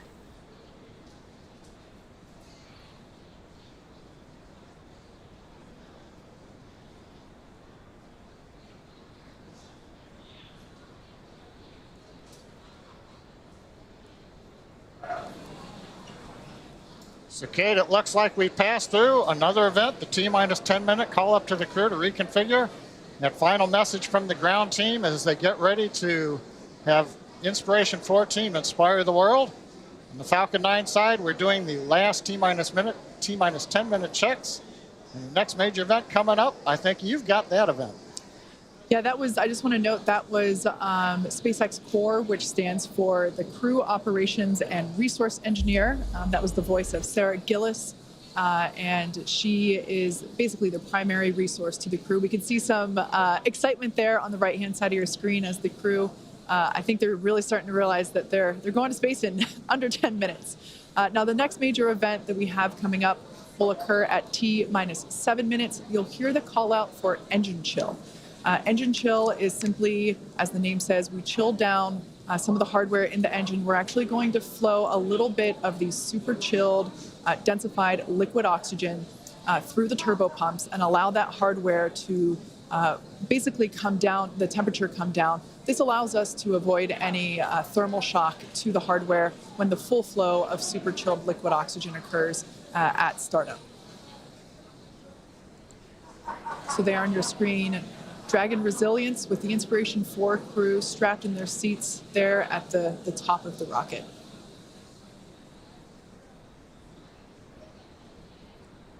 Once again, if you're just joining us, this is the first all-civilian mission to orbit, and they are going to space in 7.5 minutes. They will be ascending to an altitude of 575 kilometers above Earth and orbiting Earth at that altitude for 3 days.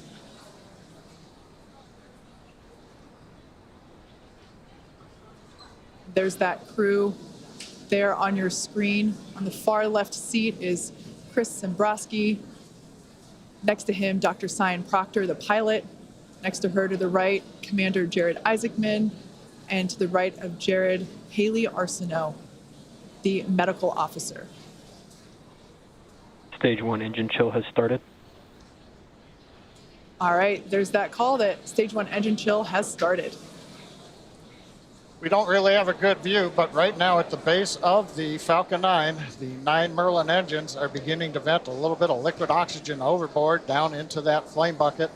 As Kate says, that's chilling in the turbo pumps in preparation for going to high-speed flow at T-minus 2 seconds. Nice view on top of the fixed service structure looking down at Dragon. The transport erector, or strongback, is currently still clamped onto the second stage right next to the vehicle. We'll see that retract starting about 4.5 minutes before launch when the arms open up and then the strongback will recline away a couple of degrees. What we're getting ready for RP1 load complete. right now is that call out. We're right on time. The fuel load, the RP1 kerosene, refined petroleum 1, rocket propellant 1 grade, is loaded onto the first stage.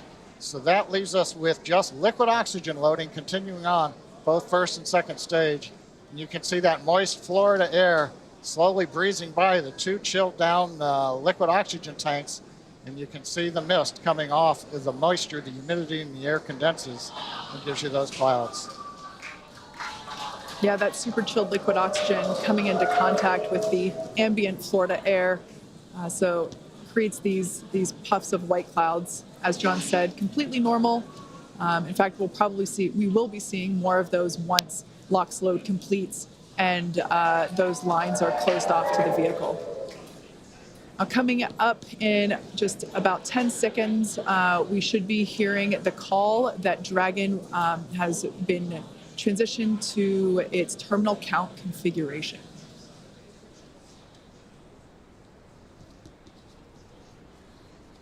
Dragon has transitioned to configure for terminal count. Falcon 9 tanks are pressurizing for strongback retract.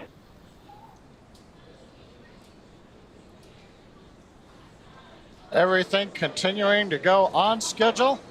We're beginning to pressurize the tanks. That'll help stiffen the second stage up as the 2 hydraulic clamp arms will open up coming up here very shortly.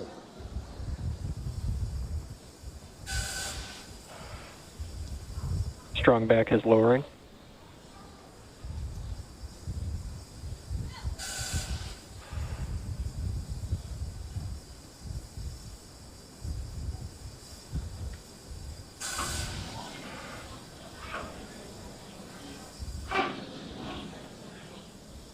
As you can see on the timeline there at the bottom of your screen, the strongback retraction is the next major event.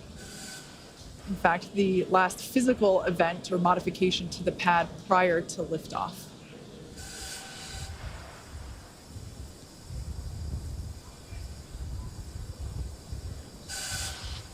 Falcon 9 is nearly fully loaded with almost 1 million pounds of liquid kerosene and liquid oxygen. And that liquid oxygen is what we see venting there, those white clouds. All right, there on your screen, you can see that the strongback is beginning to retract. And Kate, that strongback will move back just a couple of degrees you see here. Then at T0, when the Falcon 9 sends the liftoff command to the ground to release it, hydraulics will bring that strongback the rest of the way to about a 45-degree position at liftoff. Stage 1 LOX load complete. We've got the call out right on time. First stage liquid oxygen loading is complete. Shutting down the ground pumps. We're down to just loading second stage liquid oxygen. And now under 3 minutes until the launch of Inspiration 4. Dragon has transitioned to terminal count and is on internal power. All right, and there's that call out that Dragon is now running on its own power. It is no longer connected to the power systems of Pad 39A. As you just heard, the crowd is super excited here at SpaceX headquarters in Hawthorne, California, as we are now under 2.5 minutes until the launch of the Inspiration 4 crew.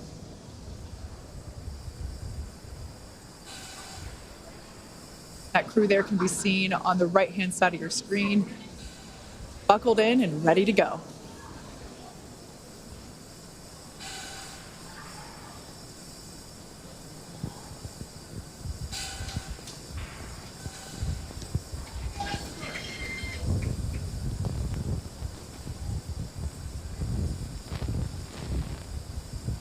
Stage 2 LOX load complete. And there's the call that stage 2 LOX load is Dragon complete. is an auto idle. Falcon is now fully loaded with all of its propellants. Gas closeout will begin shortly. Expect loud venting. Announcement to let the crew know that as we vent off various lines on the launch pad, we'll hear some loud noises. Let the crew know that's planned. We're also right now draining the liquid oxygen out of the transporter erector, draining the lines, getting ready for launch.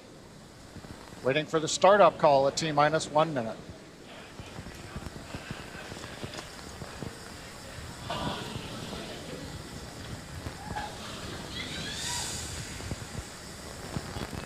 FTS is on. Falcon 9 is in startup. Dragon is in countdown.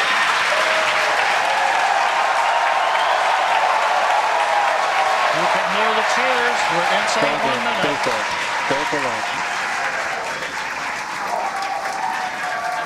Inspiration 4 is go for launch. Punch it, SpaceX.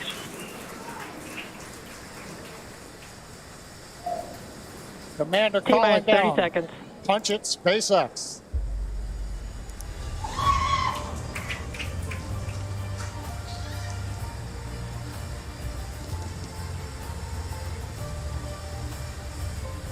T-minus 15 seconds.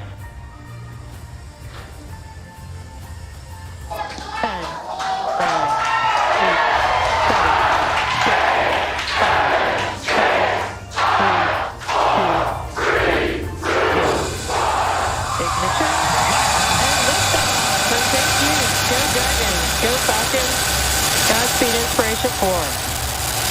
Copy, 1 Alpha. Vehicle is pitching downrange.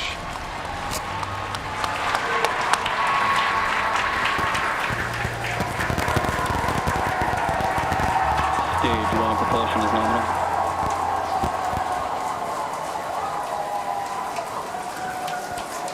T plus 30 seconds.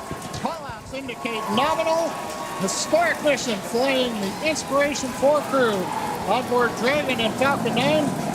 Great view of the crew in the capsule.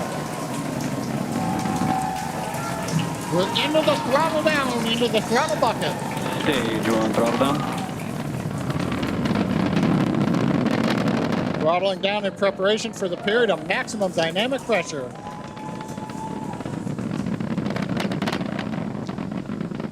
And then into flight. 9 is supersonic.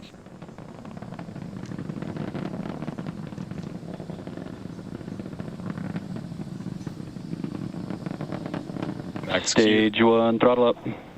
We're through the period of maximum dynamic pressure. Copy, We're 1 throttled Bravo. back up, and 1 Bravo, the call out from space. That's one of the abort sequences. That is a nominal call. Everything continues to be good.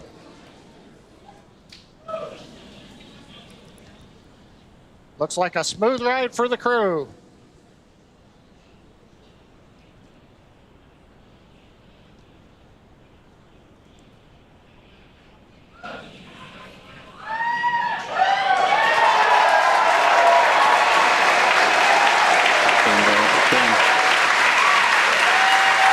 Okay, we heard the call out. MVAC-D is chilling.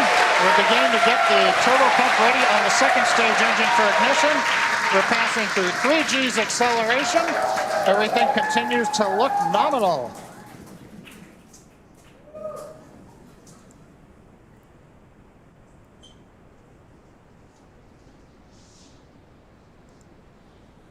Merlin engines are throttling down for G limiting.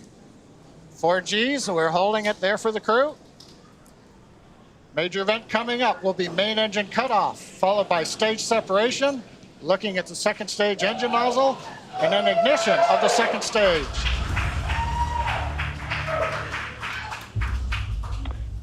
And Miko. Stage separation confirmed.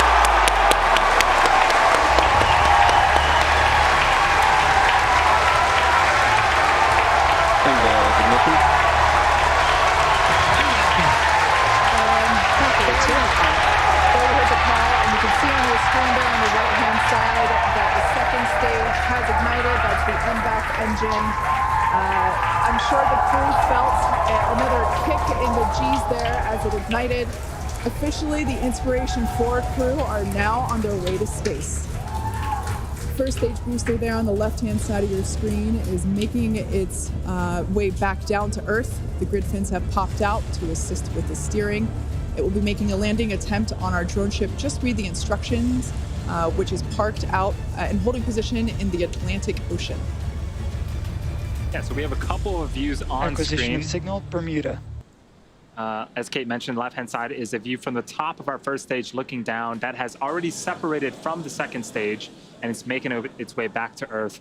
The velocity of the first Dragon stage SpaceX, trajectory nominal. is being tracked on the bottom left-hand side of your screen. On the right-hand side of your screen is a view of our second stage Merlin vacuum engine. On the opposite end of that engine is the second stage and the crew, which sits on top of the second stage. Everything looks to be going normally with them. And you can also track the velocity on the second stage on the bottom right-hand side of your screen. And we also have awesome views of the crew inside of their capsule as well. I'm pretty sure during first stage ascent, I saw Dr. Cyan Proctor. I'm pretty sure I saw Dr. Cyan Proctor give us 2 thumbs up. Yep. I'm sure she enjoyed this ride that she's been waiting for her entire life. Yes. One notable thing too is we're getting some twilight views. The sun just set in Florida, but we're high enough up where the light around the horizon is also reflecting off of very high altitude objects, such as the first and second stages. Dragon SpaceX, trajectory nominal. Love to hear that call out, trajectory nominal from the guidance engineer. Also notice we're really up there now, well past 100 kilometers. Acquisition of signal, New Hampshire. Just before that view switched, we saw some teammate fist bumps going on there inside of the cabin. Yeah, they look like they're having a fun ride there. And their journey isn't over. We've got about 7 more minutes until Dragon separates from the second stage. Yes, next milestone for this mission is actually going to be happening on the first stage. It's going to be performing a re-entry burn that's going to be coming up around the T+, 7 minute and 30-second mark. That burn is used to slow down the first stage before it re-enters the denser parts of the atmosphere. A few minutes later, it will execute a landing burn and make an attempt to land on our drone ship that's currently parked in the Atlantic Ocean. Dragon SpaceX, trajectory nominal. Dragon copies.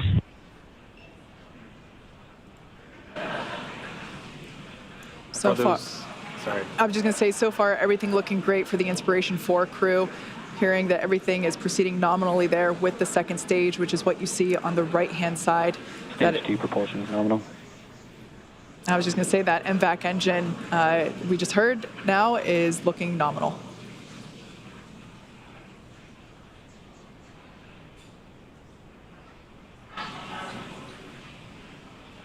About a minute left to go before the first stage performs its first burn.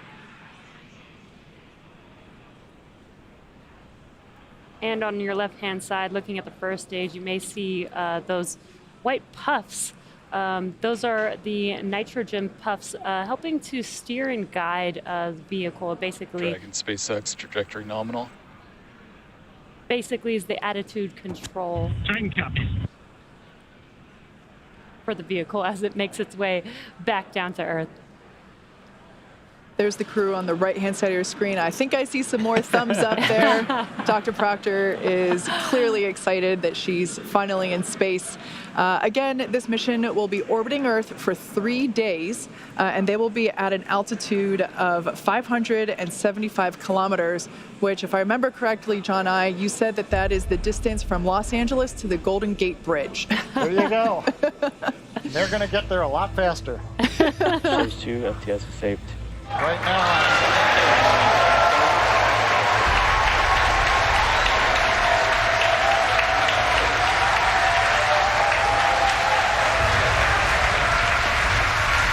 So what you're seeing on screen on the left-hand side is the entry burns, the first of 2 burns on the first stage.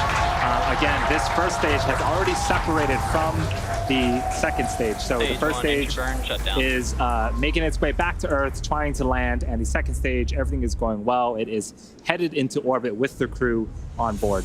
Actually, there on your screen, you can see a sunrise horizon there with planet Earth just behind the glowing MVAC engine. Stage 2 is in terminal guidance. Call out stage 2 in terminal guidance. We're at the altitude. We're working the angular momentum we need to get into the right orbit. And if you're wondering, crew's pulling about 3.5 Gs right now, less than they took on the first stage flight. So in about 15 seconds, we are expecting Copy, Shannon.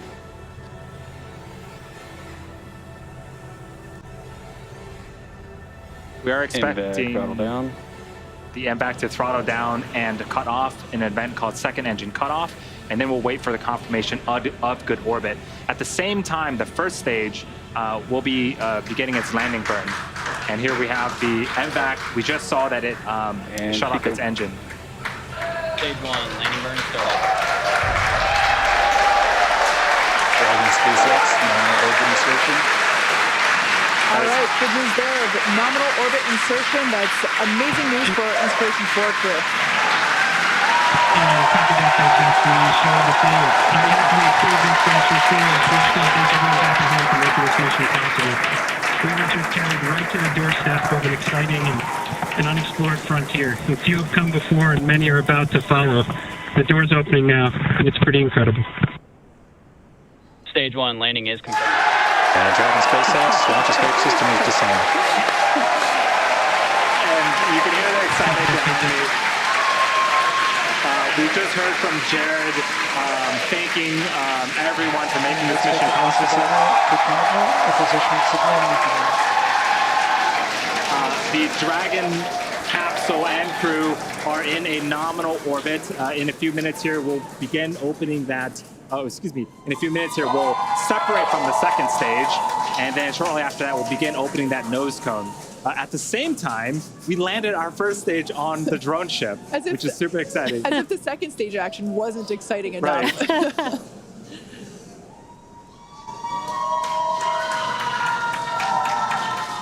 So there's that MVAC engine, like we mentioned before. It has already shut down in an event known as second engine cutoff. And the crew are now gliding, if you will. Now, one thing right now is we're coming up just under 11 minutes in the flight. We're waiting another minute and a half or so before we get into the separation sequence. The second stage is going through a series of events where we make sure that gases are all pushed out of the system. There aren't any what they call disturbance torques. We want to make sure that the second stage is very stable, it's quiet, it's not moving around, it's not doing anything. So we give it a few minutes to actually just vent everything down, then go into quiet mode. Then Dragon will send the command to separate itself from the Falcon 9. It'll be pushed away. Falcon 9 stays in orbit for a while till it eventually comes back to Earth, and then Dragon moves on its way.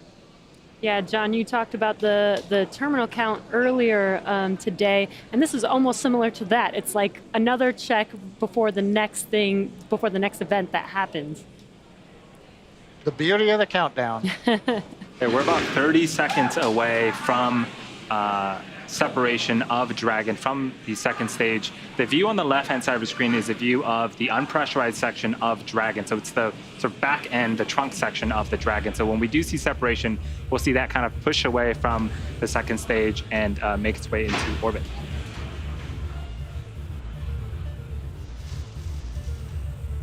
Once again, the Inspiration 4 has lifted off from pad 39A. They are now in orbit around Earth, and there you can see on your screen. Dragon separation confirmed. So that is the Dragon trunk. Dragon, on behalf of the Falcon 9 team, we thank you. We gave you a great ride to orbit. Enjoy your time on orbit, and we look forward to you flying again with SpaceX. And copy that, Gerst. We really appreciate everyone's help back in LCC. That was the voice of SpaceX Chief Engineer Bill Gerstenmayer communicating with Inspiration 4 Commander Jared Isaacman.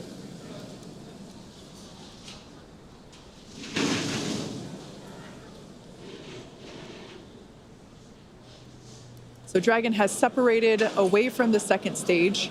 And that's the view that we have on the left-hand side of your screen. A lot of space there. Expected the loss next of signal Bermuda and New Hampshire.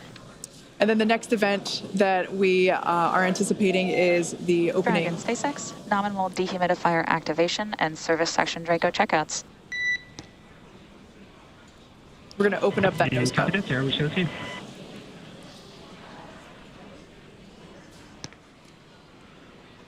So we heard the call out, nominal Draco checkouts after separation. And there's that first view that we have over the shoulders of Commander Jared Isaacman and pilot Cyan Proctor. Dr. Cyan Proctor is on the right-hand side, and Jared is on the left-hand side. And this is their dashboard for the next 3 days. These touch screens provide them all of the telemetry and data and information about the systems on board Dragon that they can interact with while on orbit. We can see the zero-G indicator floating around. And it looks like it is a little golden retriever. Oh, like the golden retriever assistance dogs at St. Jude Children's Hospital. That is apropos. Oh, I love it. 5th crew member on board with the Inspiration 4 crew. So in a few seconds here, we are expecting the nose cone to open up, and hopefully we'll be able to see the first views of the Dragon cupola in space.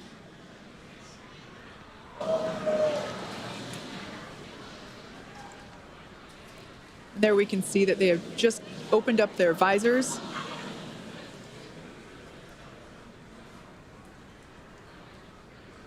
And there is a forward hatch inside of Dragon between the cupola and the crew. So when the nose cone does deploy, they won't immediately get to see out the cupola, but once they can get out of their seats, open up that hatch, they'll get some incredible views of space. And on your right-hand screen is Mission Control Hawthorne at SpaceX headquarters here.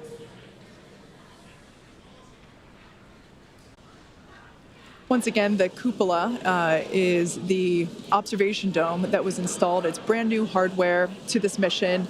It is in place of what was the docking adapter, the docking mechanism that allowed Crew Dragon to previously dock with the International Space Station.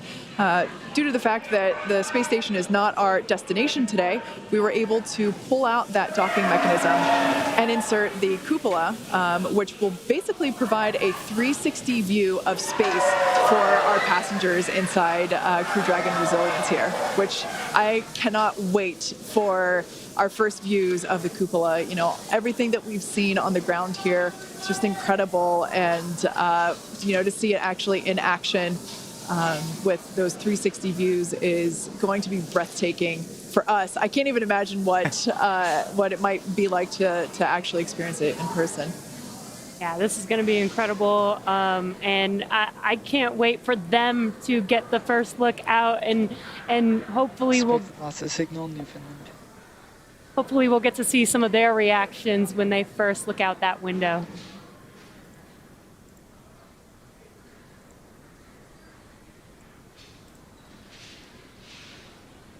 Yeah, so if you are just joining us, this is the Inspiration 4 mission, the first acquisition of signal, Goon Hilly. The first all-civilian crew into space. The team had a nominal ascent out of Pad 39A in Kennedy Space Center and are currently in orbit around the Earth. Yeah, what an incredible place to be in right now when we can say we have now put 4 civilians into space, into orbit. It's been an incredible journey for us to get here. We didn't do this alone. There's a lot of history working with our partners, NASA, to get us to this point. A lot of efforts with reusability and reflying vehicles, which we've seen on this mission particularly. We've reflown the booster 3 times. Dragon, we flew for a second time here. First flew on Crew 1 last year. And now Jared, Cyan, Chris, and Haley are out in space. Yeah, it's pretty incredible. Just the fact that these are normal, regular people, non-professional astronauts, and they're now in space. And Acquisition signal, Okanger. And it's just wonderful to know that the access to space has opened up. I believe in the note that Jared relayed back to ground.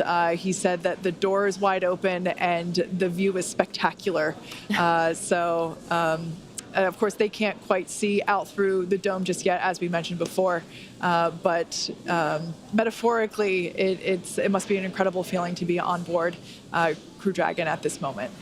I bet everyone's super jealous of Haley and her window seat right now. Right. She can just turn to her left and see Chris, everything. Chris also has a window also has seat. one, yeah. Speaking of window seats, we are approaching the coast of Ireland.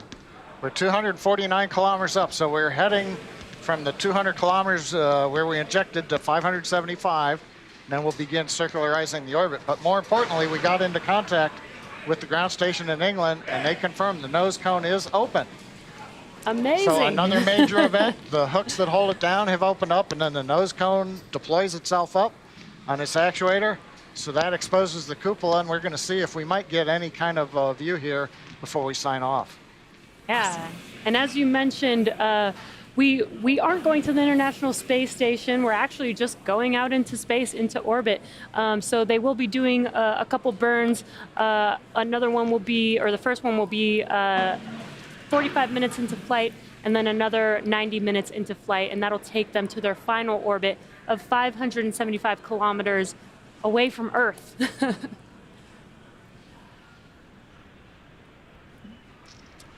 So at this point, it sounds like we're actually not going to be able to get views of the nose cone opening and of that cupola. So unfortunately, we won't be able to bring that to you live at the moment. However, we will be providing that footage once it becomes available. And the four of us are super excited to see what our four Inspiration 4 astronauts are going to be seeing over the next 3 days.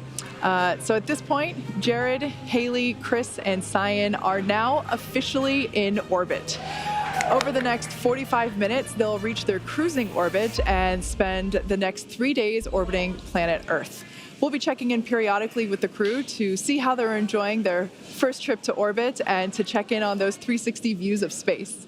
If you are curious and want to know where Dragon is at orbiting the Earth, keep tabs on the mission with the Follow Dragon tracker on SpaceX.com. Yeah, and stay on top of any potential live events that we might be able to have with the crew while they're out in orbit by following us on social.